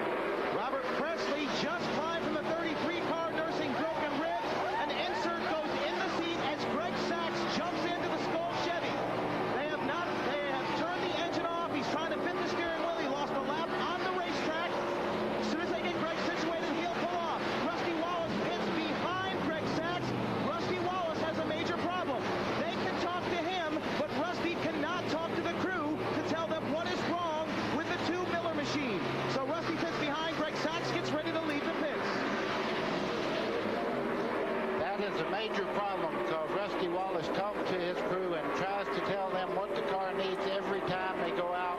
After each stop, he tells them whether it helped it or hurt it. This can hurt him in the 600. The 33 car pulling out. New driver on board. Sachs. Took a lot of work to get him into that car. The problem really is that Sachs weighs about 50 pounds less than Robert Presley, and he stands. Oh, hell yeah, the two way different size. They had to put an insert in the seat, and that was part of this change. Dave Marcus is leading. Number 71 is out in front. The prodigy car for Wausau, Wisconsin. Native Dave Marcus. Great moment for him. Elton Sawyer second. See, now we went from 10 to P. Well, there's some that haven't pitted. Terry, Mark, Jeff, Michael, Bobby, and then us. See, we lost too much staying out too many laps. I think we stayed out 3 laps too long, in my opinion.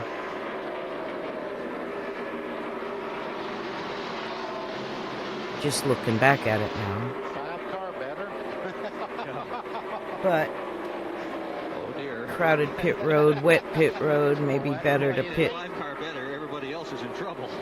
when it was less busy. Yeah, he's having such a hard time on the outside. Yeah, right. Definite gain in gas He may have had the mileage. preferred We could line, go but he is further. fastest. Anybody that wears a Beetle tie. 2 laps further. So we'll see. Boy, Gordon must fix it. He's home. It's only a few seconds. Third and fourth right there. Okay, so it's Marcus Labonte Gordon, Make right? it up. If the caution comes out, you make right, it so all it's up. Labonte Gordon Martin. Thank you. Oh, they had another gold car. Distance between them. Okay, you're going to stay with the 11 car on the way We back? saw him wreck it in Great, okay, fine. That'll give me a qualifying. chance. Okay, I'll take care of Big that. time. Okay, they were on a commercial. So they just all chit-chat. There we go. Where's Jim? Where's Jim? Get Jim Porter. Okay. Still the satellite loop. Way into this thing. I don't want to speculate on the 6 car, but he is having some kind of problem at the moment. I don't know whether it's handling or what, but he is dropping back. Ward Burton just went by and drove off about 5 car lengths when just before they made the pit stop, the 6 car was one of the fastest cars on the track. And Ward Burton has not been having a good day at all. Man, look at that car stick on the bottom right there. Speed down on the inside. He's running in 6th spot. There is something amiss for Mark Martin right now.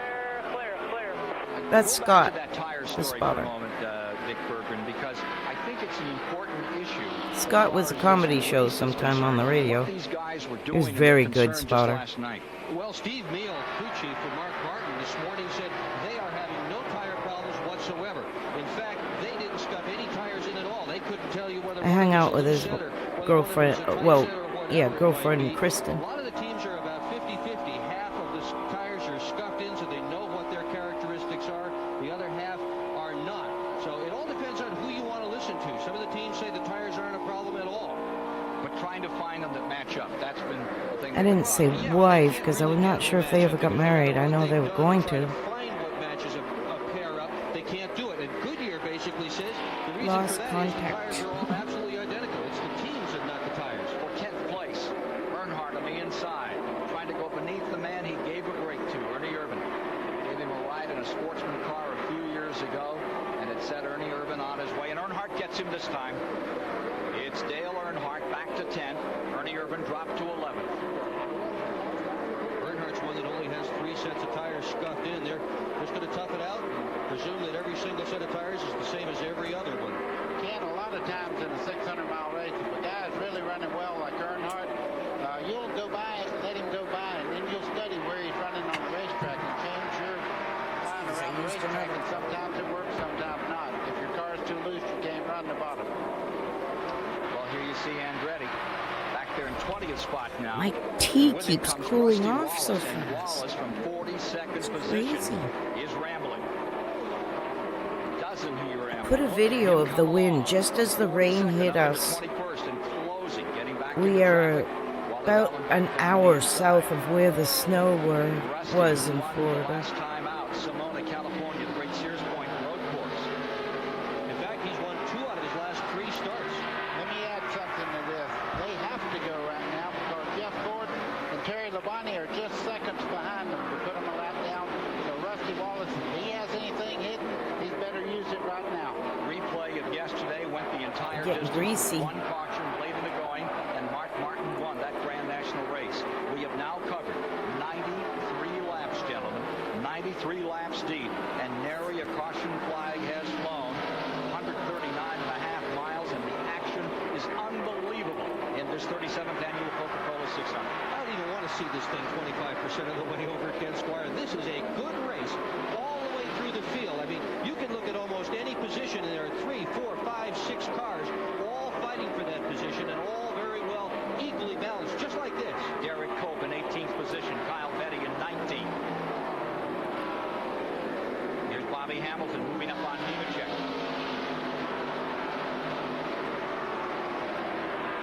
Sachs had a good run in that number 33 car after the driver change. He did most of the practicing in that car. Presley just sort of stood around and watched his race car go around the speedway, and Sachs did most of the work. As it should be, since he's going to have to run most of the laps here this afternoon. They built that special seat for him. I guess he finds it comfortable. Oh, John Andretti. Chuck Bound's going to return to the racetrack. He has left the pit area many laps down.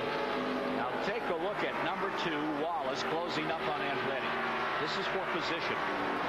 Wallace, Rusty Wallace in 21st, Andretti just in front of him in that 20th spot. Kyle Petty drops back. This will put him into 20th. They've taken Kyle down a spot. Those two cars have overtaken him as they still stay bumper to bumper. Rusty got his problem solved in the first round of the pit stops here. He was only 1 and 9/10 seconds from going a lap down. Now he's right back in the thick of it. There's a problem on the 5, and Randy Pemberton can Oh, no. Well, it's another radio problem. He cannot talk to his crew. That's not a problem. Yeah, it's a problem, but... Gary Dehart told him, if the car is loose, touch the door. If it is tight, put your hand up on the roof. 3 consecutive laps. Terry Labonte put his hand up on the roof. They radioed back to him, said, next time you will hit about lap 120, and we'll loosen that baby up for you. So, they cannot get specific. You can't talk about Okay, lap 60, lap 120. Dehart, the guys in the crew. See, now there are a lot of race fans reading Winston Cup, and they say, how to take those radios out. How to go back to Wade Baker when he used to run those early races. How do you think, buddy? I love the radio. I tell you what, there wasn't anything great about cutting sideways in the corner. All right, getting up toward 100 laps complete. No cautions as yet. Gordon leading. Jarrett, Labonte, Michael Waltrip, and Lake Speed. Fifth. No, we're dropping back a little bit. Not as good a set of tires this time. All right. Wood Brothers seeking that 5th 600 victory. Last they did it with Kyle. They've had so many great moments here. Did it with Neil. All right, buddy. Ken, that's what I'm talking about right there.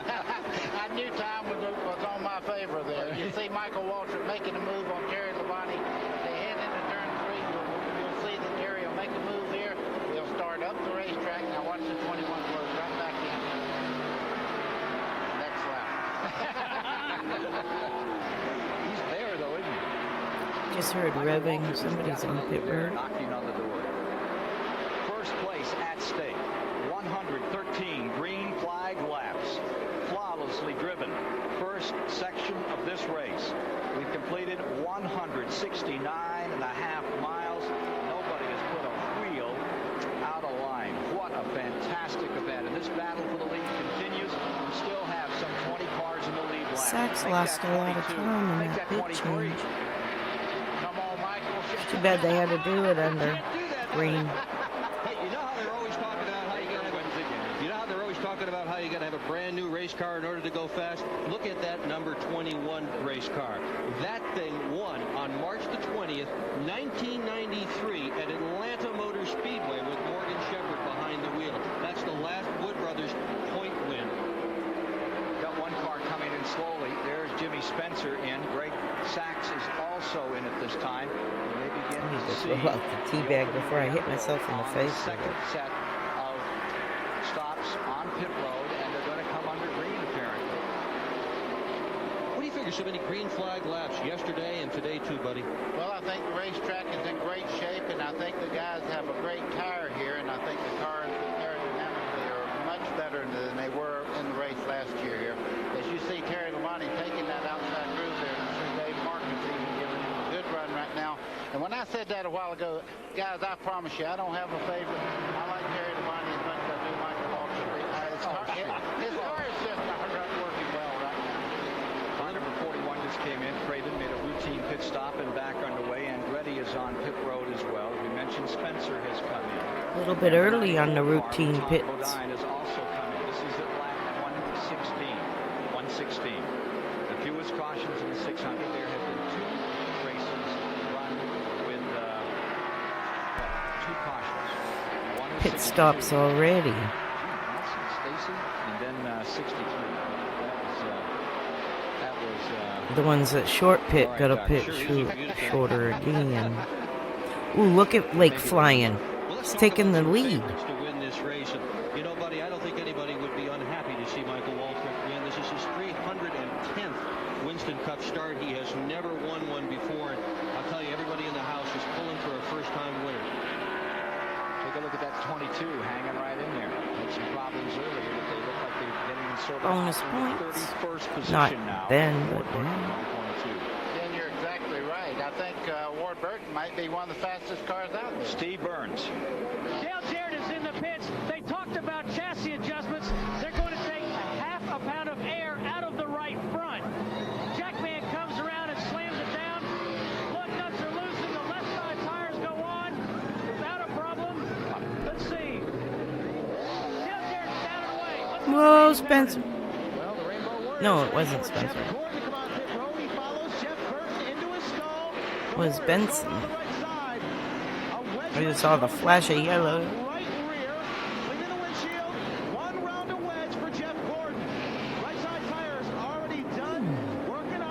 There we are. There's my little fat fucker husband in the front.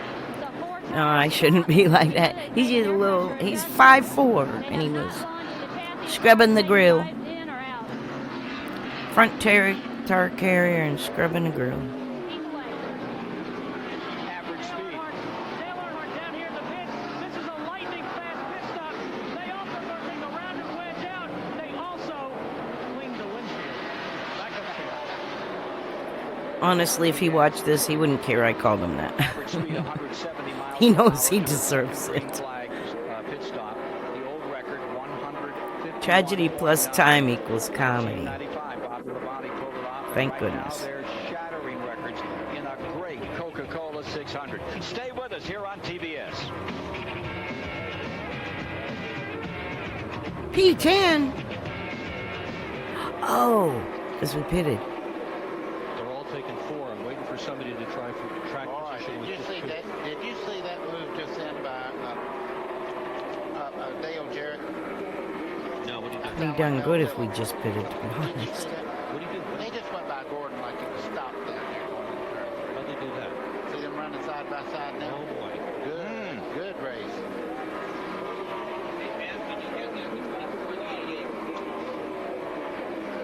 It's not a race. No more. Bobby Labonte is in front. Yep.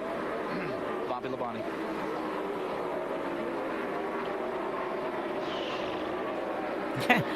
Listen to him. Okay, here we go. Nope. Here we go. The other Dale Jarrett. Dale Jarrett slides in. The crew goes to the right side. I don't think they're going to make Hey, there we are chassis again. adjustment.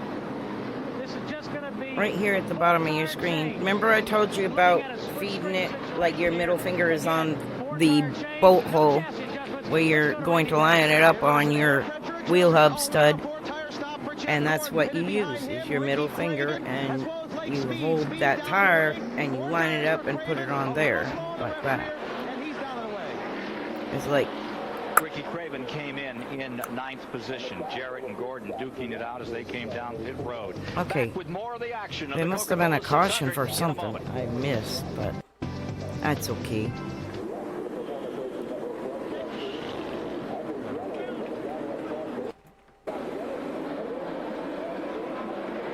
Back to green. 146 laps complete. They're just under green going into turn number 1. Gordon in the lead. Dale Jarrett second. It's Bobby Labonte in third. Lake Speed in fourth. And as you watch them, Michael Waltrip is in fifth. Earnhardt 6th. Martin 7th. Craven 8th. Rusty Wallace breaks into the top 10. He's in 9th. And Johnny Benson rounds out that top 10. Headed for turn 3. 75 Morgan. Oh, Jesus, this is not good. Ay, almost got us. 3 cars on the inside getting caught. One is Ricky Rudd, the other is Bodine. Somebody got through that. Hillen's car torn up on this restart. They didn't get a lap in even after they came back from the flag before we had trouble. It started up in 3, ended on the outside of 4, big time. Another look at what has just happened. Buddy Baker.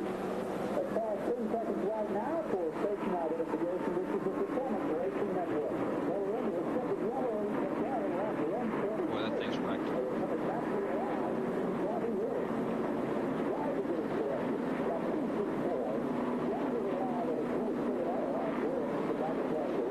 You can see Bobby Press Hillin Club going in feeding under frenzy. Bobby Labonte, and you can see the back come out right there. He corrects. Now he corrects again. Oh, He's in big trouble. Kyle here. must have been Back good. end No, all the way don't do around. that. And Michael, Waldron had nowhere to go. It shears the right front fender off the 21 we were car. 6 feet away from us getting Everybody else sheared. just kind of weaves through here. You can see Bodine there on the bottom and Ricky Rudd right against the water barrier on the inside.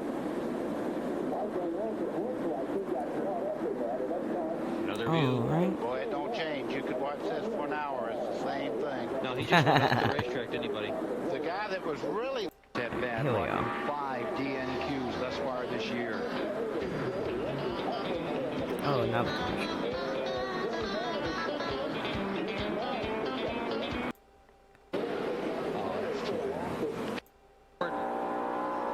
Whoa, we've got another one loose and up in the wall. Looks like Bobby Hamilton going all the way around. Split. Don't. Oh, that's not good. Joe just missed him. the most dangerous time on the racetrack is a restart. I don't care what they say. When you're double foul like that, the chances of getting the air off the spoiler or somebody touching you, it's enormous. Randy Pemberton. Well, not only that, buddy, but as you well know, new tires, how touchy it can be, and that is one of the things that they get just a tick sideways, they'll lose it in a hurry without building some heat up in these tires. Here's the 43 in, and they've got some surgery to do. Another look at Bobby Hamilton in trouble up here. You on the crashed your 24 dragon. Yankee. Well, you can just see it. Nobody made any contact. It looked like he got in and the car just come around on him. He was running very hard in the upper lane there. And that part of the racetrack hadn't really been used that much, so he may have just got up there in the gray part of the racetrack and lost it. Ricky Rudd must feel sent for. Got caught in that last one. Darn near in this one. There was contact there. Looks Sure like is Todd Bodine raining. got him on the left rear corner there. Good old In real replays. life. Well, it depends on whether you Todd Bodine or not. But I will address that part about the tires too. You qualify on cold tires if you don't spin, so I don't think that's a real problem right at the moment.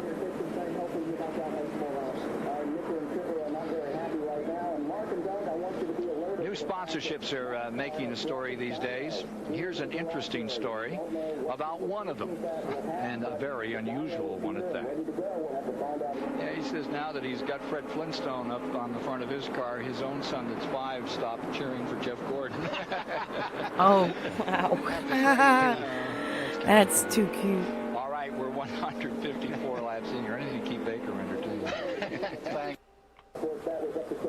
Hey. Back of the 16 Musgrave, Oh my God. and that's where it got.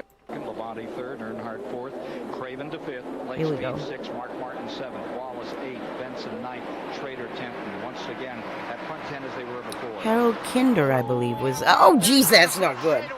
That's not good. Petty all over the back of the number 16 Musgrave. Oh, we're wrecked. Sends the field flying down into turn number 1. I think we've torn up about 6 cars as they came to the line. You can see No, we made it? there in the 2 car. He's torn No up. way. There ain't no way we made it through there. There's Musgrave's car. Is that Lake Speed? Lake Speed. Oh, gee. I did see me walking back to the garage when I. They're racing back to the line and Damn. make no mistake about it. Kyle's getting his lap back. Gordon comes across the I line. thought I had By seen Bobby me in second, Earnhardt up to 3rd, when I was Craven across in 4th. looking for Heavy the green damage flag down the part. corner. Most of the cars driving. What all the of them, crap? several That of them car driving was away. hooked. Look at Ah. the end of that 33 car. Oh, Greg John Sachs. Andretti's car badly blunted front and back. Nemechek's Johnny pouring off Benson. it. Johnny Benson has got problems with his car too. He's Joe smoking badly as he comes by. Strickland's all right, it Big tear seems. up in turn number 1. It happened right on the start, right here at the line. Kyle Petty into the back of the 16 Musgrave, and that's where it got away. Well, on the restarts here, you see Musgrave starting off there. Kyle takes a Shifted look to the second. inside.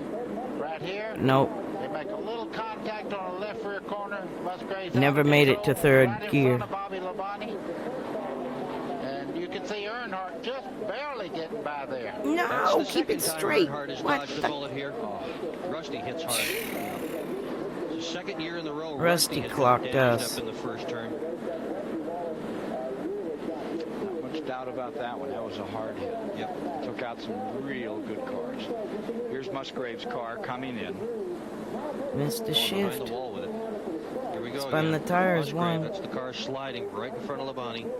Cubs, a little drop kick, and away he goes. We're right there. Oh, God, Rusty hit us hard. Wow. Yeah, he almost took it over. Then we hit the wall. Oh, he's still hitting things. He'd lost everything. Brakes were gone, everything. When that thing got up in the air, he was 4 feet in See, the air when on you the work, wall. you don't get to see all that. That's me, I think, walking by. But might be, or I don't know. When that happened, 166. Same outfit everybody had, white shirt. Center here. Short system. White shirt, gray Just jeans, coming to speed. Gordon black stays jeans. first, Jarrett second, Bobby Labonte. What had been a flawless start to the 600. Now, got yellow fever everywhere here. Dale Earnhardt, Ricky Craven, Schrader up to 6, Martin Labonte, Ernie Irvin 9th, and Michael Waltrip to 10th. Raising havoc with the front of it. You know, it's 600 miles. I don't know what Kyle's problem was, but, you know, like I say, it was a dumb move, and it shouldn't happen like that. But, hey, you know, it took a lot of good cars out of the race. I'm sorry about that, you know, but I was trying to get a lap back just like I, you know, should, and my car was starting to work pretty good for once. And, like I said, I'm not really sure. I just got hit in the left rear pretty good, and there was just no way to hang on with it, you know, 170, 180 miles an hour sideways. And sorry for the rest of the guys. Maybe he didn't Well, miss it's a a tough shift. break, and will y'all be able to get the car back in just to make some points? That'd be it, just to make some points. That thing is really destroyed. But, you know, here, as competitive as it is, you just got to go back out and get as many points as you are. Like I said, there's a lot of cars in the garage area, and we want to see if we can get some more. That's the story here. Back to you, Ken. Ted Musgrave. We'll take a quick break and be back. We are now at lap 161 in the Coca-Cola 600. I don't think there's here in any way Charlotte, we're North fixing Carolina. that thing.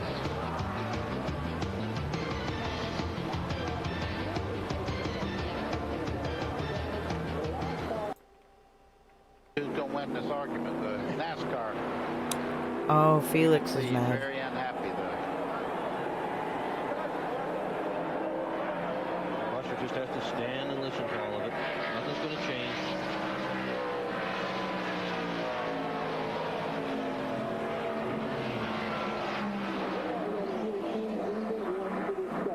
Here's your MasterCard race summary, mid-race report brought to you They by must have MBNA. penalized Kyle for NASCAR that. MasterCard, the I official don't card of NASCAR. see why. 6 leaders thus far, 10 lead changes. We get 32 in the whole race last year, averaging 140 miles an hour. Looked like to me the Family Channel car didn't take All of a off. sudden, and there you see the lap leaders today. Dave Marcus. Late before to he the had a bad gun. crash that put him out of the event. Show the world you're a NASCAR fan when you carry the MBNA NASCAR MasterCard. Call 1-800-34-NASCAR to request to only card with your favorite driver. Right in that 13th position. And he's given it a real go All to right, stay where are up there. we? How Look at many that laps struggle down? by If Derek it Coe, says like a lot, two-time winner on the then Winston we're Cup out. Circle. And here comes Gordon right back after him another time. Oh, that might have been us. But no nose. Dale Jarrett's on a move right now. 14 laps down. Look at this car Rusty right is in the 15 corner. laps down. It's very strong. And Earnhardt nudges Musgrave down on the 16 laps. inside. Okay, so we are out there running He's on his way to second. And here comes to Gordon beat a Burns few of in them that 42 positions. car as well. He is not right in there for the position. Thought he was out there Gordon is all without the way in the 22nd spot, but he is a very hood or fast. fenders. Couple laps down. That loose condition on Earnhardt's car in turn 1 and 2 is really bothering him. Look at Jarrett. Oh my goodness. He did it. He did it. Snookered him. That either ends up your hero or not. Jarrett stuck it in there. So much. How about that? Write that one down. Lap 174. Jarrett on the inside and then some. Was that more courage or more skill, Buddy Baker? That was bravery right there, because I'm going to tell you, he drove her down in there, but I tell you, Dale Jarrett all year long has been strong, and this race car is good, and he's doing what you have to do to win 600-mile races. Hey, we got to look at that again. Look at this thing. 3 wide going down in the corner. You see, right there, Jeff Gordon shows a lot of maturity. Yeah, he did. Gets that car under control, dives to the bottom of the racetrack. That could have been an accident if he didn't try to be too brave. 261st mile was when Oh, that no one took wonder place. it's And Jeremy under. Mayfield has just dropped out with a broken timing chain. His birthday is tomorrow. I'm Maybe you all can send him a tangled timing up in chain for his wires. birthday. Well, he said his wife didn't buy him anything, so. I'm gonna run and check if the heater is still running and make sure Take a we look here at Ernie Irvin following pop Schrader a circuit. from Schrader's car in 7th place, looking back. It went down to 41 again, and it's daytime. As Schrader tries to move beneath him. The sun comes up and the temp is dropping. So I guess our heater is running. It's just cold. His crew chief said wouldn't run. It wouldn't run? Yeah. Schrader has been one of those hot and cold guys here during all this stuff in anticipation of the 600. He sometimes is extremely fast and sometimes not so. And in the last practice session yesterday, Ricky Craven wobbles a little bit coming off the corner. He just wasn't quick, and they really didn't know what to do last night. Well, I guess they made the right decisions because Schrader's hot right now. He's running very well. I think we're all excited to see Craven start. I'm amazed that at better than halfway, he's still in here and mixing it up, because he can talk about how strong he is and how good he feels, but he's in a lot of hurt from that crash at Talladega. Meanwhile, take a look here. Texas Terry in that 4th spot. He's moved around Earnhardt. Earnhardt just gives it a little nudge down.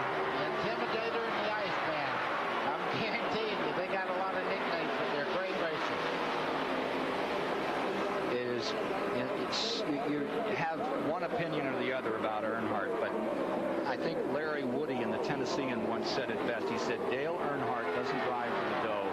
He races for the sheer enjoyment of it. He chases checkered flags for the same reason that a beagle chases rabbits. It's his nature. Yeah, remember a week ago when we saw Earnhardt on the bottom and Terry Labonte upstairs in the Winston Select, and they wound up coming together. That's how Michael Waltrip got by both of them for the win, but so far so good. They're really being smooth right now. And look at Terry Labonte around Earnhardt and into 3rd. It's Dale Jarrett in 1st, Gordon in 2nd, and Terry Labonte now into 3rd. Earnhardt falling to 4th, Bobby Labonte in 5th, Schrader is 6th, Irvin 7th, Craven 8th, Marlin and Martin round out the top 10. I talked to Terry Labonte about that incident, and he said he watched the replays 2 or 3 times, and he said Earnhardt didn't do a thing I wouldn't have done. It was just good, hard racing. Impressed with Derek Cope, able to stay up there running as well as he is. Way high on the racetrack. Bobby Allison moving from Hueytown over here into the Charlotte area. Got himself a new sponsor. Everyone wishes them all well with the Babcock Home Furnishings Ford these days. Look at Schrader beginning to show some muscle on the inside again, bringing that Hendrick Budweiser number 25 back up into this one another notch. Some smoke from the left rear corner, the number 18 car. This is a battle for 5th position. Inside with Schrader now. Let's see, he's turning 8,400 as he went down the back straightaway there. I'm guessing, guys, but I can tell it was way over You're there. just an old gossip. You just keep looking over people's shoulders. Well, this Schrader car, you want to look over his shoulder. Remember last year, he was leading at the 500-mile mark, and the motor blew up shortly after that? Sounds pretty good right now, though, doesn't it, buddy? It does that, and he's making a move on last year's winner, Bobby Labonte, trying to get by him on the inside.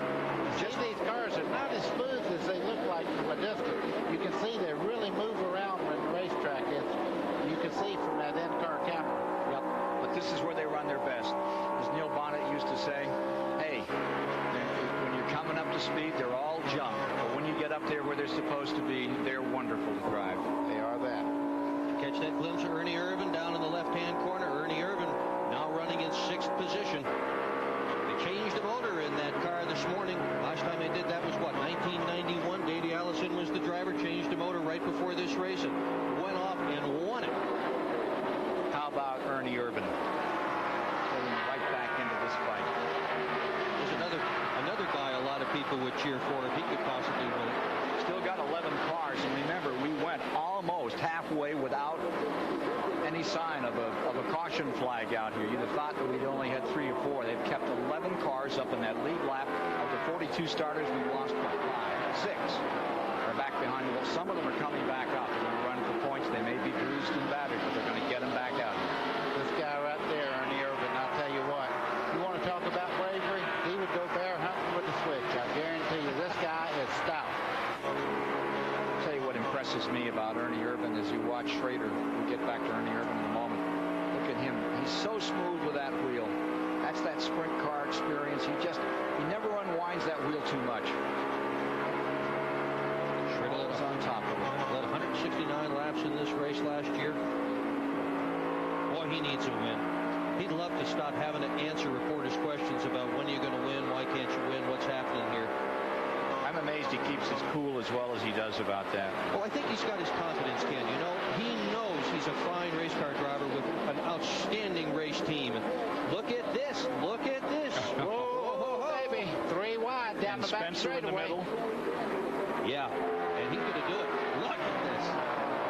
Schrader on the inside. Terry Labonte on. This is for 4th, folks. That 23 car's a lap down. He's running in 22nd position, a lap down. But don't look to Jimmy Spencer to give you an inch. No matter how many positions a lap he's down, he'll run it just as hard as he can. Even going out of the parking lot, he wouldn't give you an inch, that guy. Here comes Ernie Irvin. And Ernie Irvin on the inside of Schrader. Randy? Well, Kenny Schrader said, hey, guys, car's good, windshield's bad. We need to really clean this thing good, and we're going to pit in about 25 laps. Okay. Ernie Irvin got squirrely, had to step off for a second. Saw Schrader correct in the midst of all of that. Oh, 3 wide again. Martin getting by, and Schrader taking a big backup to 11th spot. Want to see a save? How about this? Take a look at the lead. There's Jarrett and Gordon first and second. Now you talk about a save, folks. This is a save.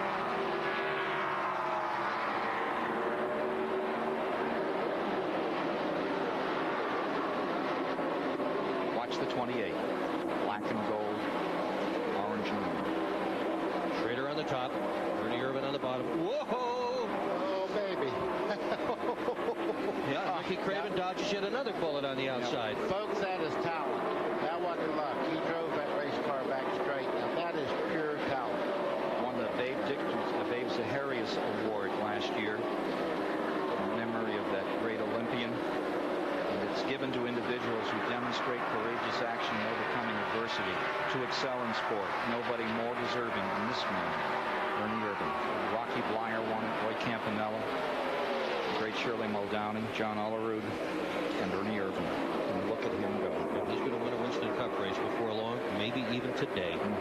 Look at Michael Waltrip has caught up a little bit. They've got some fender work done on that car. It's a little bit better than it was before. Still not perfect. Ernie Irvin's car basically unmarked so far, running really well. Steve Burns can give us more on car 28, Ernie Irvin. Up until a moment ago when Ernie about lost it, he was really starting to come through traffic. On the last pit stop, they took a rubber out of the left rear and put on scuffed tires. Now, Buddy Baker could probably talk about what scuffed tires are going to do here tonight. Well, I can tell you what taking the rubber out of the left rear would do. This is a spacer that actually makes the spring stronger, and when you pull the rubber out, it softens it up. It takes some of the pressure off the drive wheel on the left rear, and that keeps it from pushing as much. It makes it a little bit looser. There you see Ernie Irvin, and there you see the leaders. Dale Jarrett and Jeff Gordon at it. We've got a wreck in turn 2. Oh, and a terrible wreck. One car is absolutely disintegrated as Johnny Benson clobbered a car coming down off, and Ricky Craven has been caught up in it. But another car was absolutely destroyed. It may have been that number 41. Oh, it's Craven. Oh, Ricky Craven's car. Terrible impact. He was full in the throttle. And I believe they're asking for the rescue squad for Johnny Benson, who took him right through the door.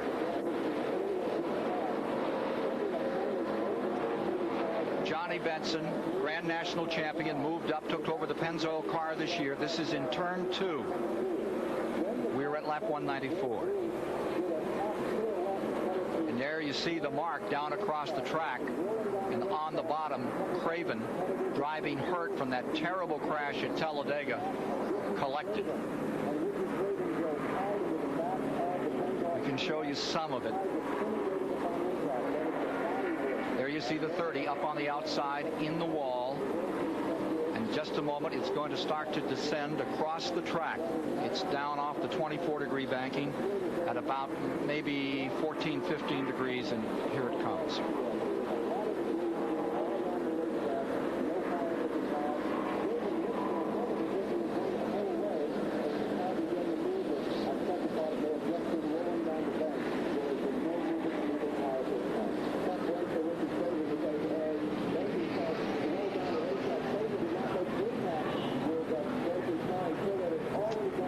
Didn't take it full. He took it on the side of the car and then slid up the track. Ken, as bad as that was, it could have been much worse. Much worse. That tank done its job. It did not catch on fire, thank goodness. Much worse. Rescue squad for Johnny Benson out of Grand Rapids, Michigan. Leader Jarrett on pit road. Here's Steve Burns. Dale Jarrett just took 4 tires, as did Dale Earnhardt. No chassis adjustments. The 28 car of Ernie Irvin is also up. They're going to the left side of that car. Ernie is off and away. Everybody taking 4 tires did not see any chassis adjustments. We'll take a break and be back with you in just a moment at the 37th Annual Coca-Cola 600 from Charlotte, North Carolina.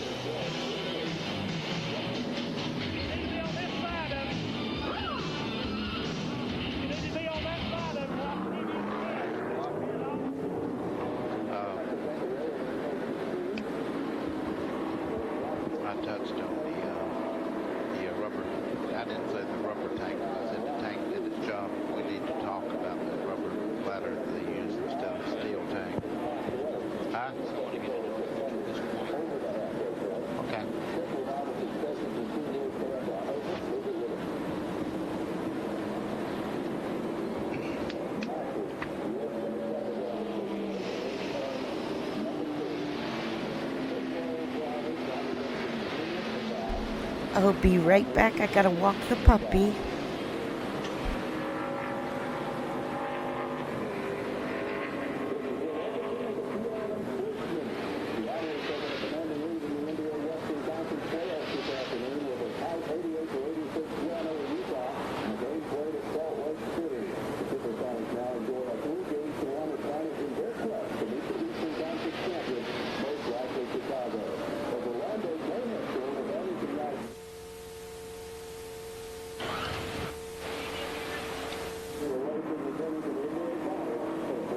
Is this the 5th caution? 5th caution?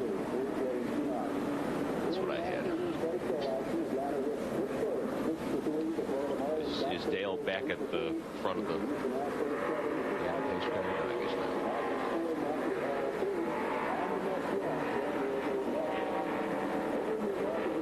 Okay. Give me a Duralube aerial platform mentioned there.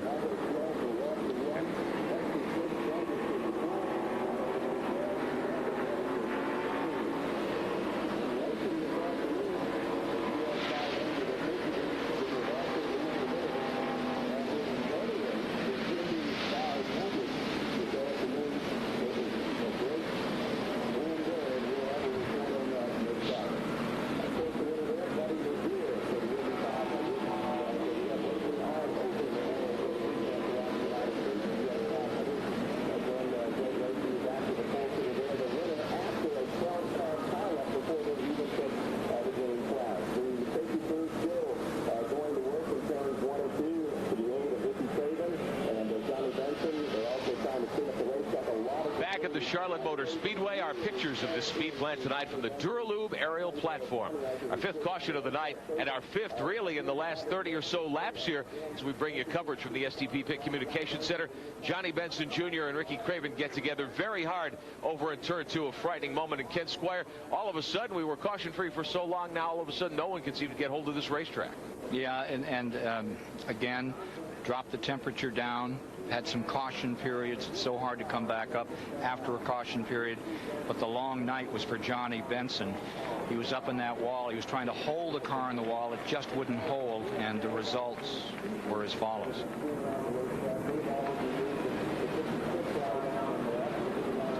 Here comes Craven in the 41. And Craven is diving to the bottom, trying to miss him, and can't get by. It shears the side off Craven's car and sends 32-year-old Johnny Benson spinning to rest here just on the bottom of turn number 2. Johnny Benson was running in 12th, 1 lap down. Craven was in 6th when the incident took place, and they have already removed Holy Johnny smokes, Benson that from looked the like a car. wreck, but it was freezing out And again. they have taken him to the infield care center as we speak. 39. What We'll the take a break heck? and be back with you. The Gordon and temperature's Earnhardt up in dropping. front, Jarrett Labonte, 3rd and 4th. And it's daytime, Schrader 5th, Mark Martin 9 to o'clock 6th, in the Labonte, morning. Marlin, Irvin, and Waltrip. Wow. Michael rounded I gotta out. run to the store in a little bit. After the race, I will run to the store. Of course, I'll raid out to somebody, but my God, that was quite a wreck. I'm coming back. It's she. There we am. Hi. I'm worried. Good to see you. Hi, Stevie.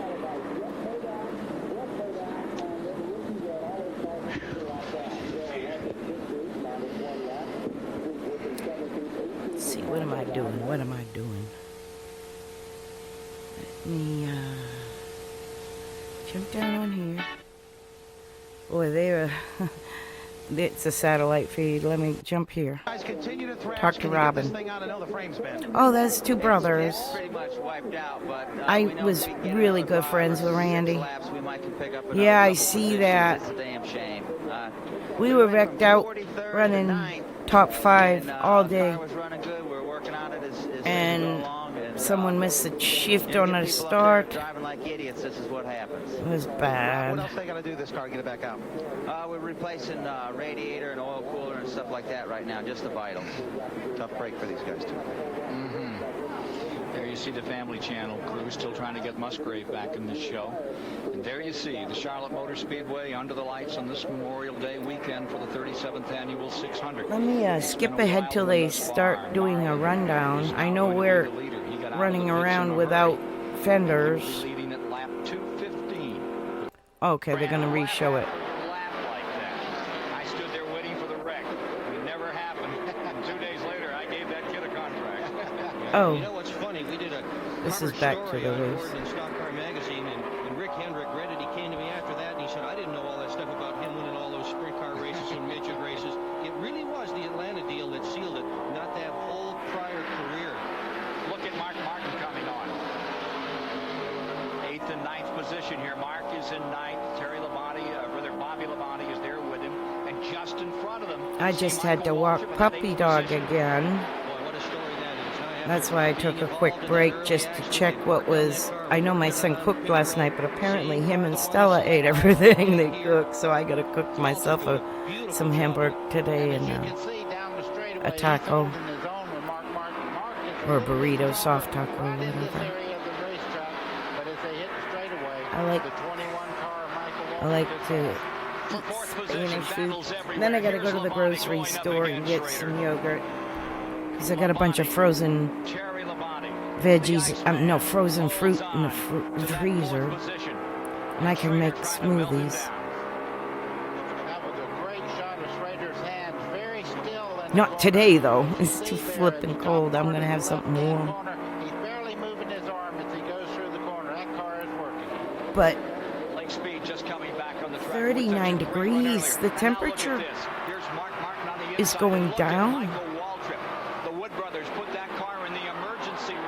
The reason I like below 38, I start to get concerned about frost. But the tree on my plants, they're all plenty watered. But I got a good video of them yesterday when this rain just started from this Gulf storm. The one that put snow, 12 inches of snow. Saint, in whatever, what's in Louisiana or New Orleans. And you know, Earnhardt hasn't led a lap yet. Pays 5 bonus points to lead a lap. He wants to do that. He wants those 5 points. I heard there was supposed to be snow in Jacksonville. And that's like an hour away. We saw the tough man fights, right? That was his idea of a great An culture. hour away. Every time you turn around, we got another fight out here between a couple of tough men, and you got it right now. Here comes Gordon and Earnhardt right after him. These guys will put it to each other. Hey, you know what, Buddy Baker? I've been meaning to ask you. Earnhardt had 38 career starts here at Charlotte before tonight, won 5 of them, earned up $1.3 million. You had 38 starts, won 4. You only won $419,000.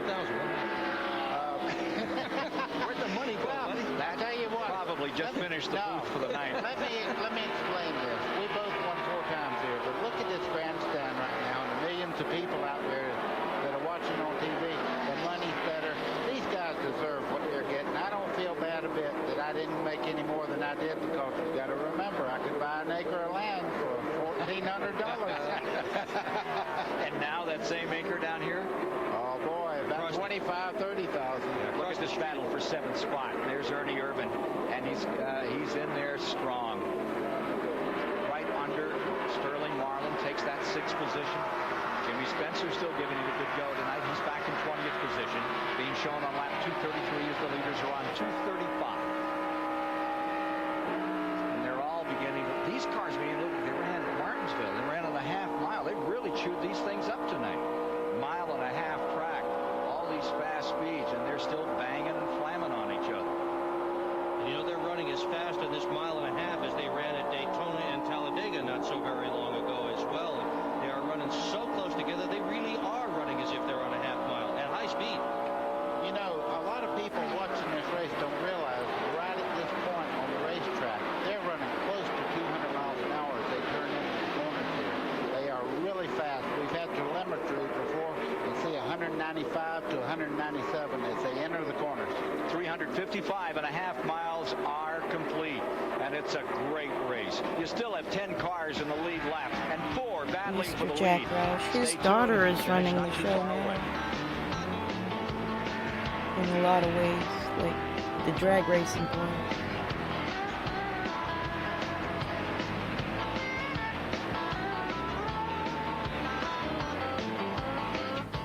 Say when, I just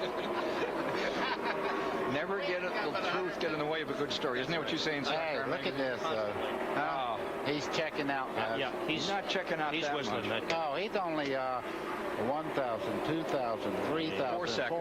Only 4 seconds. Yeah, Gordon just came over the radio and told Ray, said he's just playing with us. Okay, here comes some more pit stops. Forward, Ooh. 4 tire stops. 4 tire stops. Left side tires getting ready to come off. Patty Moise. Yes, we're down here at the 25 pit. The Budweiser was really pumped up for that stop. It was 4 tires, 2 cans of fuel, and it didn't look like any chassis adjustments at all. Now to Steve Burns. Dale Earnhardt in. They go to the right side. This is one of the best pit crews in the business. John Malloy over the wall. Here they come around to the left side. Do not see a tire, or rather a chassis adjustment. Again, they do clean the windshield. Many teams have been complaining of that. Gas goes in. The left side tires are on. The car's down, and Dale Earnhardt's away. He drove over his hose. At the Charlotte Motor He had to Speedway. back up a And little that's where bit. this race They most couldn't run likely around. will be won with this many running this tightly together. Those guys in the trenches will make the difference. Randy waiting on car number 18, Bobby Labonte, currently the leader as he came off the track.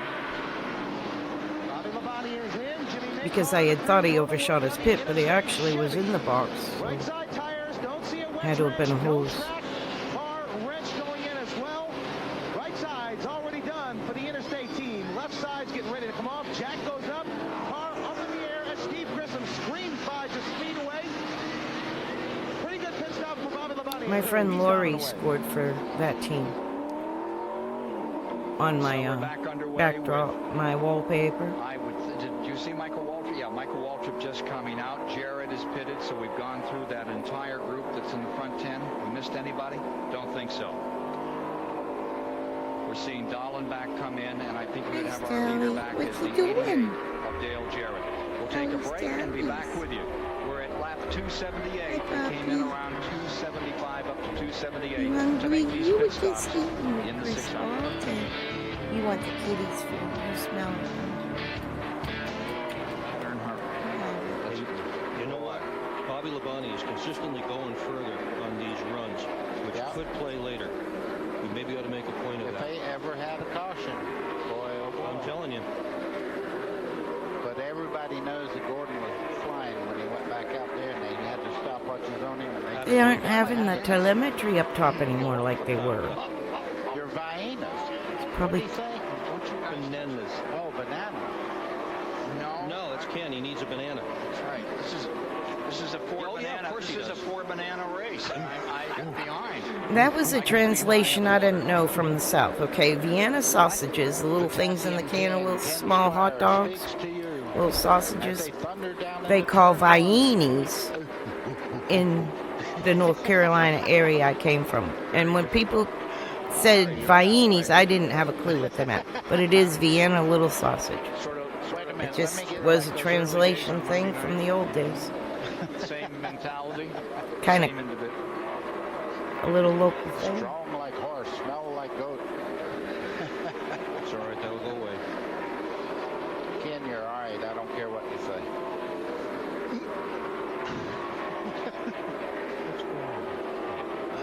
Just slide back down. No. Everybody all right? Where? Yes.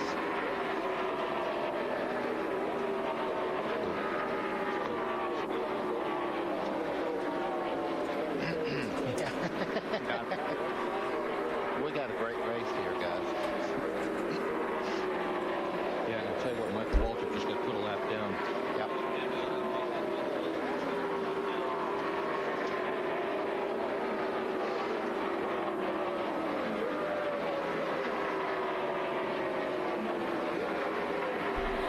Maybe it's like really super old school North Carolinian. Michael running the ninth position leaves 8 cars up in that front lap. When I moved to North Carolina, the exit that's now just huge, 4 lanes, all the race shops, all the businesses, was just a single lane highway with a Shell station and a Hardee's on that corner and about 6 race shops. Now it's like way different. So when I first got there, most of the people were local. And the language was very difficult to understand coming from Massachusetts. Well, Massachusetts, Florida, 10 months. Hey, there we are. Look at Jim Long's crew. Look at we rock, man. Did you see that? You saw how bad he got wrecked. Stay out here on the old tires and take a chance because he was about a second faster than the guys out there on these tires. So they ducked in and everybody's in sequence now and a great race coming up. Well, Jared was one of the very first drivers to arrive in the garage this morning. He said his strategy for tonight was to be patient. He didn't want to run too hard too soon. He said there will be a lot of cars in the lead lap for a long time. When that's done and over with, if we've got the right stuff, we're going to go. Well, time to go. And he is. They're doing a good job with him all the way around here. You know, they talked about him being dehydrated earlier. They had to get fluid into him. Look at the 25 and the 6 here a little further back. The 25 and the 6 for 5th spot, Schrader and Martin. Look at Martin, though. That car is really strong from the center part out. He just put Kenny Schrader away down coming out of turn 2. Schrader couldn't do a thing about it. Mark Martin just motored on by. And that's right after the pit stops. So Martin's going to be strong. I was chit-chatting with him. Run up there in the 5th position. Schrader to 6. 25. Ooh, is he bottoming out? And This is a really long race. You get home, even though you live nearby it, like, gosh, 1, 2 in the morning sometimes. Especially this race where it was rain delayed. Sweep for Mark Martin. He won on Saturday, won on Sunday, won yesterday. Even Rusty got back out there. Look at that. Go Pemberton. Position as he keeps scrambling for points. You see him in the picture, and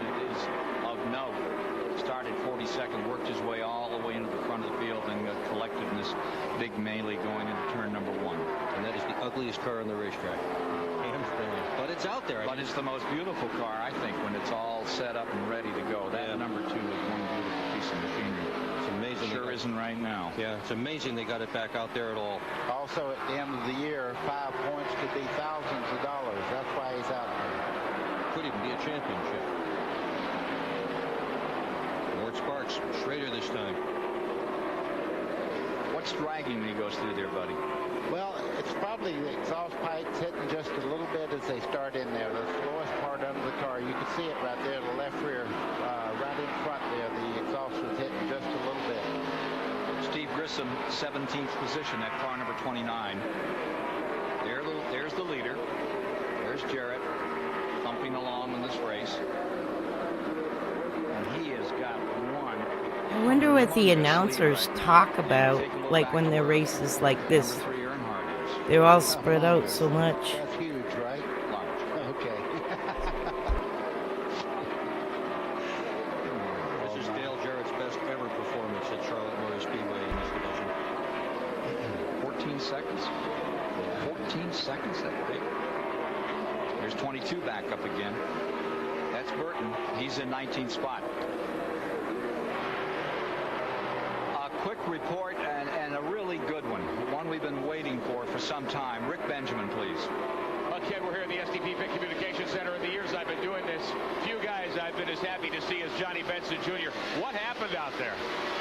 Not really sure. I mean, I'm pretty sure we cut a right front going into one, or at least I think it's that end. I don't remember which end. And hit the wall pretty hard, and I don't know. I looked at the back of the car. I don't remember getting hit, so that's probably a good thing, though. You were just fighting to keep the car up on the wall, and then you slid down the banking. Well, I guess. It looked that way. I tell you, these guys at Benzo Ponic just doing a super job, and this car we sat on a pole with at Atlanta. I thought, man, this And now they got concussion protocol. So I told Mick finally, we can get rid of it now. It took a while. How Poor do you thing. feel? You were in the care center for a while. Yeah, I'm just sore. I mean, there's no doubt about it, and it's going to be worse tomorrow and Tuesday, I think. But, you know, at least everybody's all right. I mean, I saw Ricky in there, and that's when I found out I got hit. And Stapleton. he looks like he's doing good. And, like I say, I mean, he didn't need another wreck. You know, he just had that big 42, Stapleton 42 on YouTube. Just recently interviewed him at his home shop up in Michigan. I think it's Michigan. We'll have a brand new car for down there, so hopefully we'll be in good shape. All right, Johnny Benson Jr., thanks for joining If I'm wrong, correct me, but I think so. Grand Rapid, Michigan's best. Yep, Johnny Benson there they Jr., are. Grand Pretty National freaking Champion good for the memory year for an old walking away fart. from a disaster in turn 2 here at Coca-Cola 600. And today was his first ever Winston Cup start at Charlotte. Really? Sure First will. start. An exclamation point. Dale Jarrett trying to put a couple of Look exclamation at us, points together right now as he rocking. laps Lake Speed.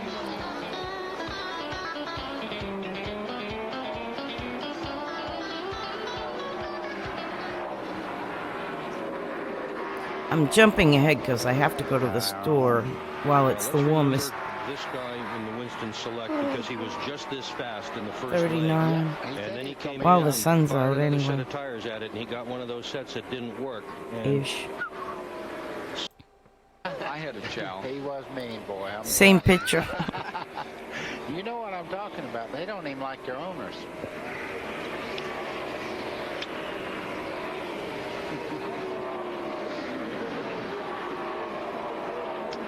Dale Jarrett on parade out in front, puts a lap on Sterling Marlin, the 7th place car, and continues to draw away from the field. Wow, lap to 7. 6 cars on the lead lap. And we all know what happened to Dale Jarrett the other night when they ran the Winston Select Victory. When they go green like this and you're still not tore up, it's exciting.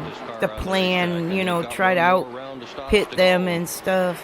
that tire story may well play here. Or what the mechanics do to But the it car may stinks well like play a here. long day when we're putzing around there with no fenders. Pounds of air pressure can make all the difference. It could make somebody speed up or somebody slow down. If I was working on that 88, I'd put 4 tires on it, clean the windshield. I would not work on the chassis when it comes in. It's really good right now. Did you see Kenny Wallace's hand come out the window of the car, pointed to the left and said, "Come on by me on the left-hand side"? Steve Burns can handle it here. Ken, they're leaving absolutely nothing to chance down here. Brad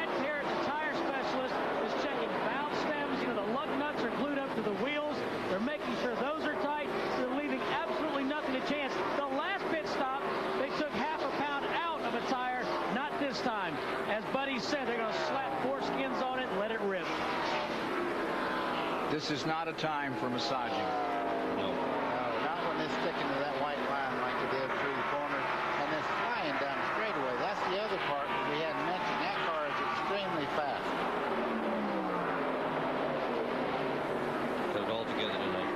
Absolutely all together. Dale Jarrett riding on a rail. Earnhardt's in second. That's a good run for him this season. He was having a bad season. People who are new to racing, they go looking for the trick camshaft or the right crew chief or a good motor builder or whatever. But to have a performance like this, you have got to have absolutely every single element lined up.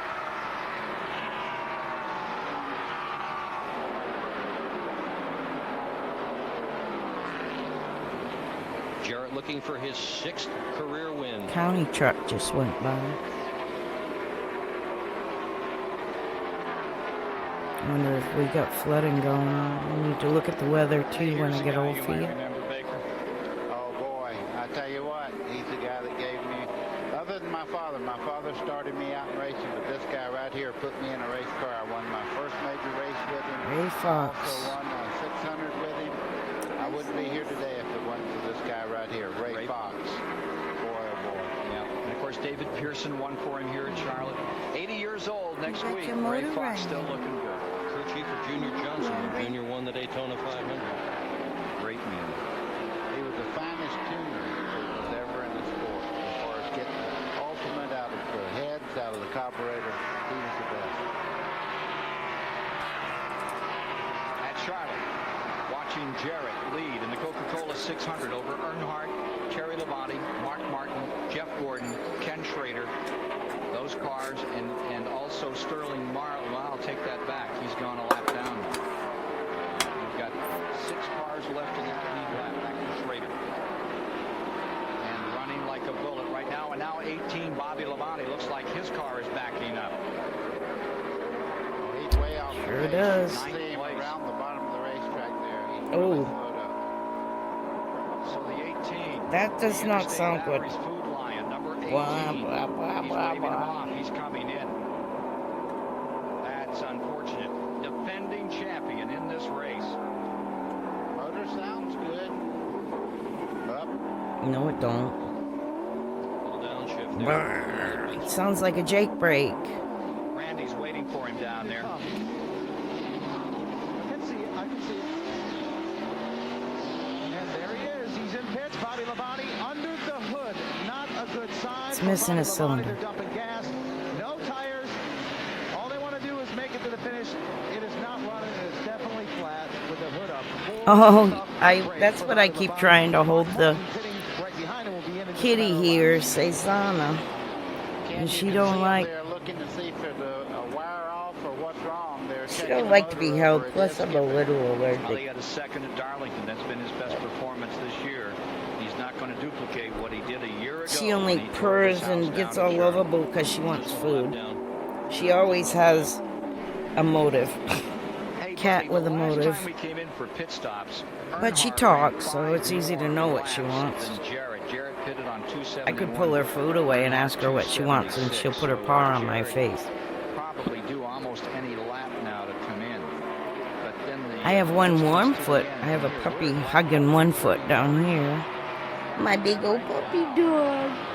Come up here. Have a lot to do with Come the on, you outcome book. of this race. If somebody can stretch it a little bit now, My super dog. one more stop, that could be the difference. My super dog. Earnhardt historically does not get the best of gas mileage. I He gets the gotta do best a super horsepower, dog which eats Stella up a good bit of video. fuel, and he doesn't get the best mileage. But Jarrett's come up a couple of times short. I'm on a gonna fuel jump run, ahead hasn't on he? this I mean, if single. you're going to get down to that, boy, I would sure look at Terry Labonte at number 5. You would have to. He's very There's easy one on the more throttle and pit all. stop A lot of run, people I get think. better gas mileage because they drive. Gas was less than the catch can after the last pit stop. Down and away, 4 tires, gas all over the place. Excellent stop for the Valvoline team. So there you have it. Leaders have all been in and out. There's Dale Jarrett back on the track, getting bottled up a little there. Going, whoa! Oh, having to get through the eye of the needle on that one. 99 not giving him much spare room at all, as Jeff Burton was there, the guy that's running in 13th spot. Jarrett's away and flying for Ford. Will those colors stay up? We'll see, and see shortly. Alrighty. Skip ahead. Same picture, still out in front. Guys do too. I mean, they're running extremely well. 4th and 5th. Yep. Been right there all night long. It's just this one guy running a whole lot better than everybody else. Martin Gordon, 4th and 5th. Don't you think every other team wants to know how much horsepower is under the hood of that number 88 car? Inquiring minds want to know. Yes. Isn't it strange, though, that the guy that sits on the pole does not necessarily have the fastest car in the race? Kitty's eating her Most food. of them have You a could always qualifying have motor, this. and then they put a race motor in, and sometimes the guy on You the could pole always is have not a the quickest snack car after on the she's racetrack in the race car. Yeah, and huge changes in the chassis as well. After qualifying, they'll take the 4 springs out. Your water's put 4 different low. springs in, 4 different shock Kitty absorbers, outside. change all sorts of things in the car. It's a very different car to make a 1-lap run for the pole versus a 400-lap run tonight. Number 19 running in 19th position. See if she goes outside or climbs in the bed. There you see the 19 in there, the health source car. The triple can climbing get a in good her ride. She's like, it's too Final pit stop. Slapping on 4 tires. Loy Allen, the regular driver of that car, once Loy is healthy enough, he was hurt at Rockingham. Once he's healthy enough to return, Trickle will have to give that ride up. It is Loy's regular ride. Say hi to Loy tonight. Wish you well. Oh boy, look at the left front of Trickle's car. He was off in the bar here somewhere in the course of the 600. Sure was.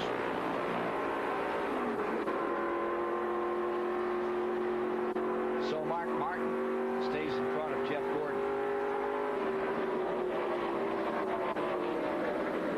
And that position is 4th on the field.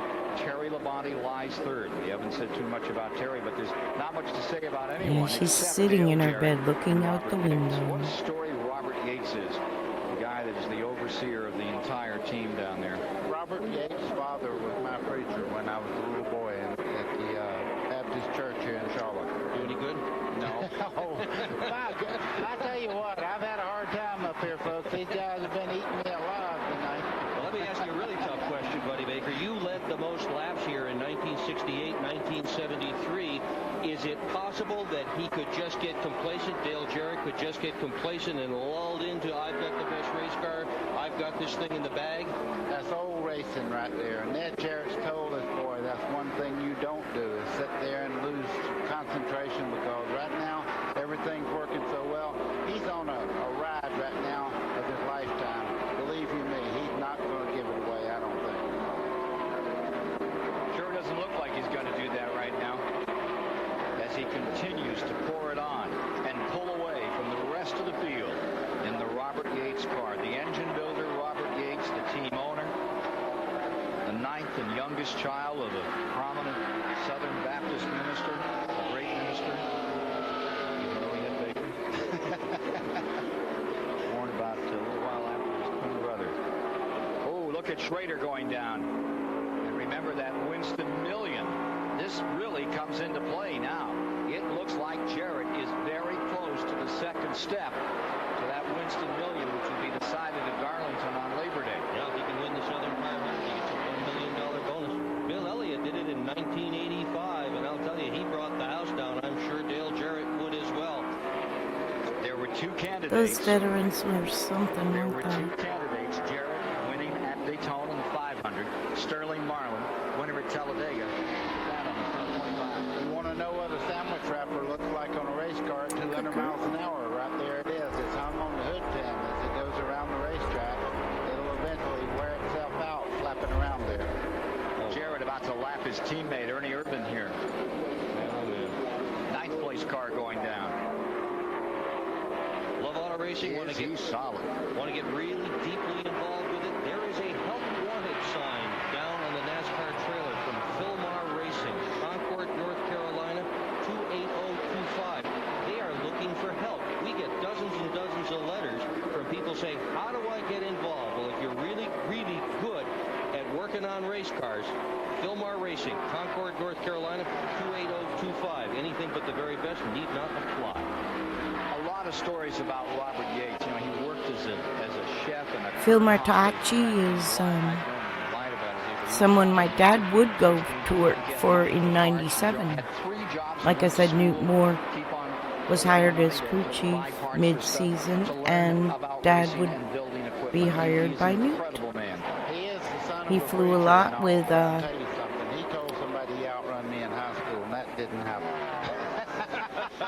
with Phil on his planes and stuff to many of the tracks. He and Phil really enjoyed each other's company, I think. About him, and it is when he first formed the team, a one-car team with Davey Allison as his driver. He showed up at Daytona with no sponsor, deep in debt, trying to buy the team, and a lot of people wondered if they would even make it to the Daytona 500 when they had the car down there. And look at him now with a solid two-car team, one of the most respected car owners in the garage area. Robert Yates has really made it in Winston Cup racing, as have both of his drivers. Robert Yates has his engine shop in the old Moroso shop now. If you don't watch Staple 1042, you need to, because he goes through all the old race shops that are in that area and what they are now. Some are race shops still, some are not. If you're into that nostalgia or race history stuff, I like it. I worked at the North Carolina Auto Racing Hall of Fame for about a year as a volunteer, and it was owned by Don Miller. Let me tell you how hard this guy digs. He's got I enjoyed talking to visitors about racing, showing them the displays or whatnot. I got to meet like really awesome people like Tim Flock before they passed,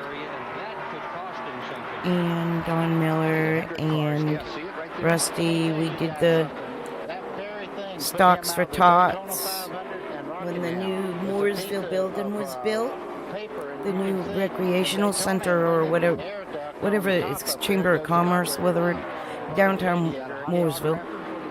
And the grand opening was also around the same time, so it was a great place to have the stocks for tots raffle, which was,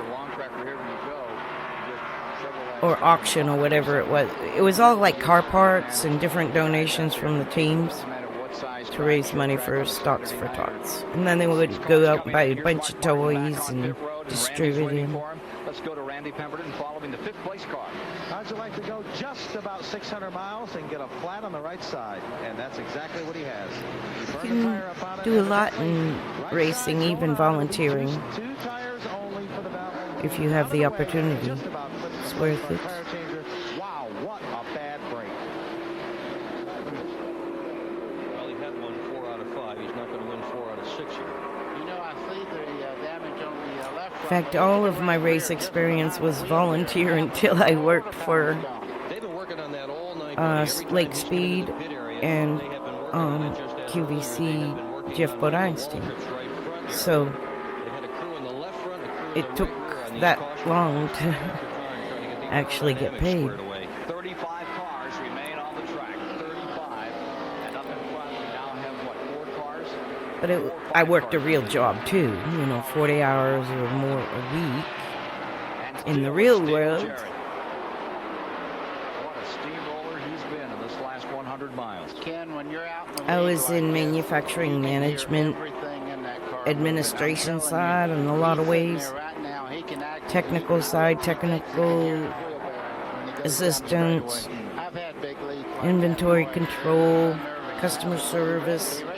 This was all in the foam and bedding, which was really big in North Carolina. Quality control, certifications, quality certifications, bilingual in the workplace, but not in real life. Like, it's easy to learn all your work words and speak. I used to train in both English and Spanish. I wrote our quality documents all into English and Spanish. So yeah, I did all that behind the scenes while I was actually working in NASCAR. So NASCAR was just a little gravy money. Well, not NASCAR, but for a racing team. It was just gravy money compared. $5,800,000 in his racing career. Help pay to travel and eat on the road. He looks like he's going to take a big step tonight. Let me tell you what, not too very far ahead of him is the number 2. Today is Wednesday. They started having the car show down the road.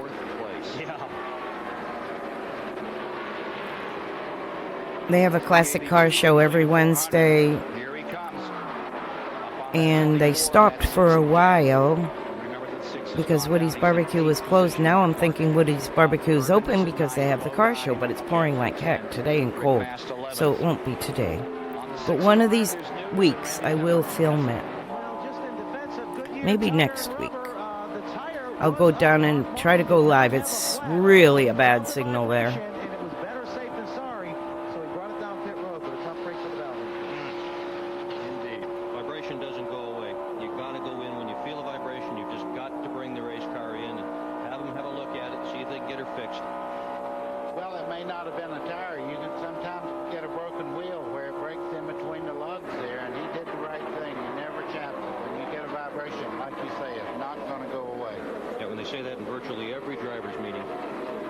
June 2nd, Dover, Delaware for the Winston Cup, then on to Pocono, Pennsylvania, and Michigan on June the 23rd. If you can get a ticket, it's worth the go. Winston Cup, most exciting, most competitive racing. This one's got long in the tooth towards the end of the night. There's your lead lap right there. Meandered away from the rest of the pack. Again, we're talking that way, but how many races, you being a veteran that you are as an announcer, how many people have you seen in racing with this kind of lead and something go wrong right at the end? It's never over until it's over. True. In this division, how many people have you seen with this kind of a lead? Period. Any time in the race. Pretty unusual. 15 to go. 15 laps remaining. See Jeff Gordon there. He's just pretty much given up. He's moving away and letting. It looks like their lap timing and scoring is gone. 2 at Daytona. 1 at Pocono. 1 at Michigan. This will be his second win at Charlotte. He's not closing at all on Jeff Gordon at this point. They're running at just about the same speed. And whether Jarrett has decided to hold back or Gordon is speeded up. That's what I was going to suggest is happening right now. I'm sure that he knows it's his race if he does not give it away. And you don't see a Jarrett make too many mistakes when it comes right down to the end. And you don't want to give it away. Not 6 to go. His daddy taught him good. Right? This is going to be the... I'm going to keep jumping ahead because... Going over $1 million on the season is Dale Jarrett, and stepping as close as you can get to the Winston Million. Did I not between him get the green flag, the checkered flag? I got to get the checkered flag. Sorry. He knows about chassis and all. And this whole team, I mean, they just have to be so pleased to have that younger guy able to set a race car up like this. And Holy crap, he's about to lap Gordon. Like Dale Jarrett in it. There he is, Todd Parrott. He was so pumped up that when they won Daytona, when they won that first race, the Clash, he said, you know, my dad came down here. That's quite a Daytona, and deal right he there. won was in car number 88 for DW back in those days. And he says, and now I've done it. And there's Robert Yates. That's like the worst feeling right there. You just don't dare to breathe. That wasn't Robert, by the way. I'm sorry. Sort of looked like Yeah, he hit him Yeah, it did. I think what happened there, I think everybody kind of wants to look like Robert the way that car's running right now. What? Wait a minute. 8 laps to go. What did I do? Dale second, while Dale Jarrett tries for his first 600 win. White flag is down. There we go. This is it for Jarrett. Much better. Goes through one very nicely, right down on the bottom. You see him giving the car its head there. He's not pinching it down, not taking a chance of maybe getting the back out. Around Rusty Wallace, who's worked his way to 34th in that crushed and battered car number 2. Heartbreaker for him tonight, as it has been for so many. And down out of the 4th corner. North Carolina's own Dale Jarrett has done it. He has won the 600, the 37th running of it. Dale Earnhardt will come home in second place. Ford has won tonight at Charlotte under the lights. Going over $1 million on the season is Dale Jarrett, and stepping as close as you can get to the Winston Million. The only thing between him and it, 500 miles at Darlington, South Carolina on Labor Day.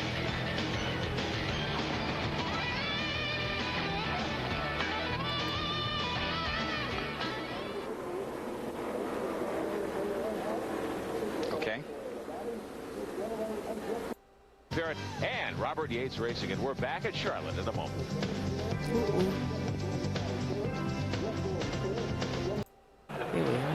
So the spotlight is now on Victory Lane, and there is Dale Jarrett about to climb out of his automobile. Purolator's winner's circle, and Steve Burns awaiting him after 600 hard miles, the champion. And Dale Jarrett just put into Victory Lane. Dale, boy, you guys flat had him covered tonight. What a race car and what a job you did. Tell you, what an awesome car. I tell you, Todd Parrott and all the guys did a terrific job. They worked hard all the weeks leading up to this race, and it really paid off. Robert and Doug Yates and all the guys in the engine shop, Steve Allen, Nick Ramey, everybody, John Callis, just a fantastic job. I tell you, it really let me be able to take it easy there and not abuse my car because it was so fast. But, man, this thing just handled like a dream. Anybody could have won this. I'd like to take a lot of credit, but a lot of people could have driven this car and won with it. And I want to thank Ford, Ford Quality Care, Ford Credit, for coming on board this year with us, and we're going to see if we can win $1 million come Labor Day. I was about to say, you guys are making a habit of winning big races. Yeah, well, if you're going to win just a few, I guess to win the big ones is the way to do it. And we're going to try to relieve Winston of some money come September. But, you know, didn't gain many points. That 3 car's tough, but we know if we win, we're going to gain some. Well, we'll let Dale Jarrett celebrate with the Robert Yates team and head over to Rick Benjamin. Congratulations. Thank you, Steve. Certainly to Dale Jarrett and his entire crew. Beautiful victory tonight here in the Coca-Cola 600. The Plasticode winning finish award tonight goes to Todd Parrott, the crew chief of the Ford Quality Care number 88 out of the Robert Yates stables. Plasticode is the official spray paint of NASCAR, presenting that winning finish award to the crew chief of the 88 car, Todd Parrott. Plasticode presents $2,000 to the crew chief of the highest finishing Winston Cup team involved in the Plasticode Award program. At the end of the year, the crew chief with the best average finish picks up $25,000. Even more bonus money could go to the 88 team. Congratulations to Todd Parrott and Robert Yates Racing. And we're back at Charlotte in a moment. Alrighty, I think I'm gonna put that down. I wanted to show you real quick. I brought up this from check it out. Temperatures: New Orleans, Louisiana, Biloxi, Mississippi, New Orleans, Louisiana. This is a Florida station saying it's snowing in Florida. Now I don't know where this area is, but it doesn't look like it could be Tallahassee. Avalon Boulevard. I know all along the Panhandle it was snowing, and it was weird to see like snow with all the palm trees. But that being said, I will show you what it was like when we're on, like I said, just an hour south of all of that. And where might it be? I know. This is the easy way to get to it. This was the backyard. I don't know if there's even any way to make it bigger. When the wind just started rolling in, I know it looks like Savannah, doesn't it? But this is old Florida, a little bit of the area that didn't get hit with the wildfire in '98. But it doesn't show much, and then all of a sudden the wind will pick up really fast. And this is just when the rain started hitting.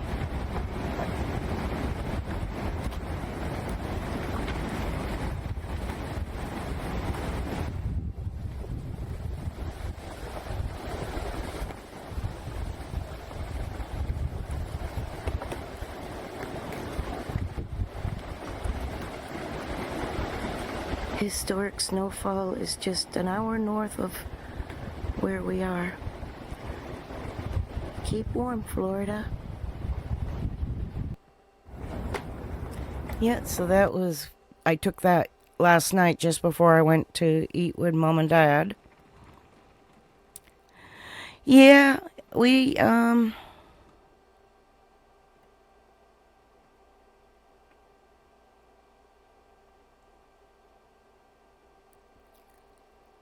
yeah, we didn't get to see the snow, but I'm wondering.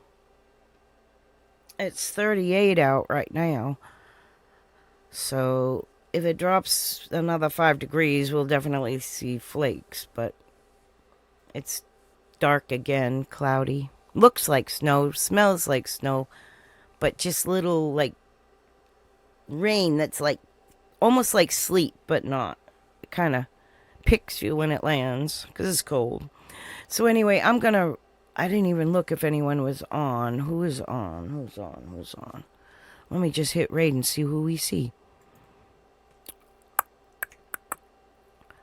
So I don't even know who would be on this early. Strunk is on at Suzuka. That might be where we go.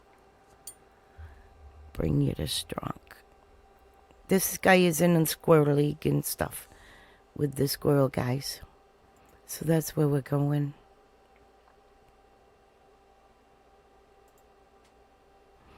He's really cool. I like hearing his racing.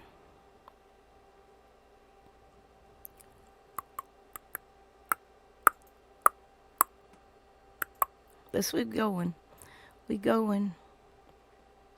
Right now, bye.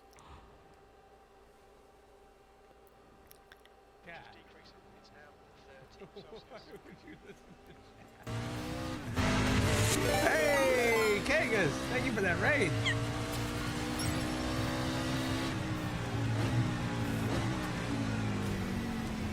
Oh, come on in. Good morning. Yeah, Mr. Crab. Yeah, Mr. Crab. Yeah, I know he knows what he's doing, but why would you ever listen to chat for the content? Oh, come on in. Oh, God. Gamer Kid, thank you for that follow. I'm doing all right. Doing all right. Just trying to figure out my way around Chicago here. God, this track is rough. Oh, I also have my force feedback too high. There we go.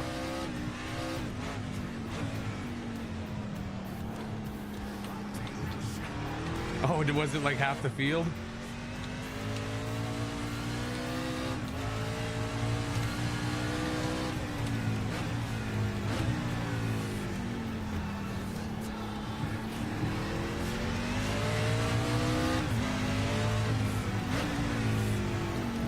Stop streaming now.